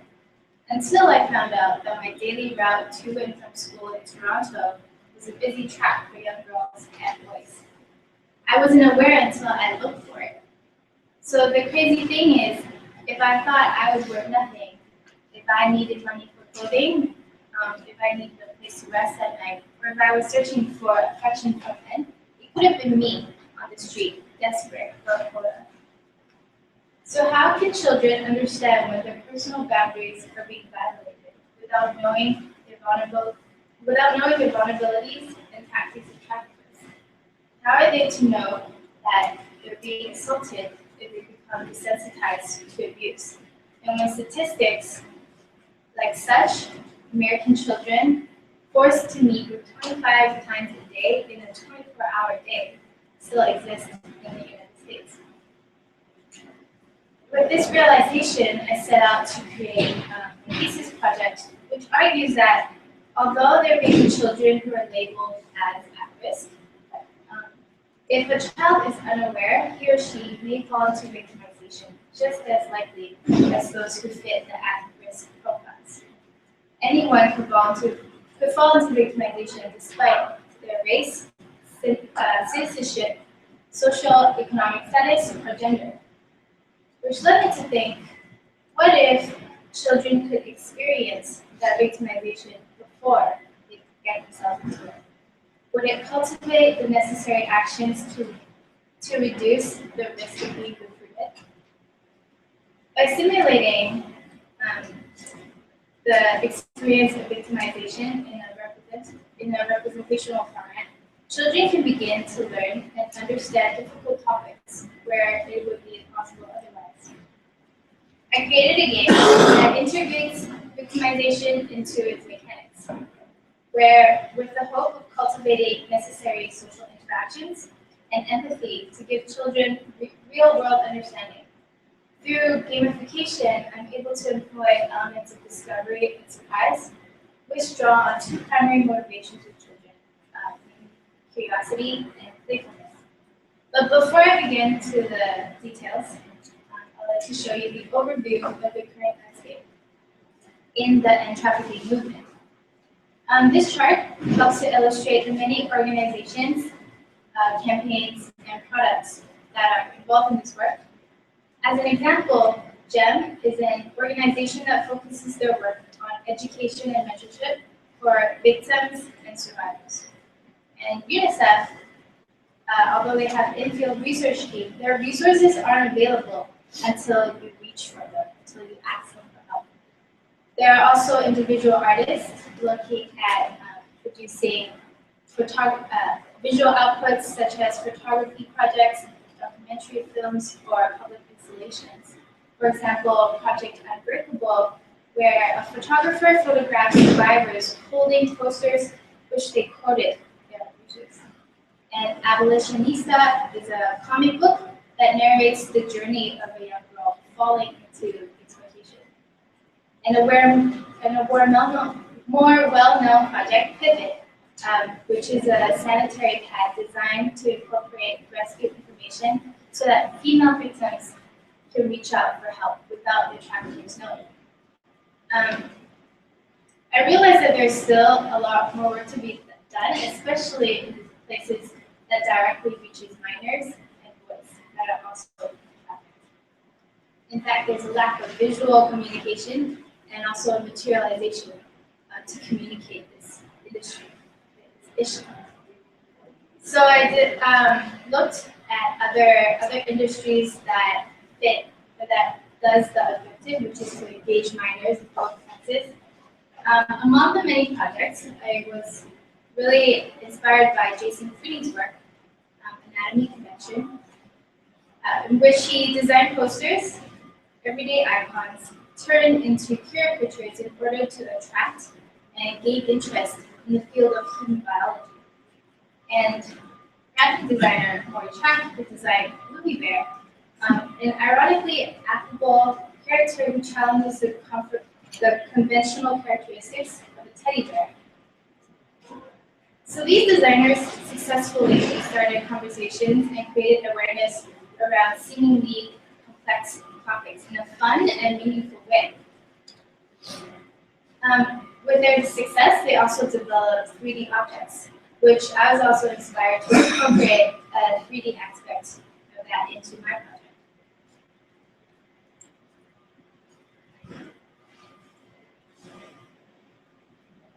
So this project, Thesis, kicked off with a partnership with Michelle at ECPAC USA.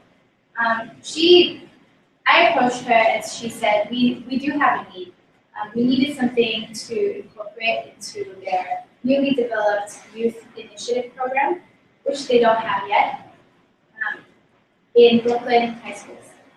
So it was at that point where I narrowed my larger inquiry into human exploitation into specifically child sexual exploitation. She then connected me to Danielle and Holly, who I consulted about the reality of this issue in Manhattan and Brooklyn for young children. Holly was the biggest influencer for me because she was a victim of child exploitation. So she shared her personal accounts with great conviction and offered insights into ways to prevent more children from getting recruited. Danielle, though, while busy in her own documentary film, she connected me to Raleigh, who gave a critical eye on my project in terms of the need to target vulnerable boys and to highlight the pressures that boys go through that are different from girls. And then Thomas, who is the author and founder of the Abolition project that I mentioned previously, he looked at my prototype and questioned its collaborative mechanics. He also guided me with his best practice advices in how to engage with schools and students. Lastly, I had the opportunity to meet with Sarah at UNICEF, who heads the End Trafficking Project. She guided me, not only did she show support for my project at UNICEF, she also guided me to long-term implementations on making this game available online and to really reach out to teachers who want to pilot this game. Over a couple iteration testing and EDGCA, Preston's faculty and Joey critiqued me on the balance of teaching and gaming, where I can't lose the complexity of child exploitation, and game mechanics should still be fun. I also had a teaching professional, Lynn, who helped me reword and phrase the quotes and descriptions, basically the messages that I want to go through to engage middle school kids, which I'll explain later. With the help of my advisors, our project developed into an exercise kit in the form of a board game for children and a facilitation guidebook for parents.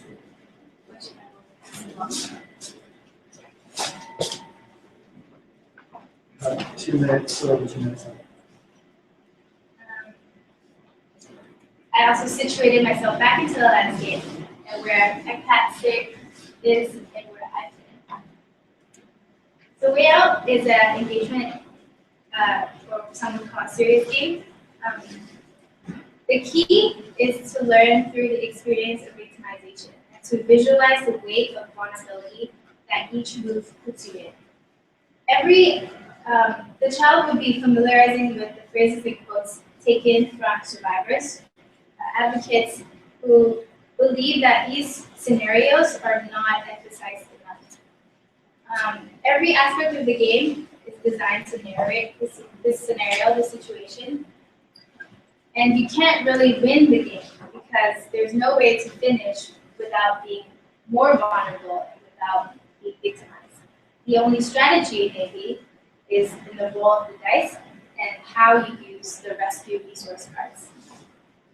The facilitation guide is a manual for teachers in order to be equipped with the necessary knowledge or about the issue, the industry, the terminology, and any resources to respond if or when a child shows signs of abuse during the exercise. Together, it aims to build recognition for our generation on the vulnerabilities and also decrease the risk of potentially more kids being trapped in exploitation. I tested this game with this exercise actually with youth and people and adults who are familiar with the issue and also those who are not. Overall, the project was well received with positive reactions. It also showed me ways of how this game can be incorporated beyond my demographic, my targeted demographic. The students were also engaged and responded to the prompts, proving that the activity is efficient. It's an efficient teaching material for a significant learning. To summarize, my role in this project is to embody the practice of a social designer. To dig deep into a specific need and a demographic in order to identify the precise gap that needs a design intervention. In my case, is to mediate the conversation between policymakers, advocates, and also those who are deeply involved in this issue. And I believe that it takes design and a level of thoughtfulness to cultivate and build that felt experience to understand something that's social and complex. At this point, there is still difficulty in implementing this game and to convince the teachers especially that urgency to speak directly about child exploitation in the United States.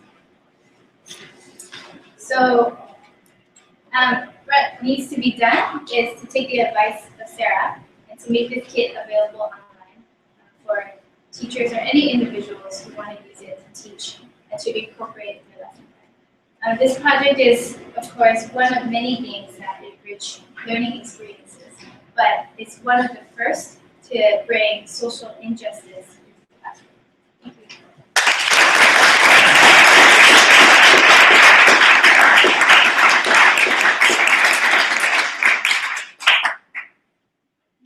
Can you go back to the slide that has like all the stakeholders on the left, or like the characters that you can play in the game?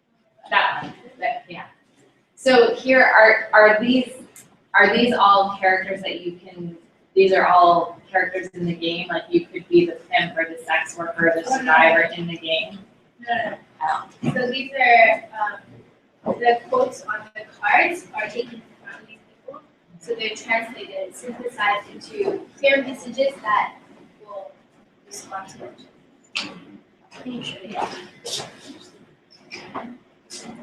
There are a total of 36 quotes, but the whole deck is 85 cards.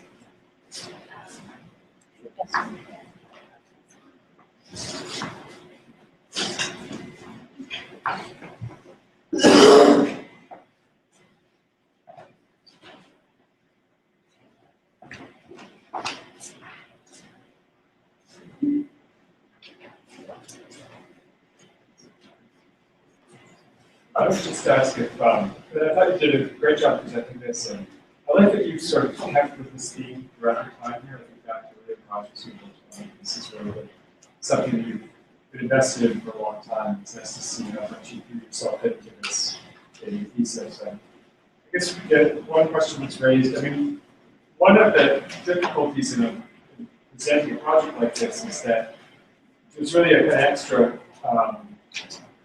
requirement that you help us to experience the game.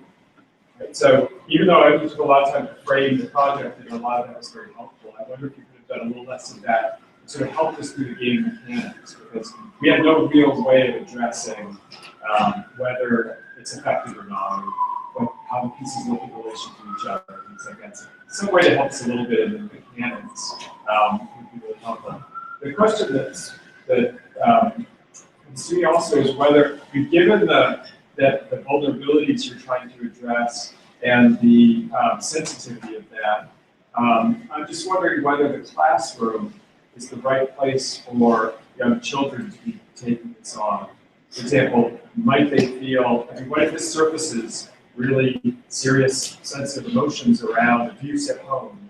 You know, are they going to feel like playing this game with their classmates around them, some of whom may bully them, some of whom may have different opinions about them? Is this the context for that? Or are you putting already volatile lives kind of at risk emotionally by putting them into the context of the classroom? And maybe should it be sort of something that happens somewhere else? I'm not sure where that would be, probably not at home. Maybe it's the guidance counselor space. You know, there might be some other spaces, a therapist space. But I'm just wondering whether there's a risk of people already at risk and vulnerable to becoming sort of, you know, exacerbated by doing this publicly. That's why there's the facilitation network. So I'm putting a lot of responsibility on the person who is facilitating and watching this game go through. Because ideally, it's incorporated into a lesson plan where the students will already, the kids will already know and learn all the pieces of this game. And then when they play it, it's to feel that in action. In terms of what if a child does go through or does realize that, oh, I'm being abused here,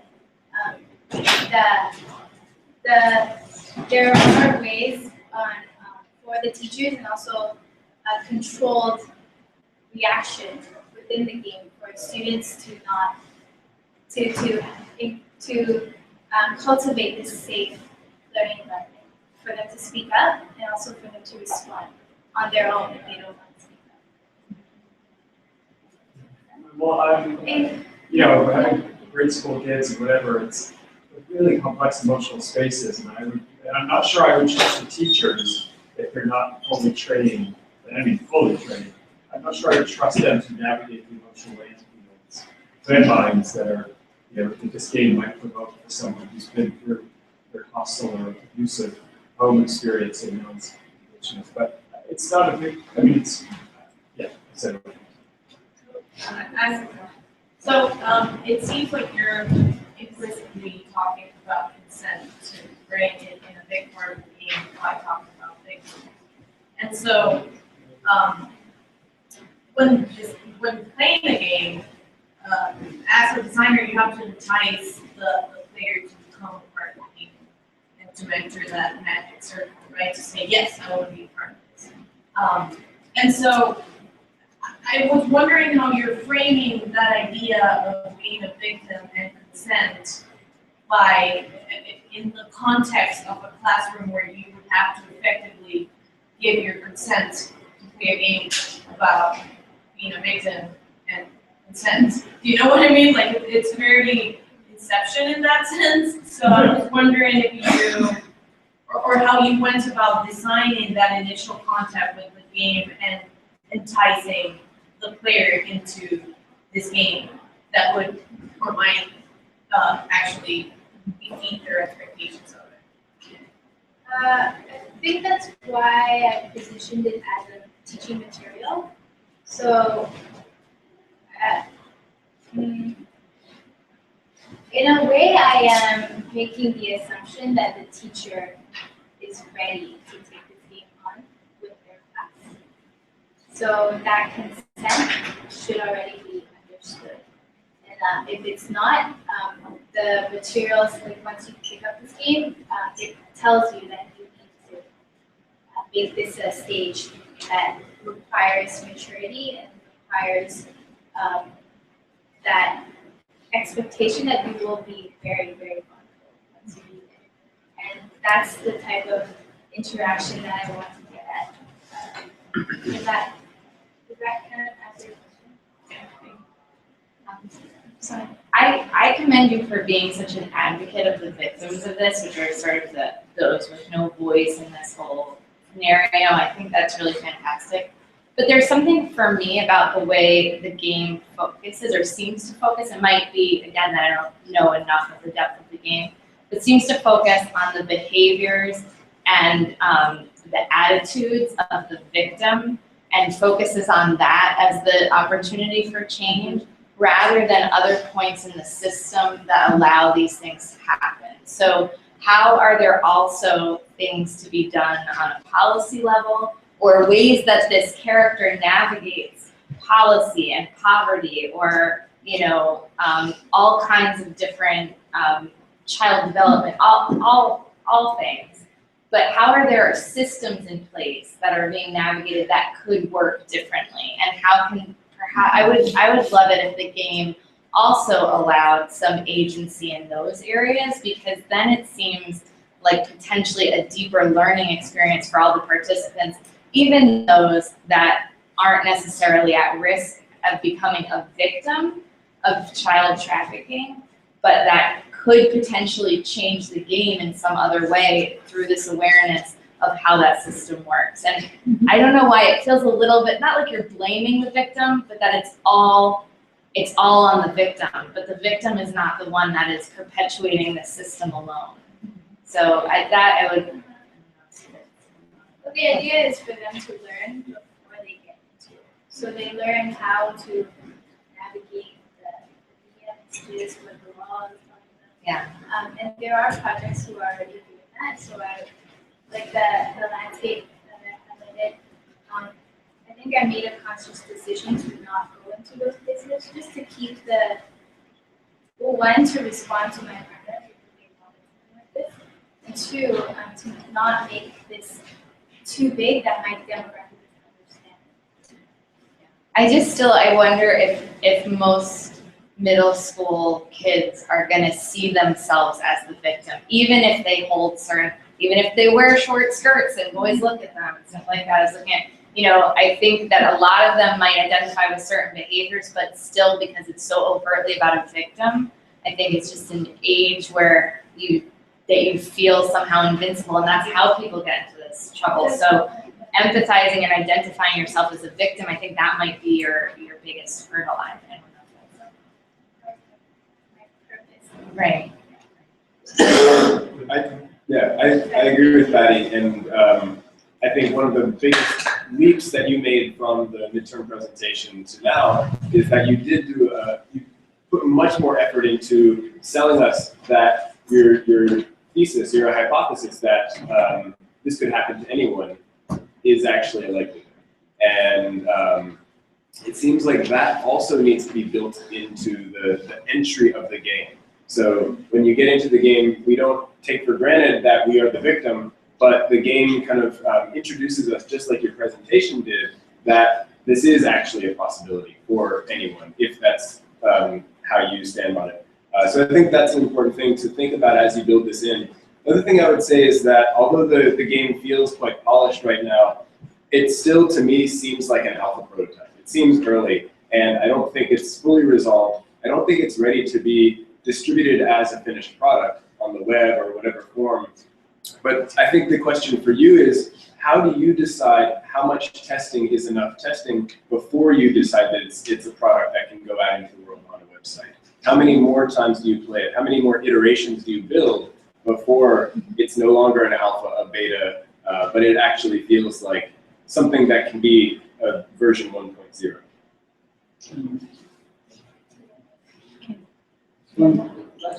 Just moving from the game to the thesis, I would recommend you to reframe the title of your thesis, so maybe you can explain what design experiences for social impact seems a little bit too broad, and there's more specificity on what you're saying. So maybe you can qualify what kind of experience. I think you talked about using empathy for guiding people through, and then social impact is also very large, and you talked about something a little bit.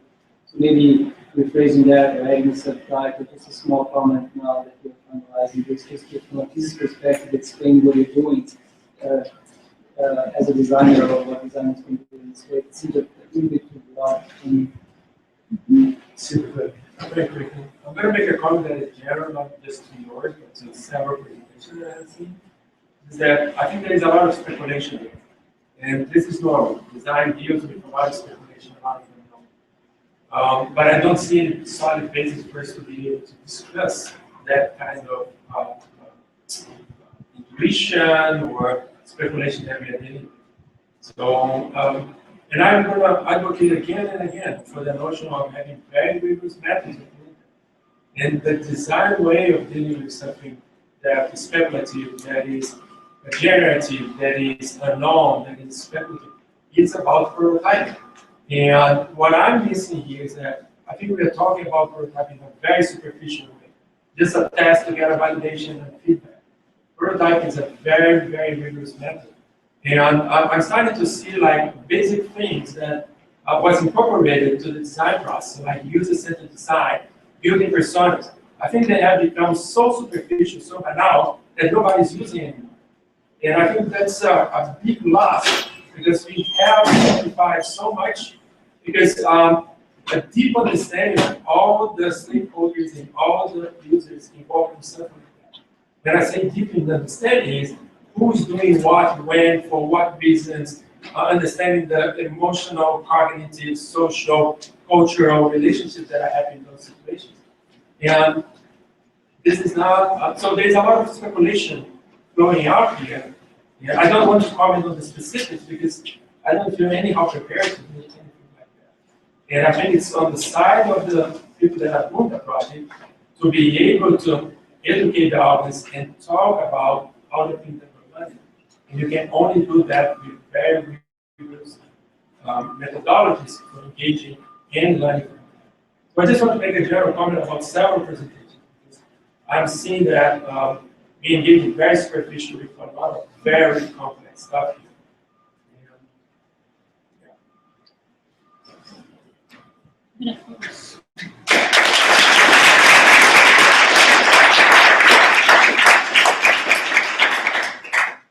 We have a very short break of 3 minutes and a half, and then we're gonna be back here. Yeah, those 30 seconds are gonna be very crucial. Good.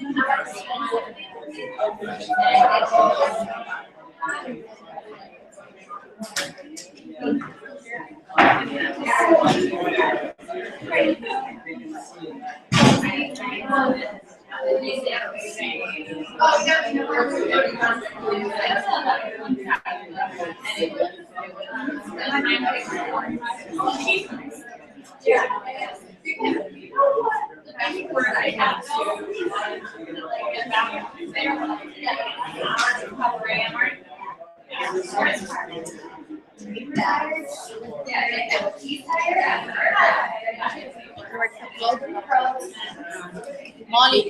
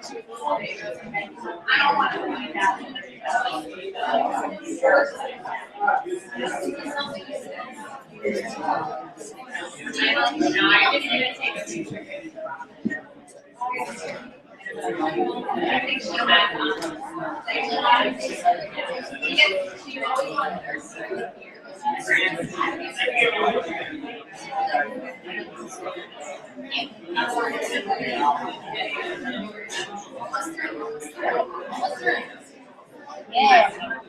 Hang in there.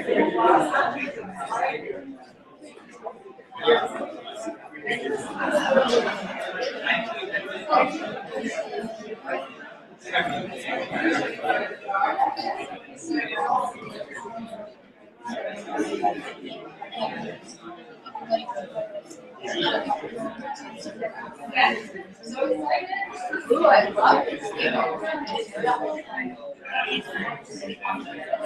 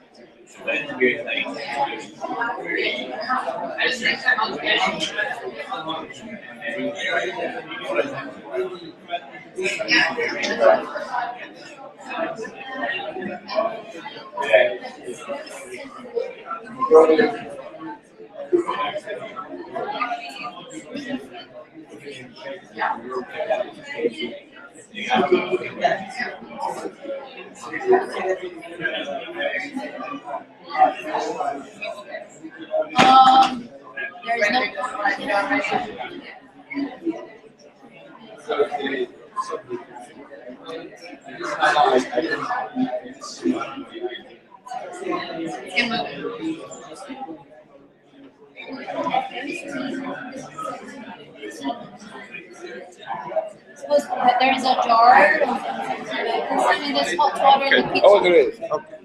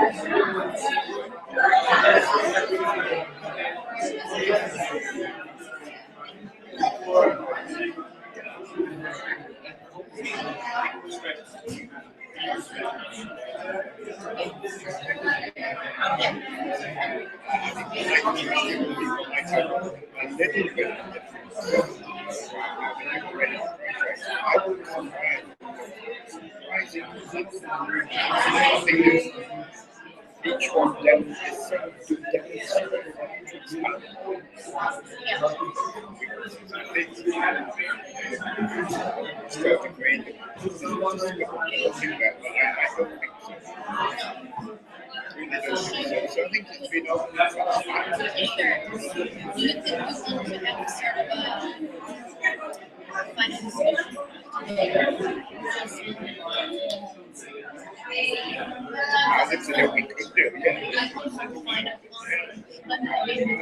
Oh, we all, yeah,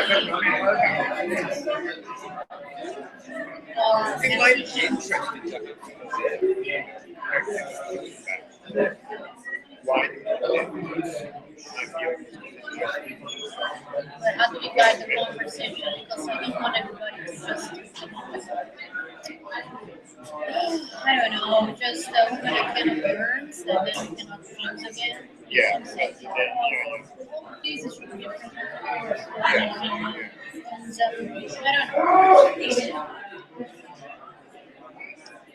Maybe some final remarks very quickly on the we discussed because we plan to have neither thing.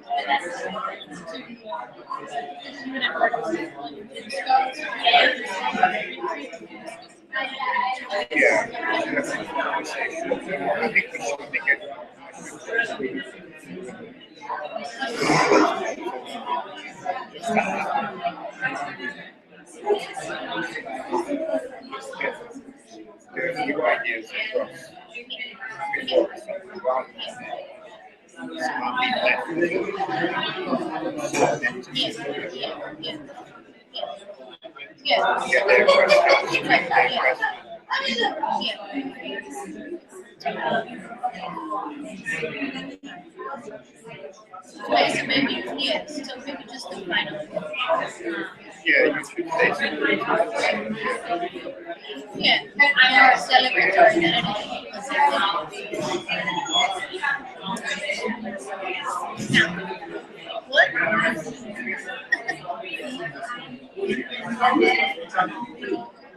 What? We have three presentations. We have 3 more to go. Yeah. Because we get started, so I'm gonna go at 4. And then this Okay. All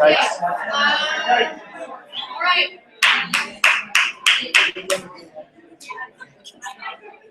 All right, we're gonna restart.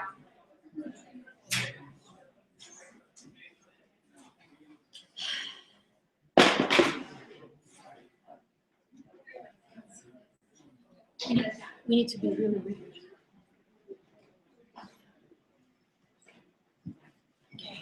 Okay.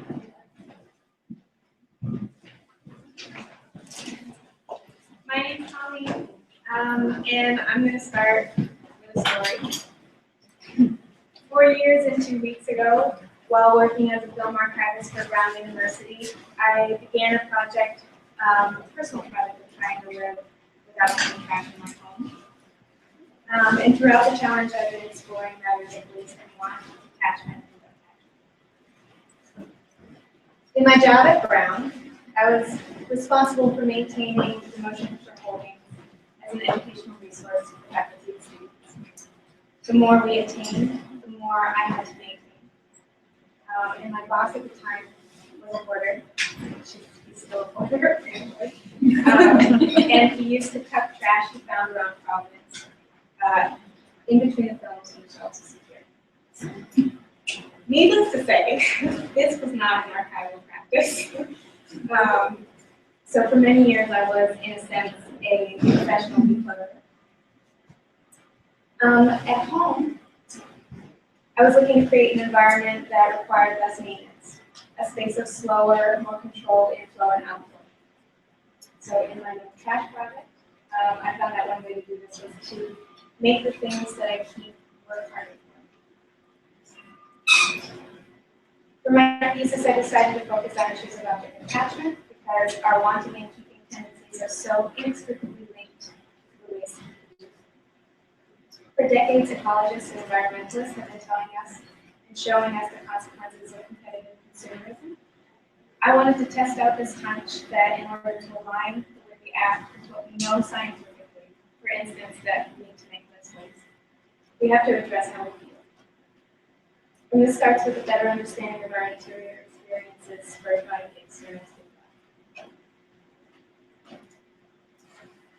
So for my desk research in this space, I've been looking not only at literature and projects in the field of waste management and sustainable production and consumption, but also in psychology, particularly around developmental attachment theory and compulsive keeping behavior.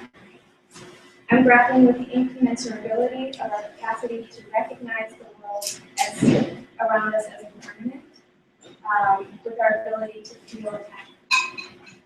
Developmental psychologist Alison Gottman points to this capacity for growth as being a profound part of our human experience. In many ways, our attachment demonstrates one's ability to recognize the preciousness or the uniqueness and the business of things. The bonds we form render us better caregivers and stewards of our surroundings and influence how we place value. But our attachments also lead us to fear loss and denial. Most of us do not find ourselves in one fixed point along the spectrum of attachment and detachment, but rather we experience highs throughout the course of our lives. We form emotional attachments to things because they chronicle our emotional experiences.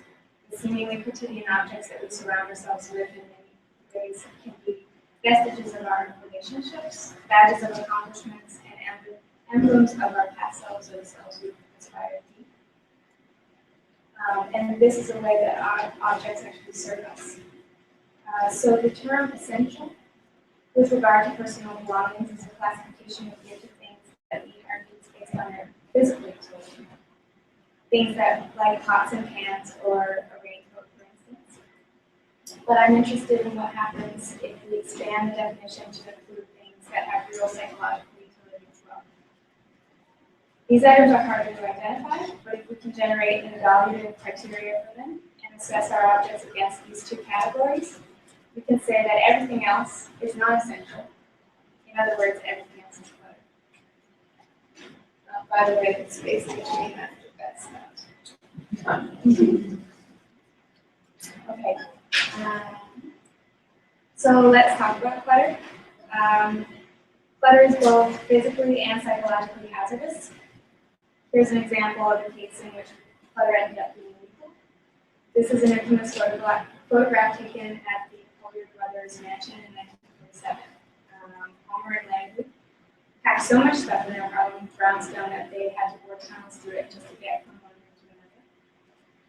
When one of those tunnels collapsed, the two men were buried alive in their own stuff.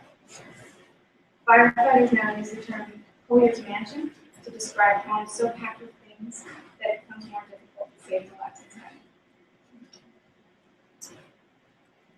So this is a less extreme but maybe more relatable case of clutter. It's an image from an extensive anthropological research study of 32 American families' homes in the LA area. And you can see that the car has been moved out of the garage to create one storage room. When interviewed, those responsible for the management of items in the house, most often mothers, were reported to show spikes in cortisol levels when they described the work involved in organizing belongings. For my research, I began attending weekly Clutters Anonymous meetings in Brooklyn. At the beginning and end of each session, we recite a keep and release serenity prayer. I brought this up in the midterm, and I'm repeating it here because it guided the direction of my project. So the prayer is, God, grant me the serenity to keep the things I need to keep, the courage to release the things I cannot keep, and the wisdom to know the difference.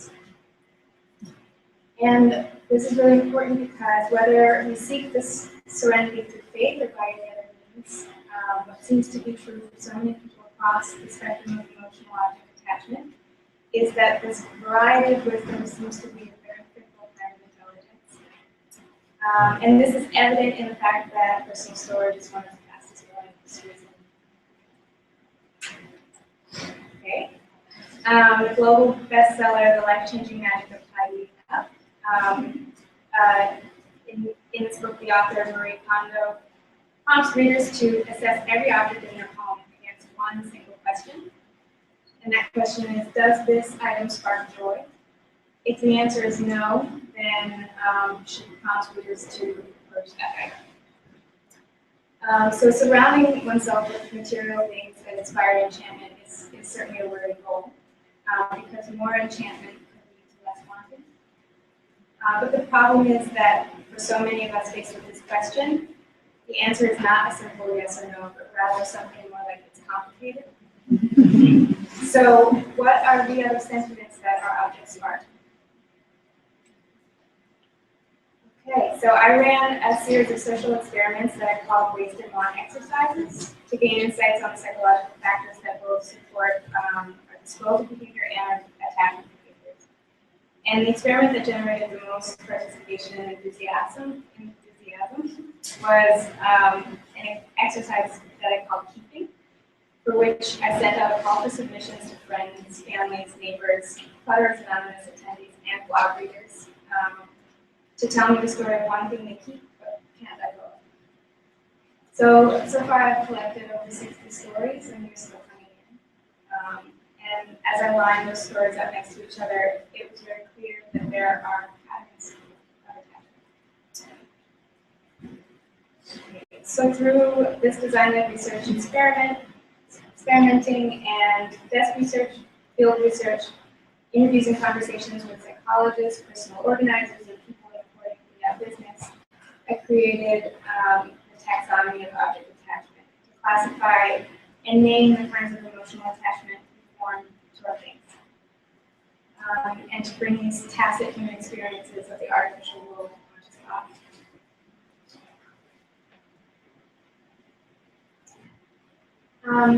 There are three overarching categories of object attachment. These piece of the self, piece of another, piece of the world.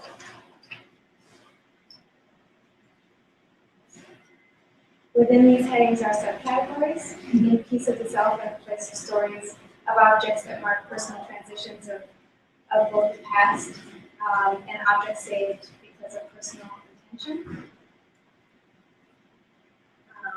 So for example, Stan wrote to me about his teddy bear. He said, generally, I'm not a sentimental man. This is the one thing I keep from my childhood. I couldn't possibly get rid of him. I mean, look at his face. Red bear as it is. I just simply couldn't. I put him under our Christmas tree every year. Okay, so in piece of another, I put stories of things that people hang on to that remind them of or tentative to another for reasons of love, grief, and obligation. So John keeps these sneakers worn by the sun when he was a little boy. They're like a novel. Every tear and scuff is another adventure in his young life. He wouldn't take them off. Okay, so in the category piece of the world, I put stories of things that tether the owner to another time or another place in the world. Here's an example of a piece of the world that happens to be both an object of time and place. Time writes, the holes were drilled over time by sand that tumbled in the waves at Half Moon Bay. There's something special about the shape of the code that makes this happen. I started to imagine where this way of classifying detachment could enter into public thought and inform how we assess our belongings.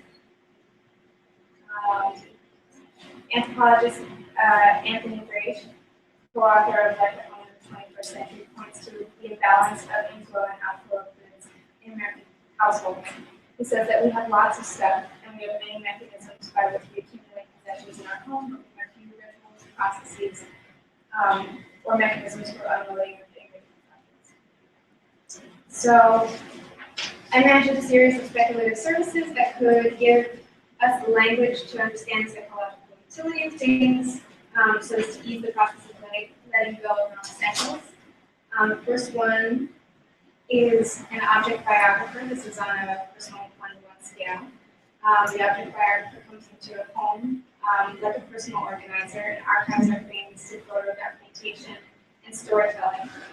This idea was based on feedback from participants of the keeping exercise who reported that simply the act of telling the story was cathartic and allowed them to feel that they could actually physically release it. Okay, so the second, small business scale, is the provenance consignment shop, where stories of items are sold with the things themselves. I tested in a vintage shop in Redcliffe neighborhood. I planted objects donated to the project into the store and wrote the stories of those things on the paper tags. The objects are currently being sold in the shop. We planted signs in the shop to suggest that the objects were curated by the taxonomy. And this led me to wonder what it would be like to curate other spaces, like the Met, for instance, based on human sentiment rather than time period or movement. All the artifacts of grief could be grouped together, for instance. Okay, finally, the Object Reanimation Center is a facility where objects of transient or questionable value can be taken for assessment to be moved into the proper reanimation or recycling streams, and visitors can also opt for object archival and object resolution services. So we can imagine services that support intentional and sensitive unloading. I'm also interested in how the notion of psychological utility and the classification of object attachment can change the way we engage with things moving forward. It's clear that objects are evocative and that they hold sentiments, but do we really need an aggregate of things to reveal to us the richness of our lives? Could we make or designate items to serve as sort of emotional storage compression, forms that we intentionally imbue with sentiment, and can we design objects to hold the contents of our lives? In an attempt to answer these questions, I made a set of objects based on the object taxonomy. I experimented with different materials, forms, and forms to make three object essentials that represent larger domains of taxonomy. The brass in each represents human element. Ultimately, I want them to be precious and for them to have thisness. Okay, so the turning stone is a piece of the self and it's a tool for reflection. Unpersonal transition and change. The love notes are a piece of another and are meant to be acted on and animated with another. Different configurations abstractly represent interpersonal relations. The travel spool is the piece of the world. You take it with you when you leave home, and in the tradition of weaving locks on bridges, you break pieces of string to tie to sites of places you visit. Objects over time, this object over time becomes a kind of souvenir itself because it has traversed the world.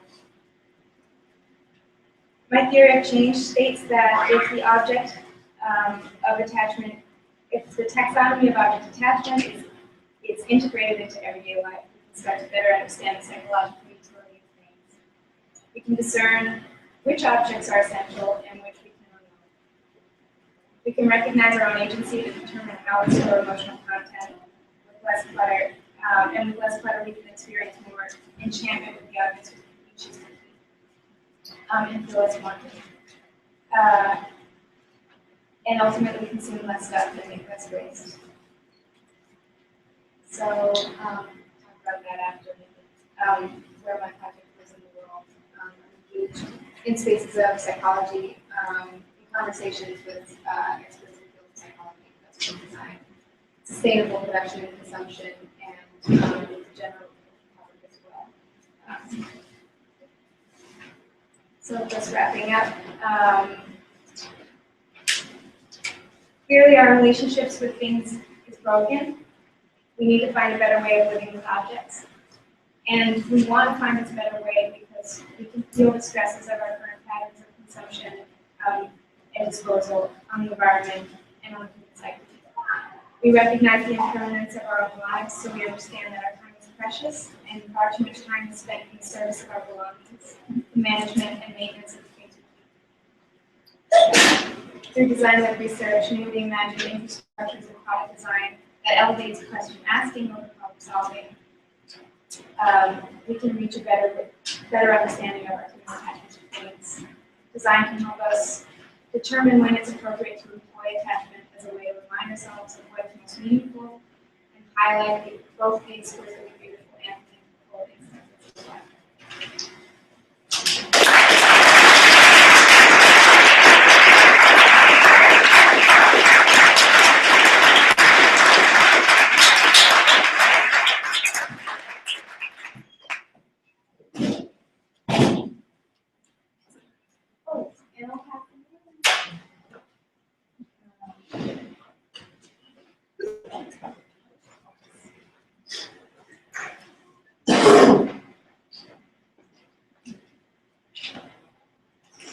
Well, you can handle these with care.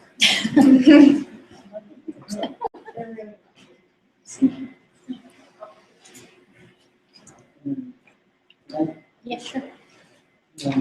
Let's see if I can say that. What I think is, I don't know if you want to talk about functional physical utility and psychological utility, don't say physical means functional, and then say psychological means symbolic. So maybe that's something that we wouldn't say here because much of physical utility and like just a question for you, maybe you can answer. Another is like you guys in the process say, oh, keeping things is bad. That was the feeling I was having at the beginning. And then I took it to this whole thing, and I made me think that what you're trying to do here, and here is almost like a design manifesto for design for having things that last, and how this would be important to counter attack an industry or a philosophy of doing things that are planned for obsolescence or for making things fast and showing things. So how it would be great to have designers embedding this philosophy or this set of values in the way they design and how they can influence industries that they engage in through the same, how we can do that. So I was wondering if what you're trying to achieve and how you could take that message from the space of, you know, clearly it's just space of poetics and how you can transform, take that message to influence how we as designers or people who are engaging with designers can take this information. Yeah.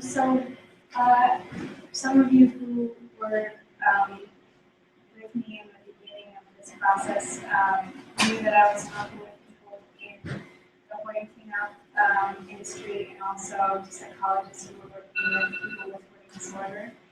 And I thought at first that I was going to be designing tools for people to let go and unload their things. And I sort of had that focus for a while.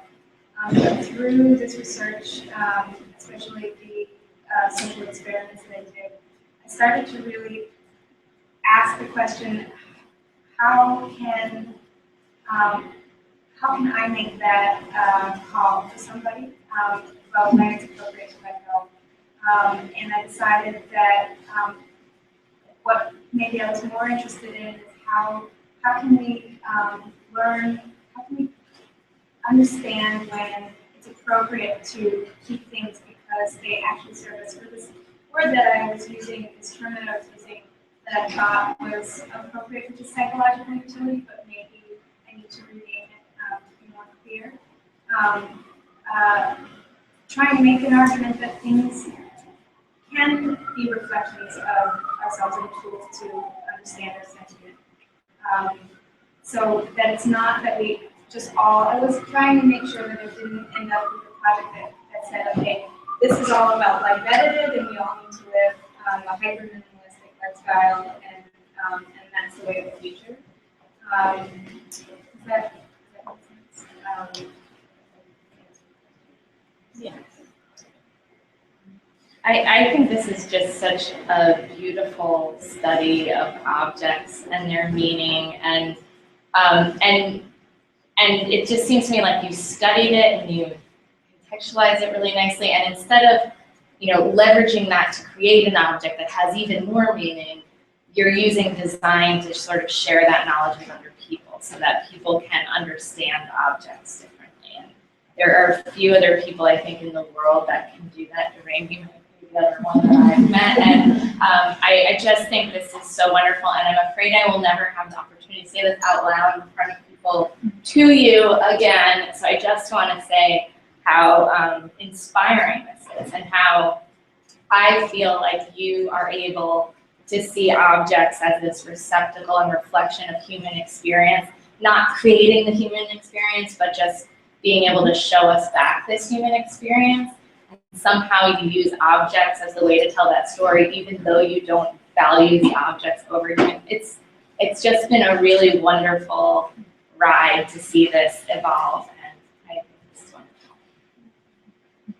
Can I say sort of something very similar in a different language and actually pick up on some of the things you said, which I think are of a general importance. One is, you said right at the start, you wanted to make things work harder for us, which I thought was a really interesting message in itself, and almost like should be, almost to make things work harder for it. Yes, that applies not just to you, but everybody. And then the next point was, but the really important thing I think is that taxonomy of object attachment that we developed, because that's incredibly important. I mean, what you seem to have realized is that, and this is true for every design, of course, because that things are the nearest thing to us, yet we don't know what things are.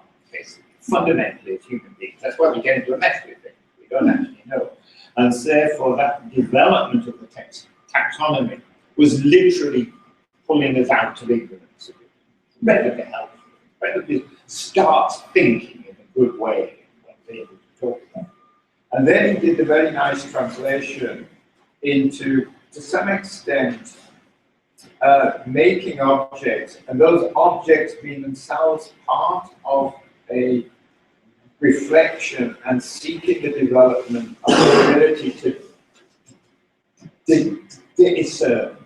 And that seems to be another really important condition. I mean, discernment is, it's not a word we use a lot, but we actually should, because because it combines sort of sensibility and cognition very well. And there's a third element in there, which is what you're also doing, which is the sort of the gauging of a life or the measuring of a life. That word, when it's used in its best sense, I think, in its bad sense, has somehow got those three things in it. And discernment is actually so much what we're actually about here. It's actually very, very often this subtle discernment of conditions, you know, whether it's a human situation, a problem, an object that's been made. It's all about that. And you are actually making that capability up front, in the sense that that seems to be there even more than you were actually sort of bringing out sort of larger ideas here. So I thought for those reasons.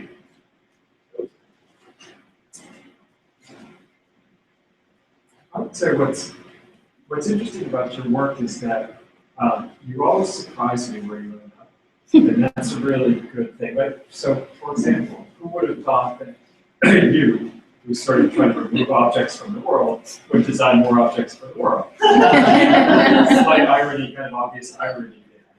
And yet, what you've done, and this is a gorgeous picture, I mean, it's just stunning, is you sort of designed object erasers, or object sort of, you know, things that will help us to erase the potential for objects to kind of appear to us. And that's a really interesting move that I was not expecting. And same, I think, you know, when I think back to the project last year with landfall, I mean, just like a really interesting outcome that I was not at all expecting with a project like this. But I think that's a good thing for you to hold on to leaving here, is maybe you're resisting the temptation to do the obvious and push yourself into the space of the much more fraught and potentially wrong.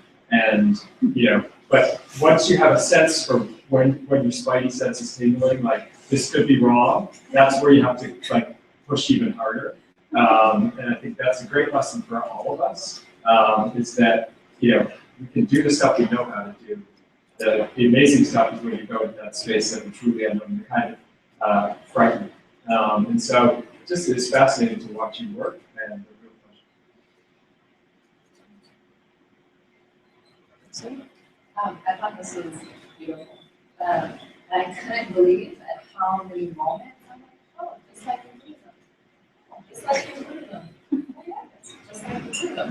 So I feel like this is, I mean, I'm a practicing Buddhist, and so for me, this is almost like a trans-design thesis of Buddhist philosophy, like even how your self, other world, you know, like I have certain concepts, Buddhist concepts that are almost a literal translation of what you arrived at.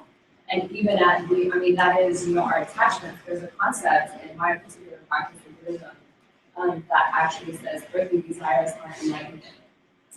And it's because of earth, in your case, in this sense, would be like objects, right? So it's because of the opportunity they provide for our own transformation, you know. So I feel like you're kind of weaving in and exploring that. And then with these two, even the objects you design, it maybe makes me think of prayer beads, you know, are kind of the accoutrements used around prayer. Yeah, I don't know, I just kind of share this because if you want to explore it further, I would just really encourage you, or we can have a conversation, just really look at that space as well.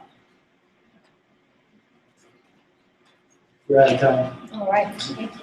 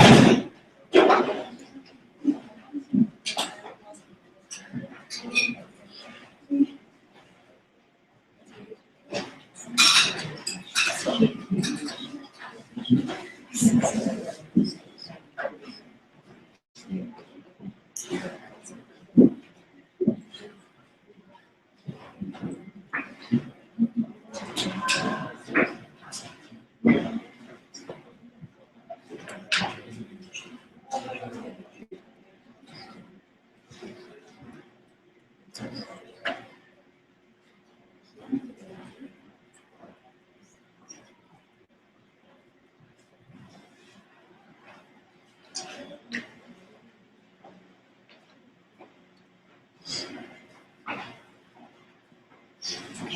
right, everyone, if you want to take a stand up just for 1 second, shake it out.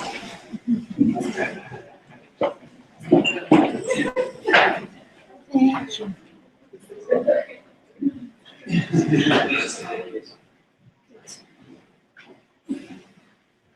So, I am Molly West, and my thesis is about organizational culture in startups.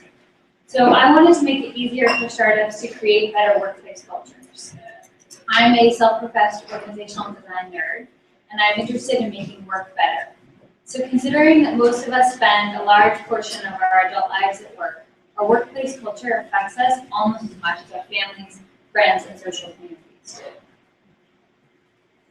So what is culture? This is a word that we think we know what it means, and yet it's really hard to define. The definition that I use comes from Edgar Schein. He's an organizational behavior academic at MIT. It says culture is a result of common learning experiences. It's dynamic and it changes as an organization grows. In other words, culture is the habits of the group. It's the operating system, it's the way that things are done. So here's one way to think about it visually.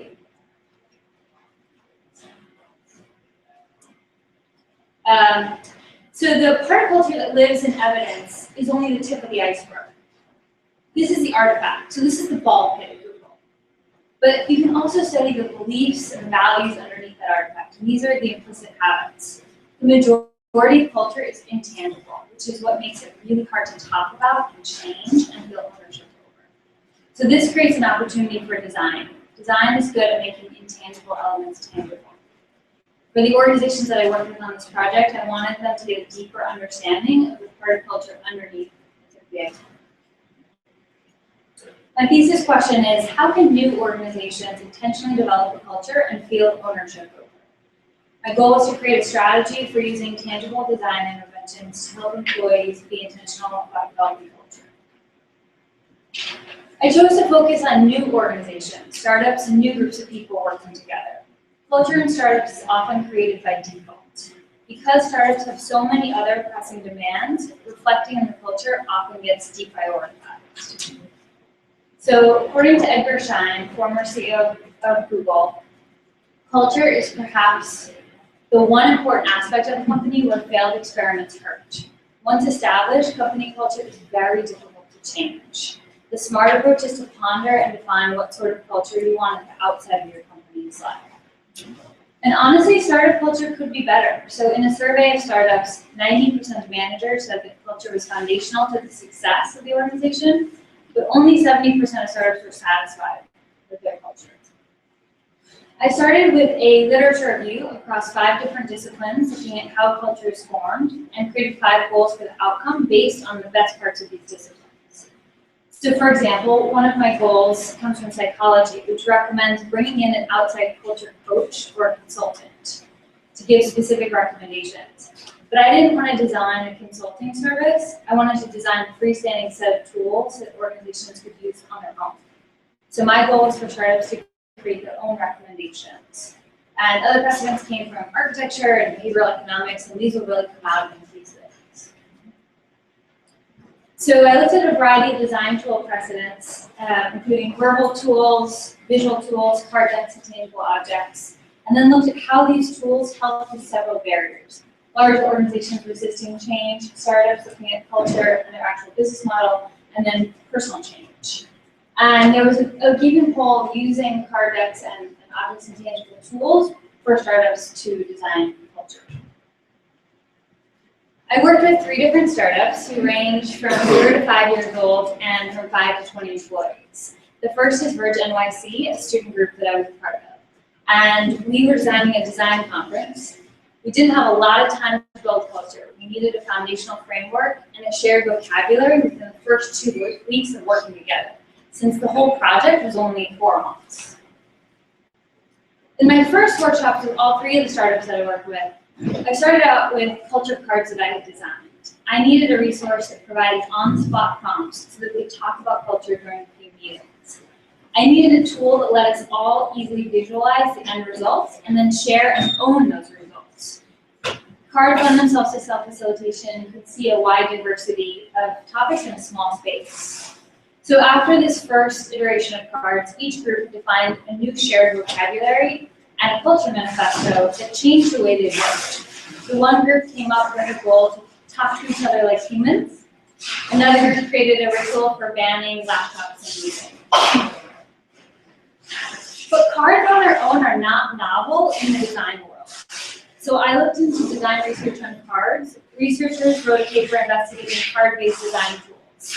They found that card-based tools have two unexplored areas in the design space. One is customization, and two is expanding the physical cards into augmented representations. So the first is the cards are customizable. They can be used in different orders. The front of the card is laminated so that groups can write and erase on them. And for the second goal, I wanted to turn the cards into artifacts, which would be augmented representations of the cards. For these initial workshops, I developed a formal set of cards, which are spots. The first set of cards, a group defines what its current culture is, and then defines what its ideal culture would be. The group creates a series of we will statements to define a culture manifesto. This is a living manifesto that can and should be revisited. So for example, with Verge, we decided to give feedback through two-way conversations, not via email. And in every meeting, we started with an improv exercise. The second startup is Public Society. They're a 5-person graphic design firm. The founder of this organization understood that culture was important, but he knew that he didn't prioritize it. The Public Society helped show me that cards and manifestos weren't enough. So if you look at the background of this photo, it already have a ton of cards, a ton of stuff up on the walls. This was going to get lost. They needed something more tangible. So I designed a process to help the organization take each element of their manifesto and turn it into an artifact. The options for the artifacts are creating a place, interaction, object, ritual, phrase, role, or visual. So now I'm going to bring up Stephanie, who is a designer at the Public Society. And one element in their manifesto was to have clear expectations and internal agreement. They created 2 artifacts to help with this. These are deadline hands. Before we agreed to email a client on a deadline, we raised our own deadline hands. These are prototypes that we made. And then we put them up on the deadline board that everybody has to initial on. And this has been extremely useful for us because we are such a fast-paced startup that a lot of times things get lost and a little chaotic. So this has been a good way to get everybody aligned. Another element in their manifesto was to make others feel appreciated. So they created another artifact to help with this. These are called tokens of appreciation. These are old posters that we repurposed for the prototype, and we just put little personalized notes on them and give them to each other.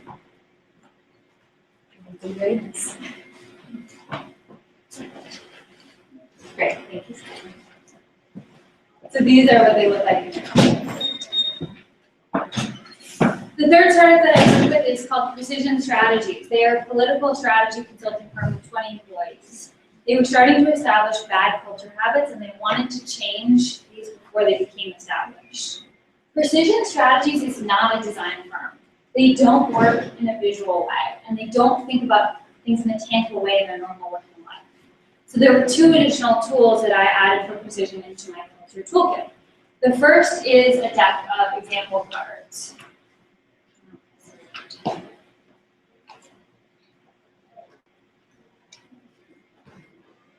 And these are examples of culture inspiration. So these examples reveal the subtle but crucial ways organizations constantly create culture.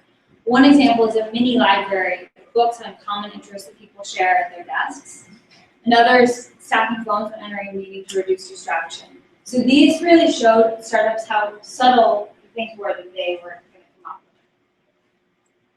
with. The second additional tool that I developed based on Precision was some tangible culture objects. So any good ritual is specific and unique. culture object has to be customizable. Imagine this situation. Precision Strategies identified in their manifesto that they wanted to build trust. They decided to have social time after work when they could leave shop talk behind, and they discovered they had a mutual love of wine. So using the cards, they created a ritual called Wine Wednesdays, and for them, the wine glasses are the specific tangible object that they came up with. But as the culture evolves, that might change. So they needed both the tangible object and the culture object that represented that was something that could evolve with them over time. So back to the public society. What I'm interested in and what I think really matters when it comes to culture is a framework where groups can build rituals and objects that are suited to their specific and unique situations. That way they can feel ownership over them and they can sustain that ritual over time. So as you heard from Stephanie, public society wanted to give recognition to each other through tokens of gratitude. And I had brought them some plastic tokens, and they rejected those plastic tokens, and they created their own instead. So the framework worked even if the pre-made signed tokens didn't. These objects are the raw canvas for the organization to apply the framework to. A firm with design experience themselves might choose to not use them at all. The final version of my project is a toolkit for startups to use, I'll pass it around, to help them make their culture more explicit. This toolkit should be used in the first 1 to 2 years of the organization's founding. It's called Culture and Owner's Manual. They would pick one person internally to be the facilitator, or they would have a rotating facilitator. The first step is helping the organizations define a visual culture manifesto. The second step is creating a series of culture artifact cards to define tangible culture elements. And I'll pass all of these around as well. And the third step is actually creating the tangible element. So for this, I provided several physical icons that they can personalize.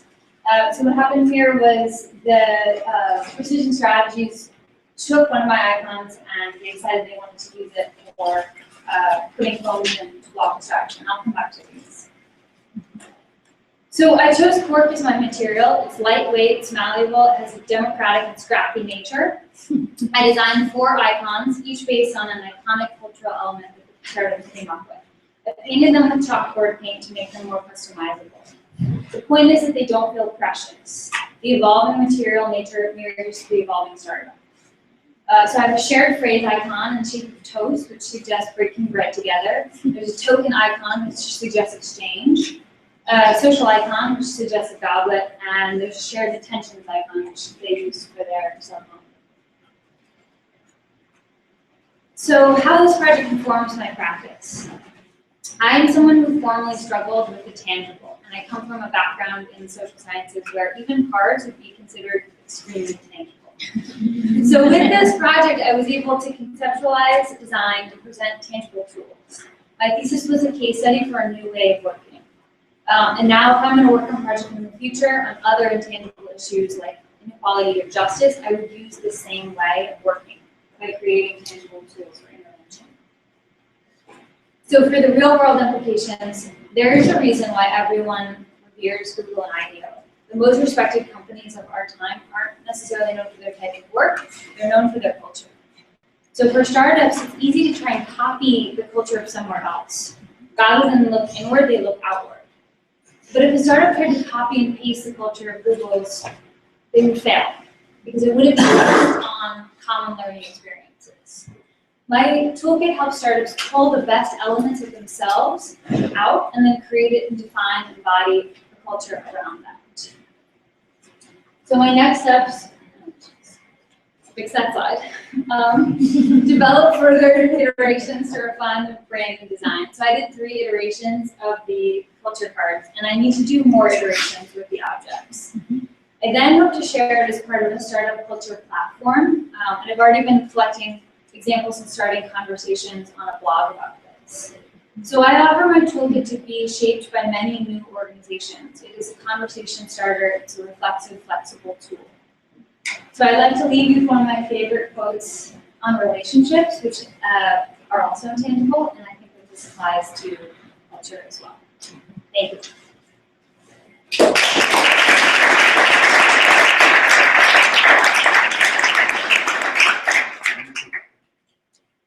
read the code? I can.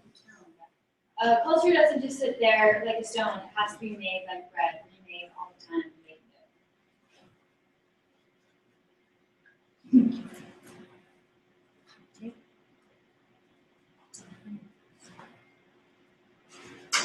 How does an organization know? Oh, okay. How does an organization know to go back to that? To like, because it has to, you have to keep attending to this culture and evolving it. Do they revisit this tool? Is there some sort of reminder or natural time in which they would do it? So one of the parts is defining a time to come back to it, to make that more of a ritualized part of the workshop. That's part of why I want it to be tangible. Hopefully that would be another reminder to help you visualize sitting on a desk as a reminder. I think on a deeper level, what I saw with my organizations was that they understood that with a startup, every person affects the culture so much because they're small. And they realized that every little act that they did was actually creating culture in a good or bad way. So it became part of many parts of their day. So this is more of like, it builds awareness around how you're contributing to the culture.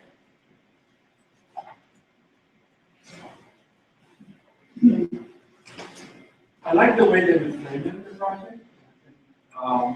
So from the, just like as you answer right now, the notion that one single person can affect, so the fact that someone decides to bring stuff to the work environment in a small group, and that can be part of the culture, the way that people dress, the way people kind of go to work by buying work. So every single thing, especially the small one, has an impact.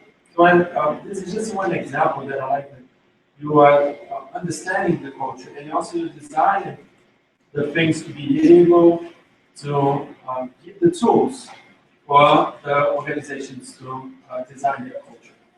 What I'm missing here is some metrics.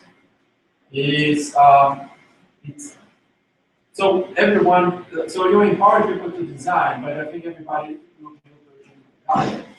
Meaning what kind of culture they're creating. And even if they are empowered by the tools, it doesn't mean that they have control over the culture that they are creating. That's for me the key thing here, is that definitely you're empowering, definitely the experience of creating the culture can be better done, but the problem is we are creating the dark. What culture, what we want to do. So I'm missing the notion of metrics that allows us to a certain degree knows where we are. It's like a compass. Where we are, where we're going, what we're doing. So the tools that you're providing, they are tools. But we need a compass also to know where to go, what plans, and things like that. And the last one is also to differentiate the notion of culture and competence. I think the culture is something that, as you highlighted, it shapes the behavior, it shapes the operating mode. But once you start presenting successful cultures, I don't think that the culture is successful, I think that the organization is competent. So meaning that culture created a competent work environment just by people being able to relax or bringing the dogs or and it works for that purpose. It's not going to work for many other purposes. So the notion of culture and competence, and that's why I think you need some methods here, is to be able to say that culture is appropriate for creating the competence of doing X. So in the case of startups, what are the ways that they need to operate to be successful? They exist for them. So this is for me that's something that it's not that it's lacking, it's just that the bounds of the project I don't think address it, but it's a very strong start to get it. I would say that I've not been I guess you've come a long way since the last presentation, and the I forgot what I was going to say. I'll come back to it.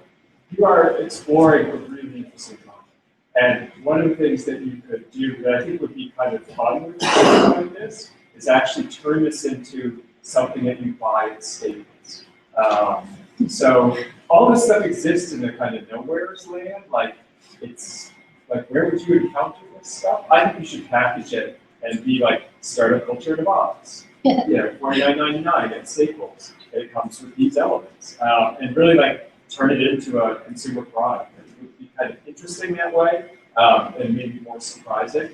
I like what I like about where you come since the midterm is that you're just trying a lot of stuff, and I'm not sure all of it's successful, but hashtag scrappy.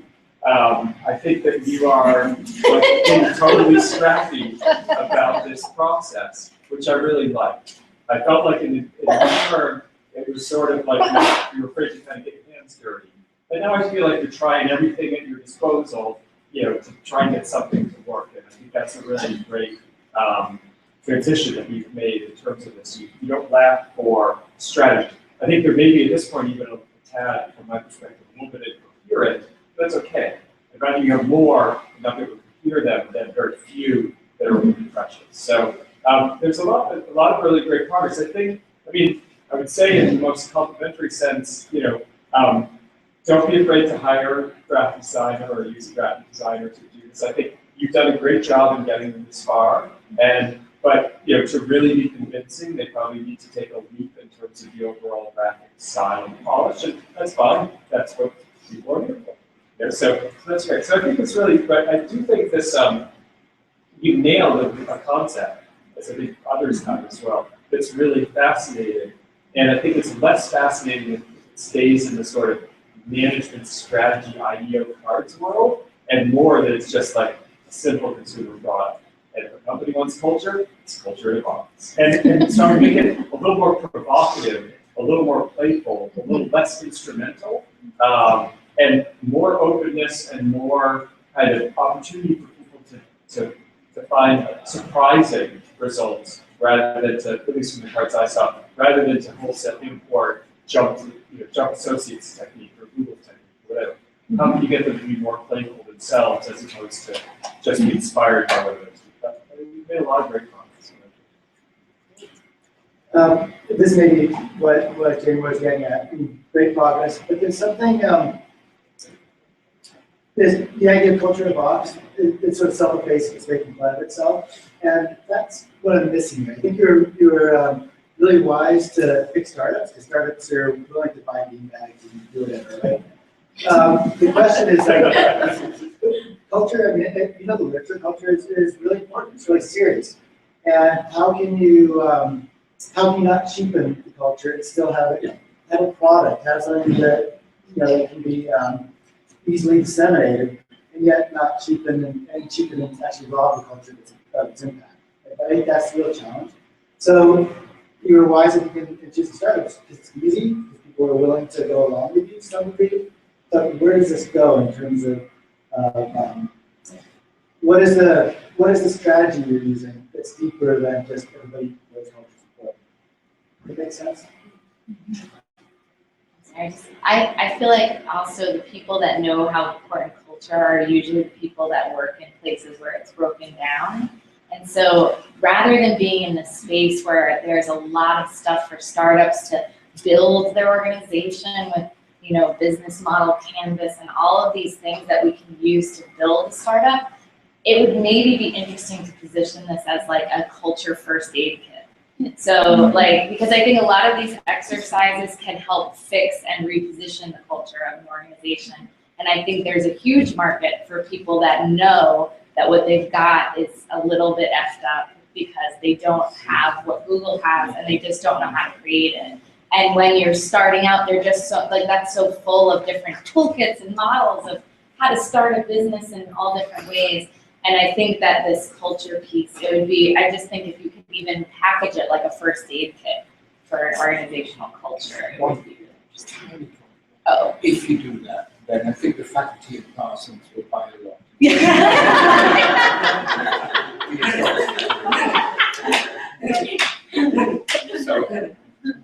To Patty's point, I just want to publicly say thank you, Molly. because I think the public society and our little startup, we beat it for state kit, and we were at times dysfunctional and doing our best to just deal with everything that was coming our way. And Molly has, or the workshops that we've has really helped us work our way out of that, and we started to find our stride as a tribe, and it's been really nice moving forward. So thank you very much. I like what Carlos was saying about the idea that you could measure this better.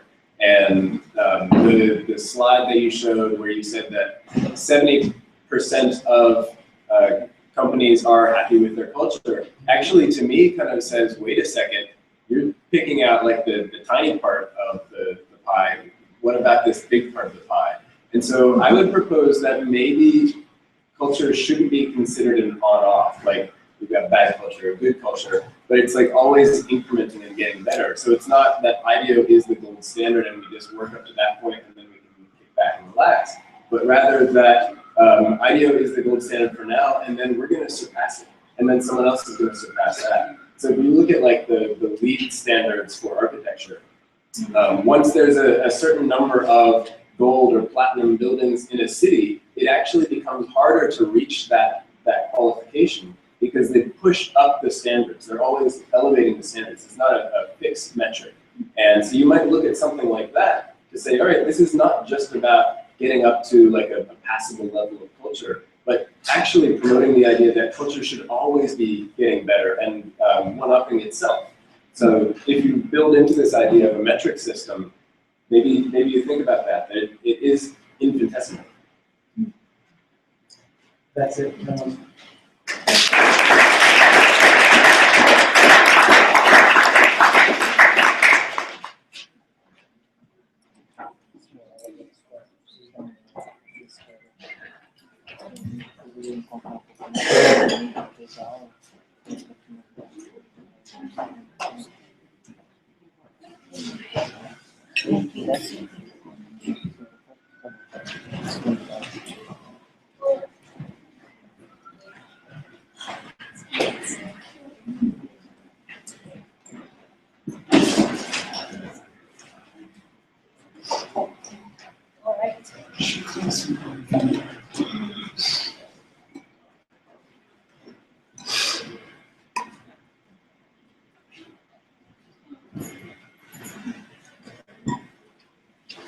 Yeah.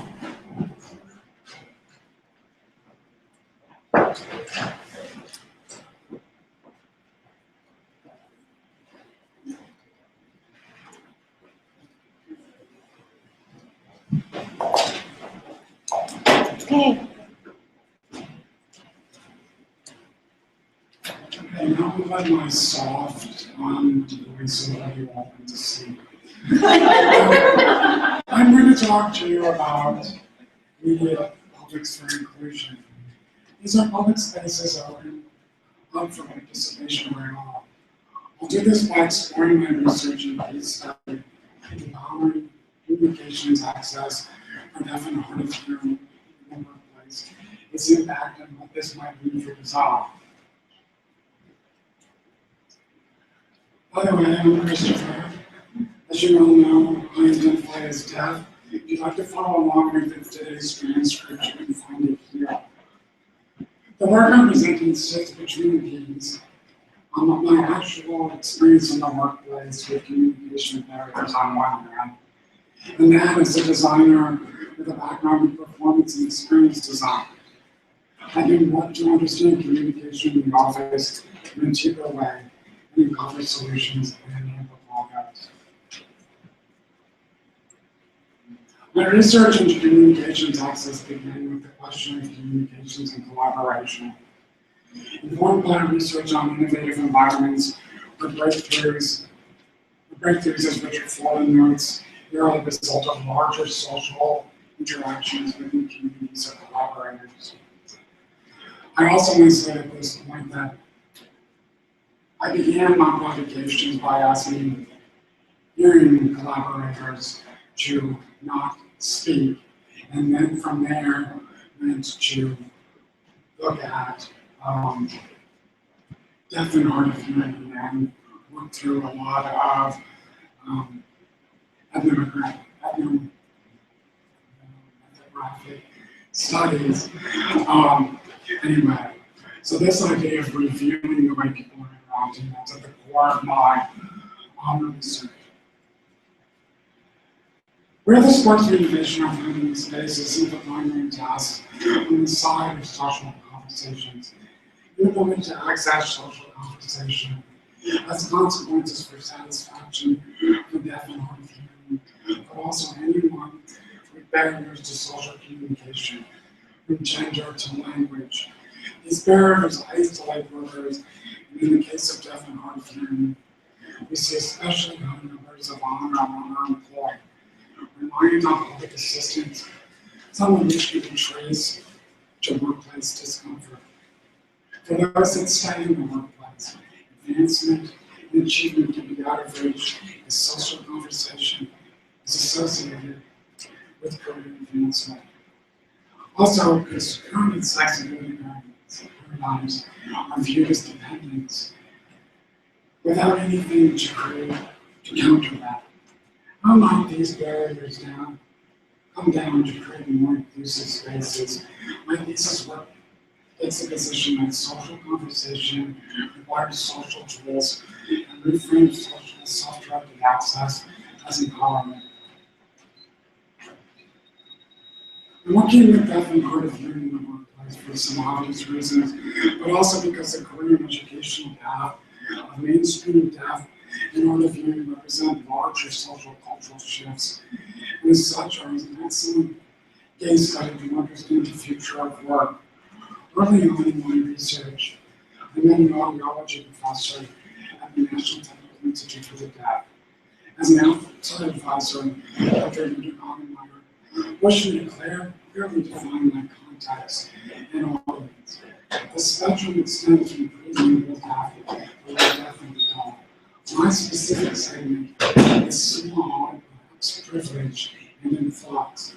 The population of deaf and hard of hearing that make it to post-secondary education is small, and I realize that. The point of my work isn't to argue whether any of these cultural flux are positive or negative, but to identify them as social trends. Mainstream deaf and hard of hearing have an increased expectation that the rest of their lives will be for them as well. These emerging mixed communication communities are not unlike the globalized education setting here at the new school or the modern workplace. The internet enables connectivity, making workplace and higher education communities the site of the same kinds of global flows that are once limited to large international cities. From here, I want to unpack the dynamics of the workplace. I look to sociologist Richard Sennett. Richard Sennett's work is on the social dynamics of work, what he calls the social triangle. These are the bonds that connect the actors in the workplace and someone on easy collaboration. Sennett focuses on the worker and co-workers and the relationship to management. Sennett's concern is modern capitalism weakens these connections by isolating workers. I use this as a jumping off point to consider the social dynamics of the career development for communication access. The actors I've identified in this system are what I call career navigators, those beginning from school-based career services, the hiring managers and human resources. The other part of the triangle is allies, and of course the deaf and hard of hearing workplace. The allies are generally co-workers. In order to understand what's missing from the current side, I first map the career journey from hiring through promotion. There are very broad stages of hiring and career advancement. Within each stage, I identified the social communications need. When finding a job, to workplace gossip, and understanding the employee and co-worker standards. From here, I envisioned a set of tools and frameworks that support these connections. I look for examples in the existing landscape of career planning and personal change management.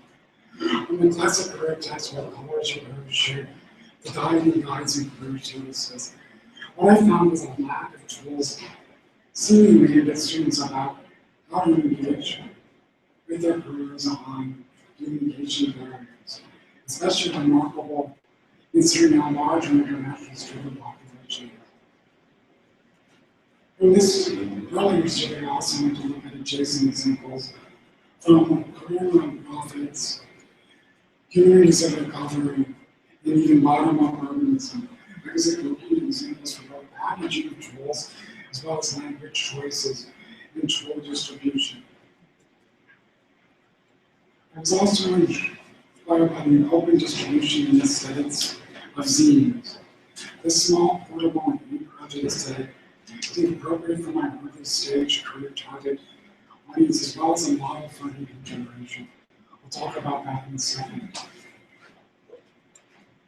My solution is what I'm calling crafting access. Let's look at how that's situated in the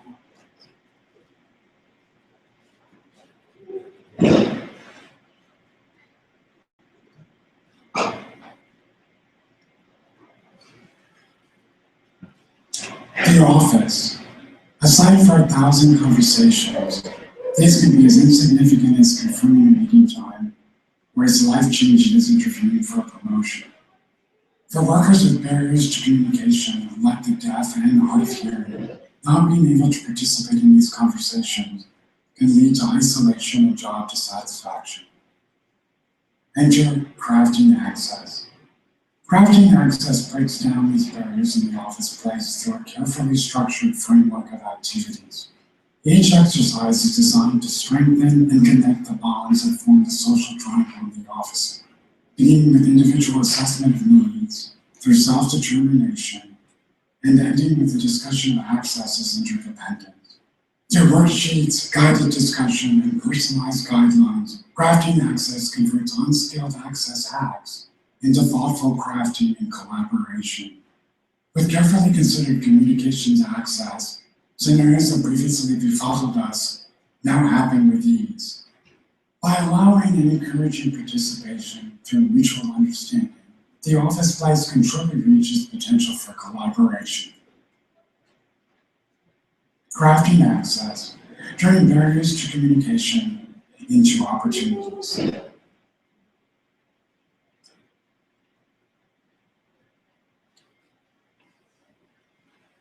In day-to-day interactions, definitely hard to find ways to communicate with non-deaf and non-sighted.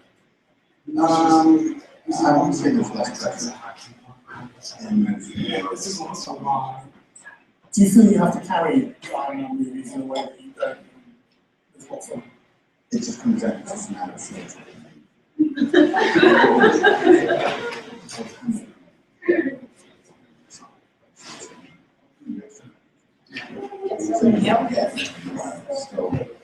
make sure that you have your heart in your moment.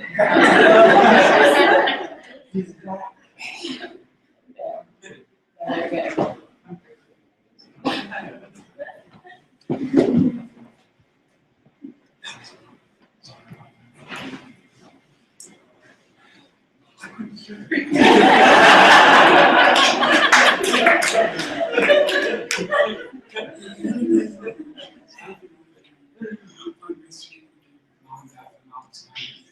This is also why I say this is what we might call access hacks. This is why I say that my book is agnostic. Deaf and hard of hearing are the best advocates for the technological choice and employee community.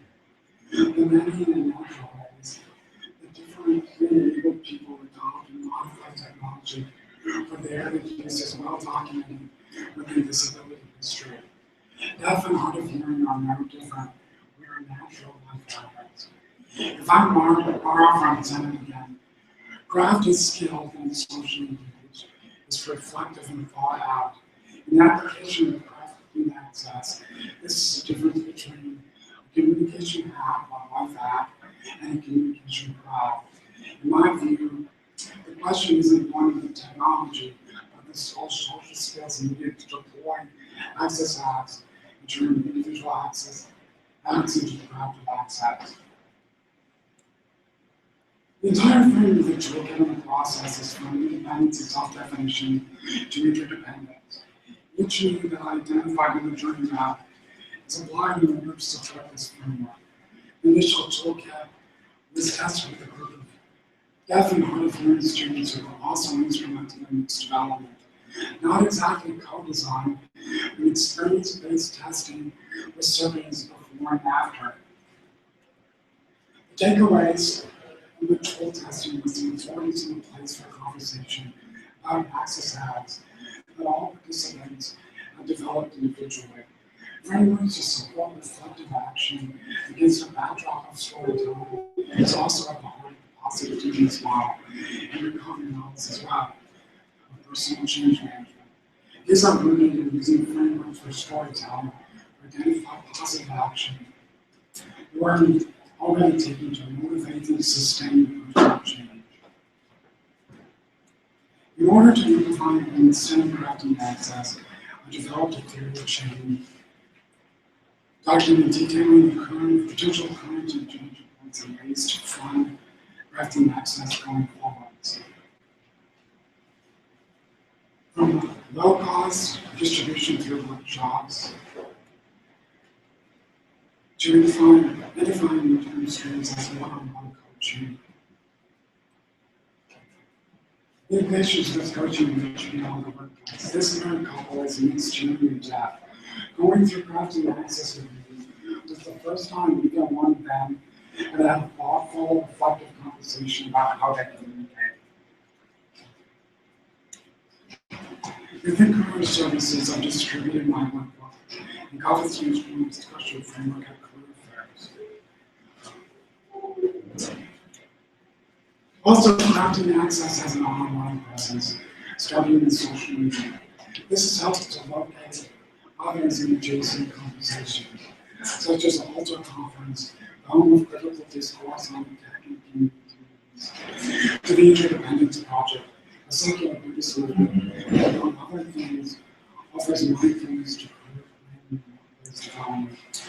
Within this public-facing platform, crafting access wouldn't have had the opportunity. Without this public-facing platform, crafting access wouldn't have had the opportunity to find these adjacent conversations. The Interdependence Project is a nice segue, as their work is about things that are central to crafting access. Collaboration with others is the key to communications. Access and mindfulness and attention across the communication areas. At the core of crafting access is a different framework for conversation. While hacking access, the feedback loops are immediate and often anxiety-inducing. Anyone that has spoken in a new language can relate to that fear of making a mistake. It is also solitary. Within crafting access, I extend the feedback loop into a longer reflective practice that specifically engages others in that skill. The transition moves to what this case study might mean for design in general. I'll briefly tell a little story. Through my work on this project, I found a community of disability and technology historians. Their work has often a variety of influence, from embodiment to queer theory to architectural technology. All of them are working outside of design history. Access often sits outside of design, both physical places and social and cultural places. These publics have access stuck onto them in such a way that accessibility works from now on. Users and uses are separated, and those who aren't able-bodied are often left to deal with physical and metaphorical access rooms that only end up distancing them from full participation. If we consider what you're already seeing here, it's more than just the sidewalks that support our walk. Traditional design frameworks might only consider the sidewalk and not the social system that enables it. Crafting access is one case study to consider these larger questions of social structure. Perhaps for these considerations, there might be an opportunity for design to consider accessibility without isolating uses. Thank you.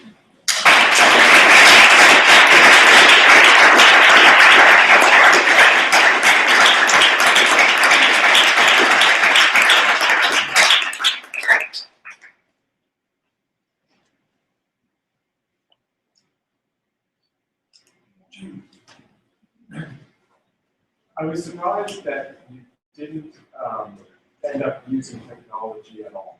That it seemed as though all of your solutions were very analog.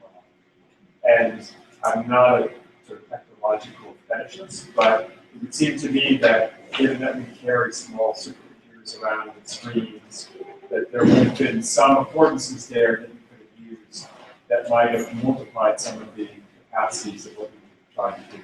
So I wonder if you could talk a little bit about your strategy.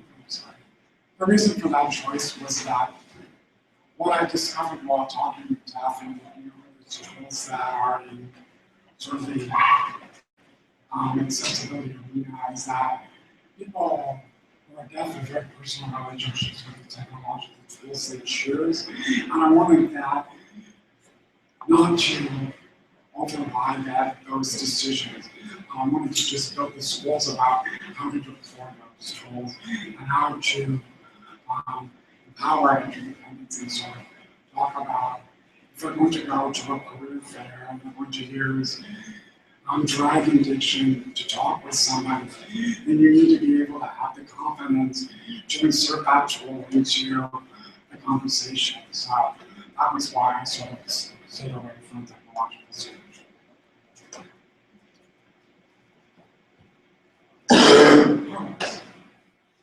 It's a very nice project, and in many levels, and there are some things that I think it's important to highlight.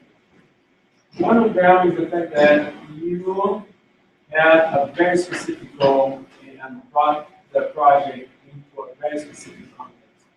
And this applies to a lot of the other projects that are too broad, too generic, too superficial. You cannot handle complexity at that level. What you selected is very small, but it's extremely complex. That's where design starts to really get some gravity to be able to act.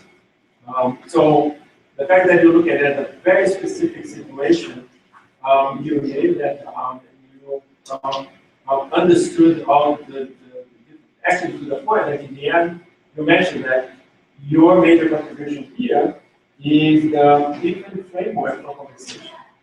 And it's that simple. And that's the beauty of what you have done here. Yes, there's a brand about granting access and the tools that you have created, but the core of what you created is the framework. But it was only created after you have created all the tools, tested, understood all the specifics of that very situation. Part is because you are someone that is very knowledgeable about that situation and very immersed into that. So the point that I want to highlight is for designers, they need to get to that level of empathy to be able to design. Otherwise, it's all about my opinion, my speculation. So you combine those two things, being a designer and creating the empathy for that situation, very knowledgeable about that situation. And what I would like to extrapolate from what I have done is that I think the project, it's nice because it finished at the right size, but it's not a final line. It has huge potential to be continued, but it's self-contained in what I have done. What I mean by doing that is saying you have a model, okay? So Craft Access gives you a model, and I can easily see that Craft Access could be applied for what you have proposed, like getting a job and career. But I can also imagine that also being applied for the university, for the schools. Okay? The same tool can be applied in many, many contexts with the framework that you're proposing here.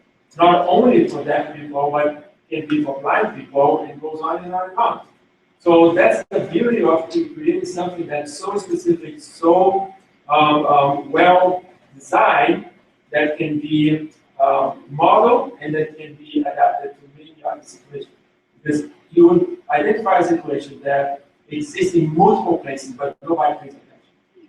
Yeah, so I think that's the encouragement that I wanted to give you here. Other than that, I would like to see far more prototypes, which I haven't seen. So again, the same thing that I said to all the other ones. I think you are more knowledgeable about what you're doing because the solutions are more credible because you are part of you're knowledgeable about that, but still, I'd like to see a lot of prototypes to see. Yeah, I'm going to say that. And in fact, I went off script a little bit because I had this realization that I might include it in my working this process for Carlos. So, the accents you need at the very end, as you said, at the very end of the development process, which I was really trying to talk with deaf people about the tools they were using, trying to uncover the ways they were interacting, and finding that I couldn't, that we were so embedded with our strategies that we couldn't even talk about them. So the toolkit kind of came as sort of a frustration point. It was a design solution for getting people to talk about the ways they were already deeply embedded, ways they were crafting access or having. But I want to say that that's how design happens. It's by solving every single small problem at the highest level and then be able to extract the model out of it. So you don't start with your design, you finish with it. That's what you did. That's what you did.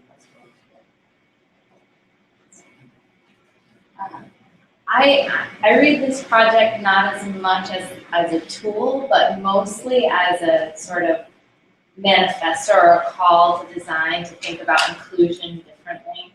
And I think it is incredibly smart and incredibly well informed, not only from like your gut and your own personal experience, but it's, you know, I think it's very easy for us, particularly in this program, to make, you know, statements about how design should be different.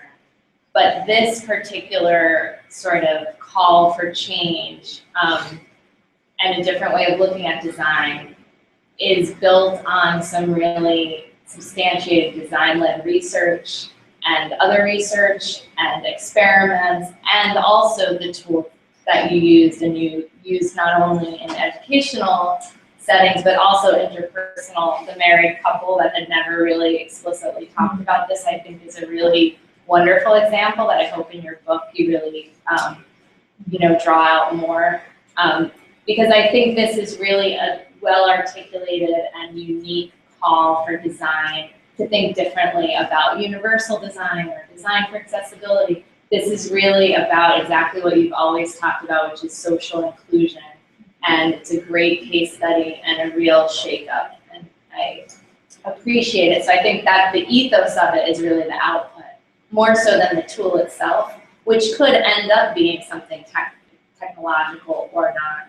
But it's really basically this ethos that you've developed. Yeah, I think, don't know about that, but I think like, when it kind of got to the end of this project, I realized that, and I was a little bit worried about this because I felt like I needed to reframe this process as unique for design. I could have left it at crafting access, but it's a larger discussion that I'm trying to have. So, I just got that much. I have a question that maybe you can give us some feedback. Carlos said a lot of what I was going to say in regard to the size and the experience, and we were talking about that lunch, and that's where it came from. But what he did in this project is similar to what Molly was doing in some ways, similar to what a lot of people are doing. And I'm wondering, besides your personal experience, like a lifetime of experience, if you were to take on a new project, if you didn't have that experience, if it was a project for whatever it might be, something else, how would you engage? What would you do to get this kind of depth of engagement or empathy, whatever it might be called? What should we be teaching students here in terms of really just 2 years getting up to speed? And what was your experience in this program beyond what you brought to it that we should be instilling? That's a big question. Genuinely, the project that I did in Detroit is, and I thought I was reading that in there, there's a lot of parallels to that, because I think what I'm saying is beyond accessibility, that there's this other issue that design is from the press. And this kind of goes back to when I first started school when I was 18, I was going to be an architect. I decided I couldn't be an architect because I didn't know enough about people. So I ended up studying anthropology. And I think as designers, a lot of times we don't understand enough about people. So the way I think this informs my practice is that the people are the thing that use our designs first, and that's what I want to come back to. It's those frameworks for social inclusion and those frameworks for cultural and how we approach design. And I think this is one of the core, issues of your innovation that you're proposing here, that you shifted the focal point from the individual that has a problem, as seen by society. Okay? So this is when designers, they look at the physical aspects of an individual, and they shift the perspective, or they add the perspective of the social engagement.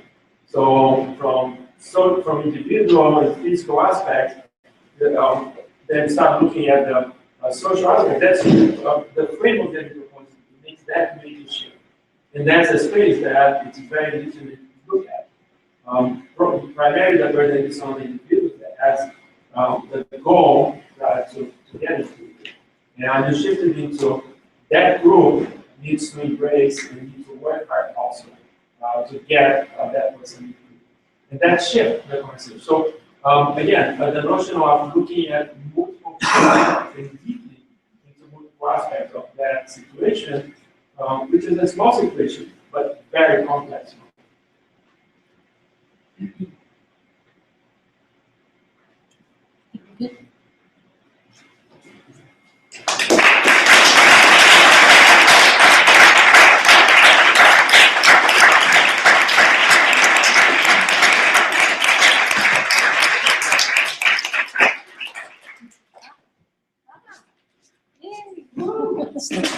Whole process and Yeah. We do have, should I say this? Yeah, all right. So we do have, we don't really, but we do have a couple of minutes to have some final comments, remarks that anyone wants to make in relation to what we just finished now. Any thoughts? Students? Doreen, yay. It was really nice to be able to see all of the projects and to reflect back on like this fourth year, all the tides of the type of work and the type of questions that are being asked. I think it's like it's sort of different every year.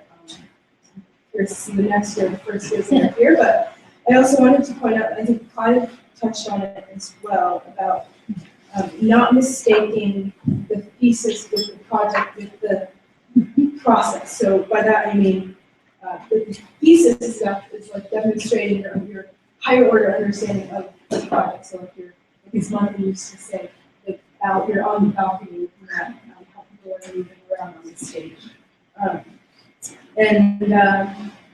Yeah, I think by what I meant by the not mistaking one for the other is that the chronological, like September to April 30th process is not the design methodology. And I think I had a little bit of trouble of processing the projects because I wasn't able to do like the balcony to the stage kind of difference. I hope I'm making sense.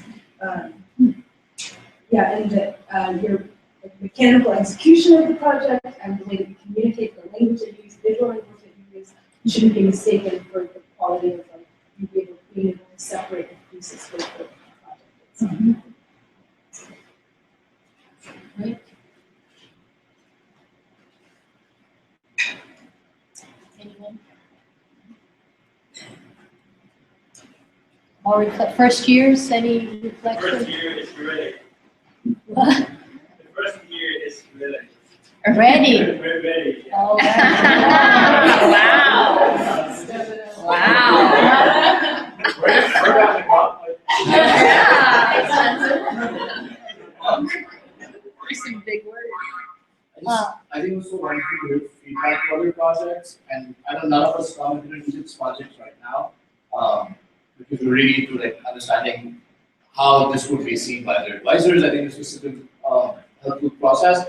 But I would love, I don't know if we, like, what we have scheduled from now on, if we have space to talk to each other about our projects, because I would love to talk to some people, because I think that I learned from the critique they received about theirs. I don't know if we'll be able to see each other a lot again now that we finished with work.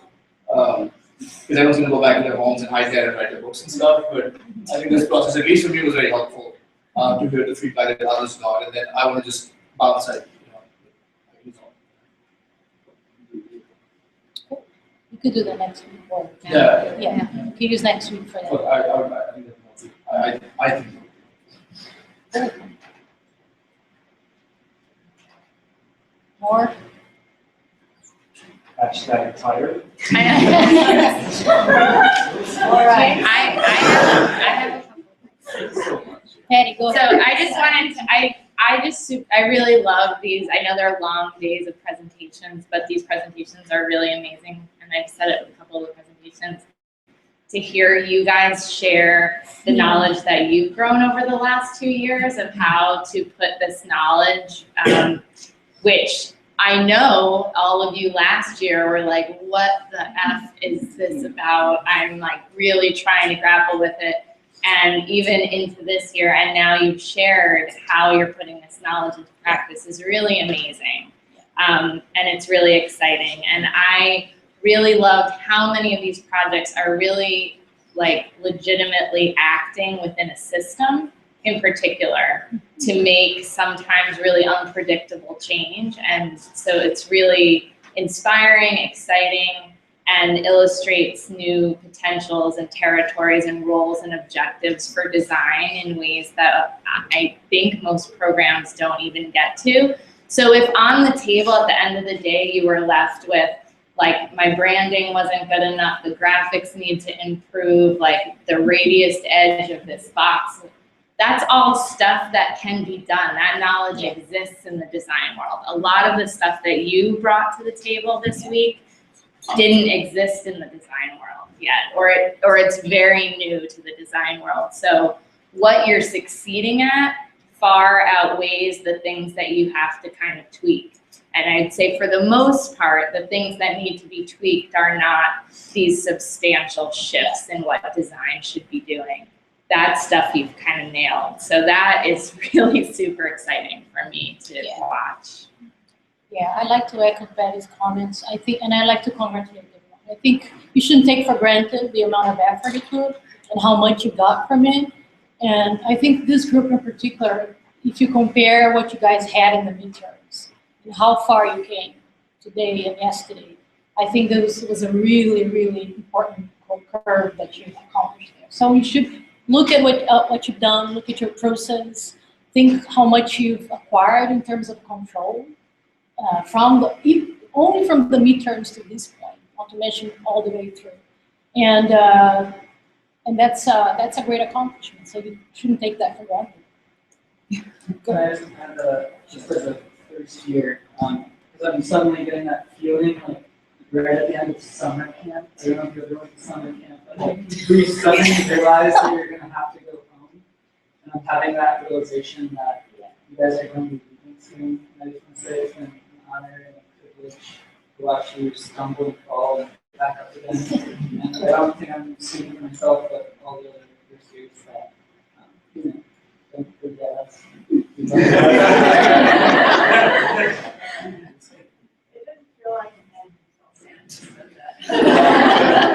Well, you still have a lot of work to do. Not so fast. 2 weeks. Yeah. The books. And I want also to big hand for the alumni who came in mass and participated and the Thesis.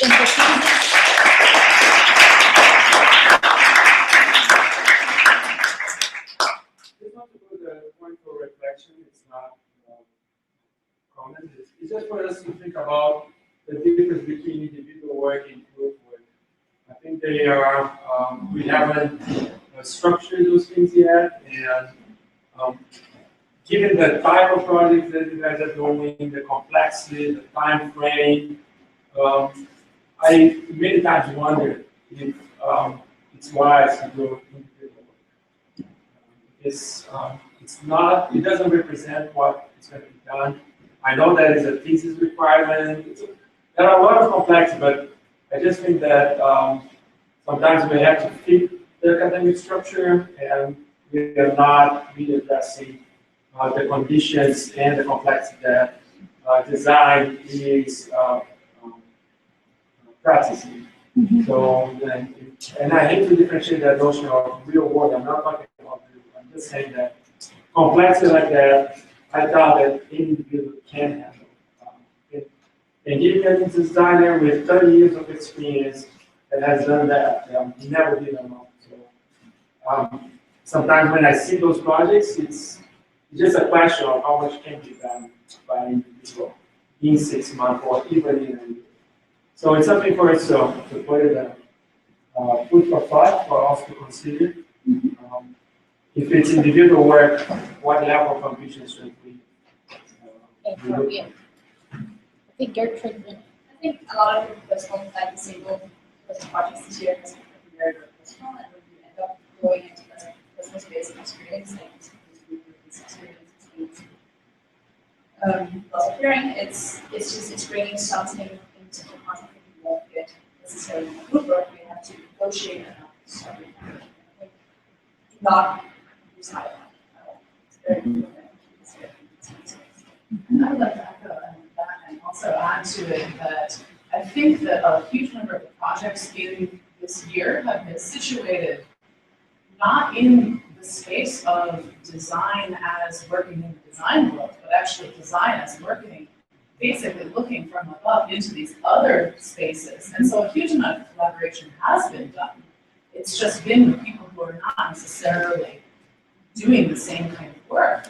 So actually, I would like to commend everyone for the communication that they've obviously created and the rapport that they've created with people outside of the program, with communities and with organizations that would never have been touched by this except for our own personal passions that led us to those spaces.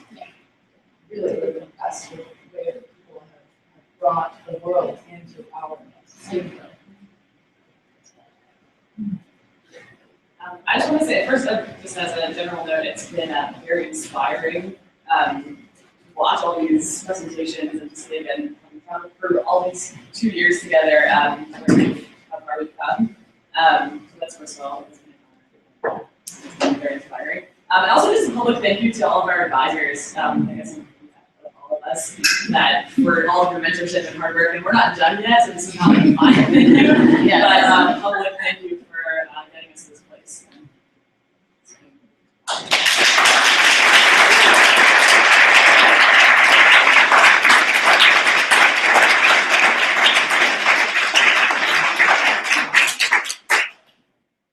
Thank you for making my kids nervous. Okay, so I guess we are that magic moment. We're done.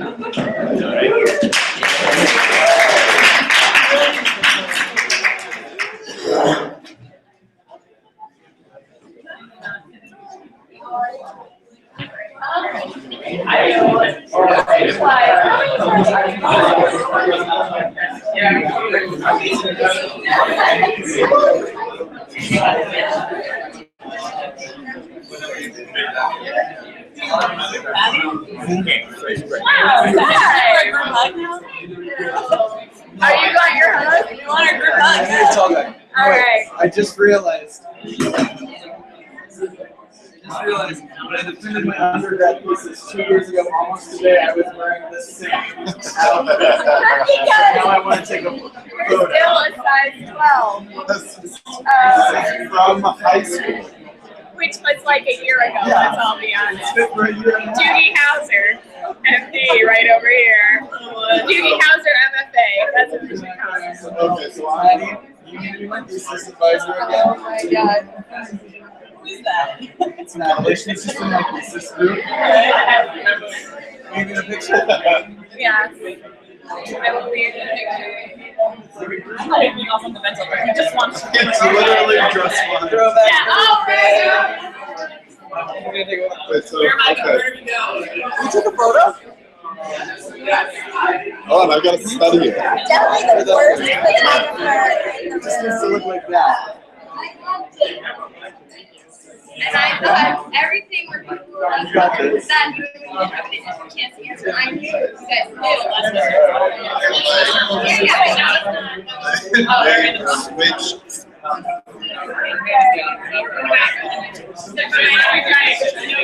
Like this.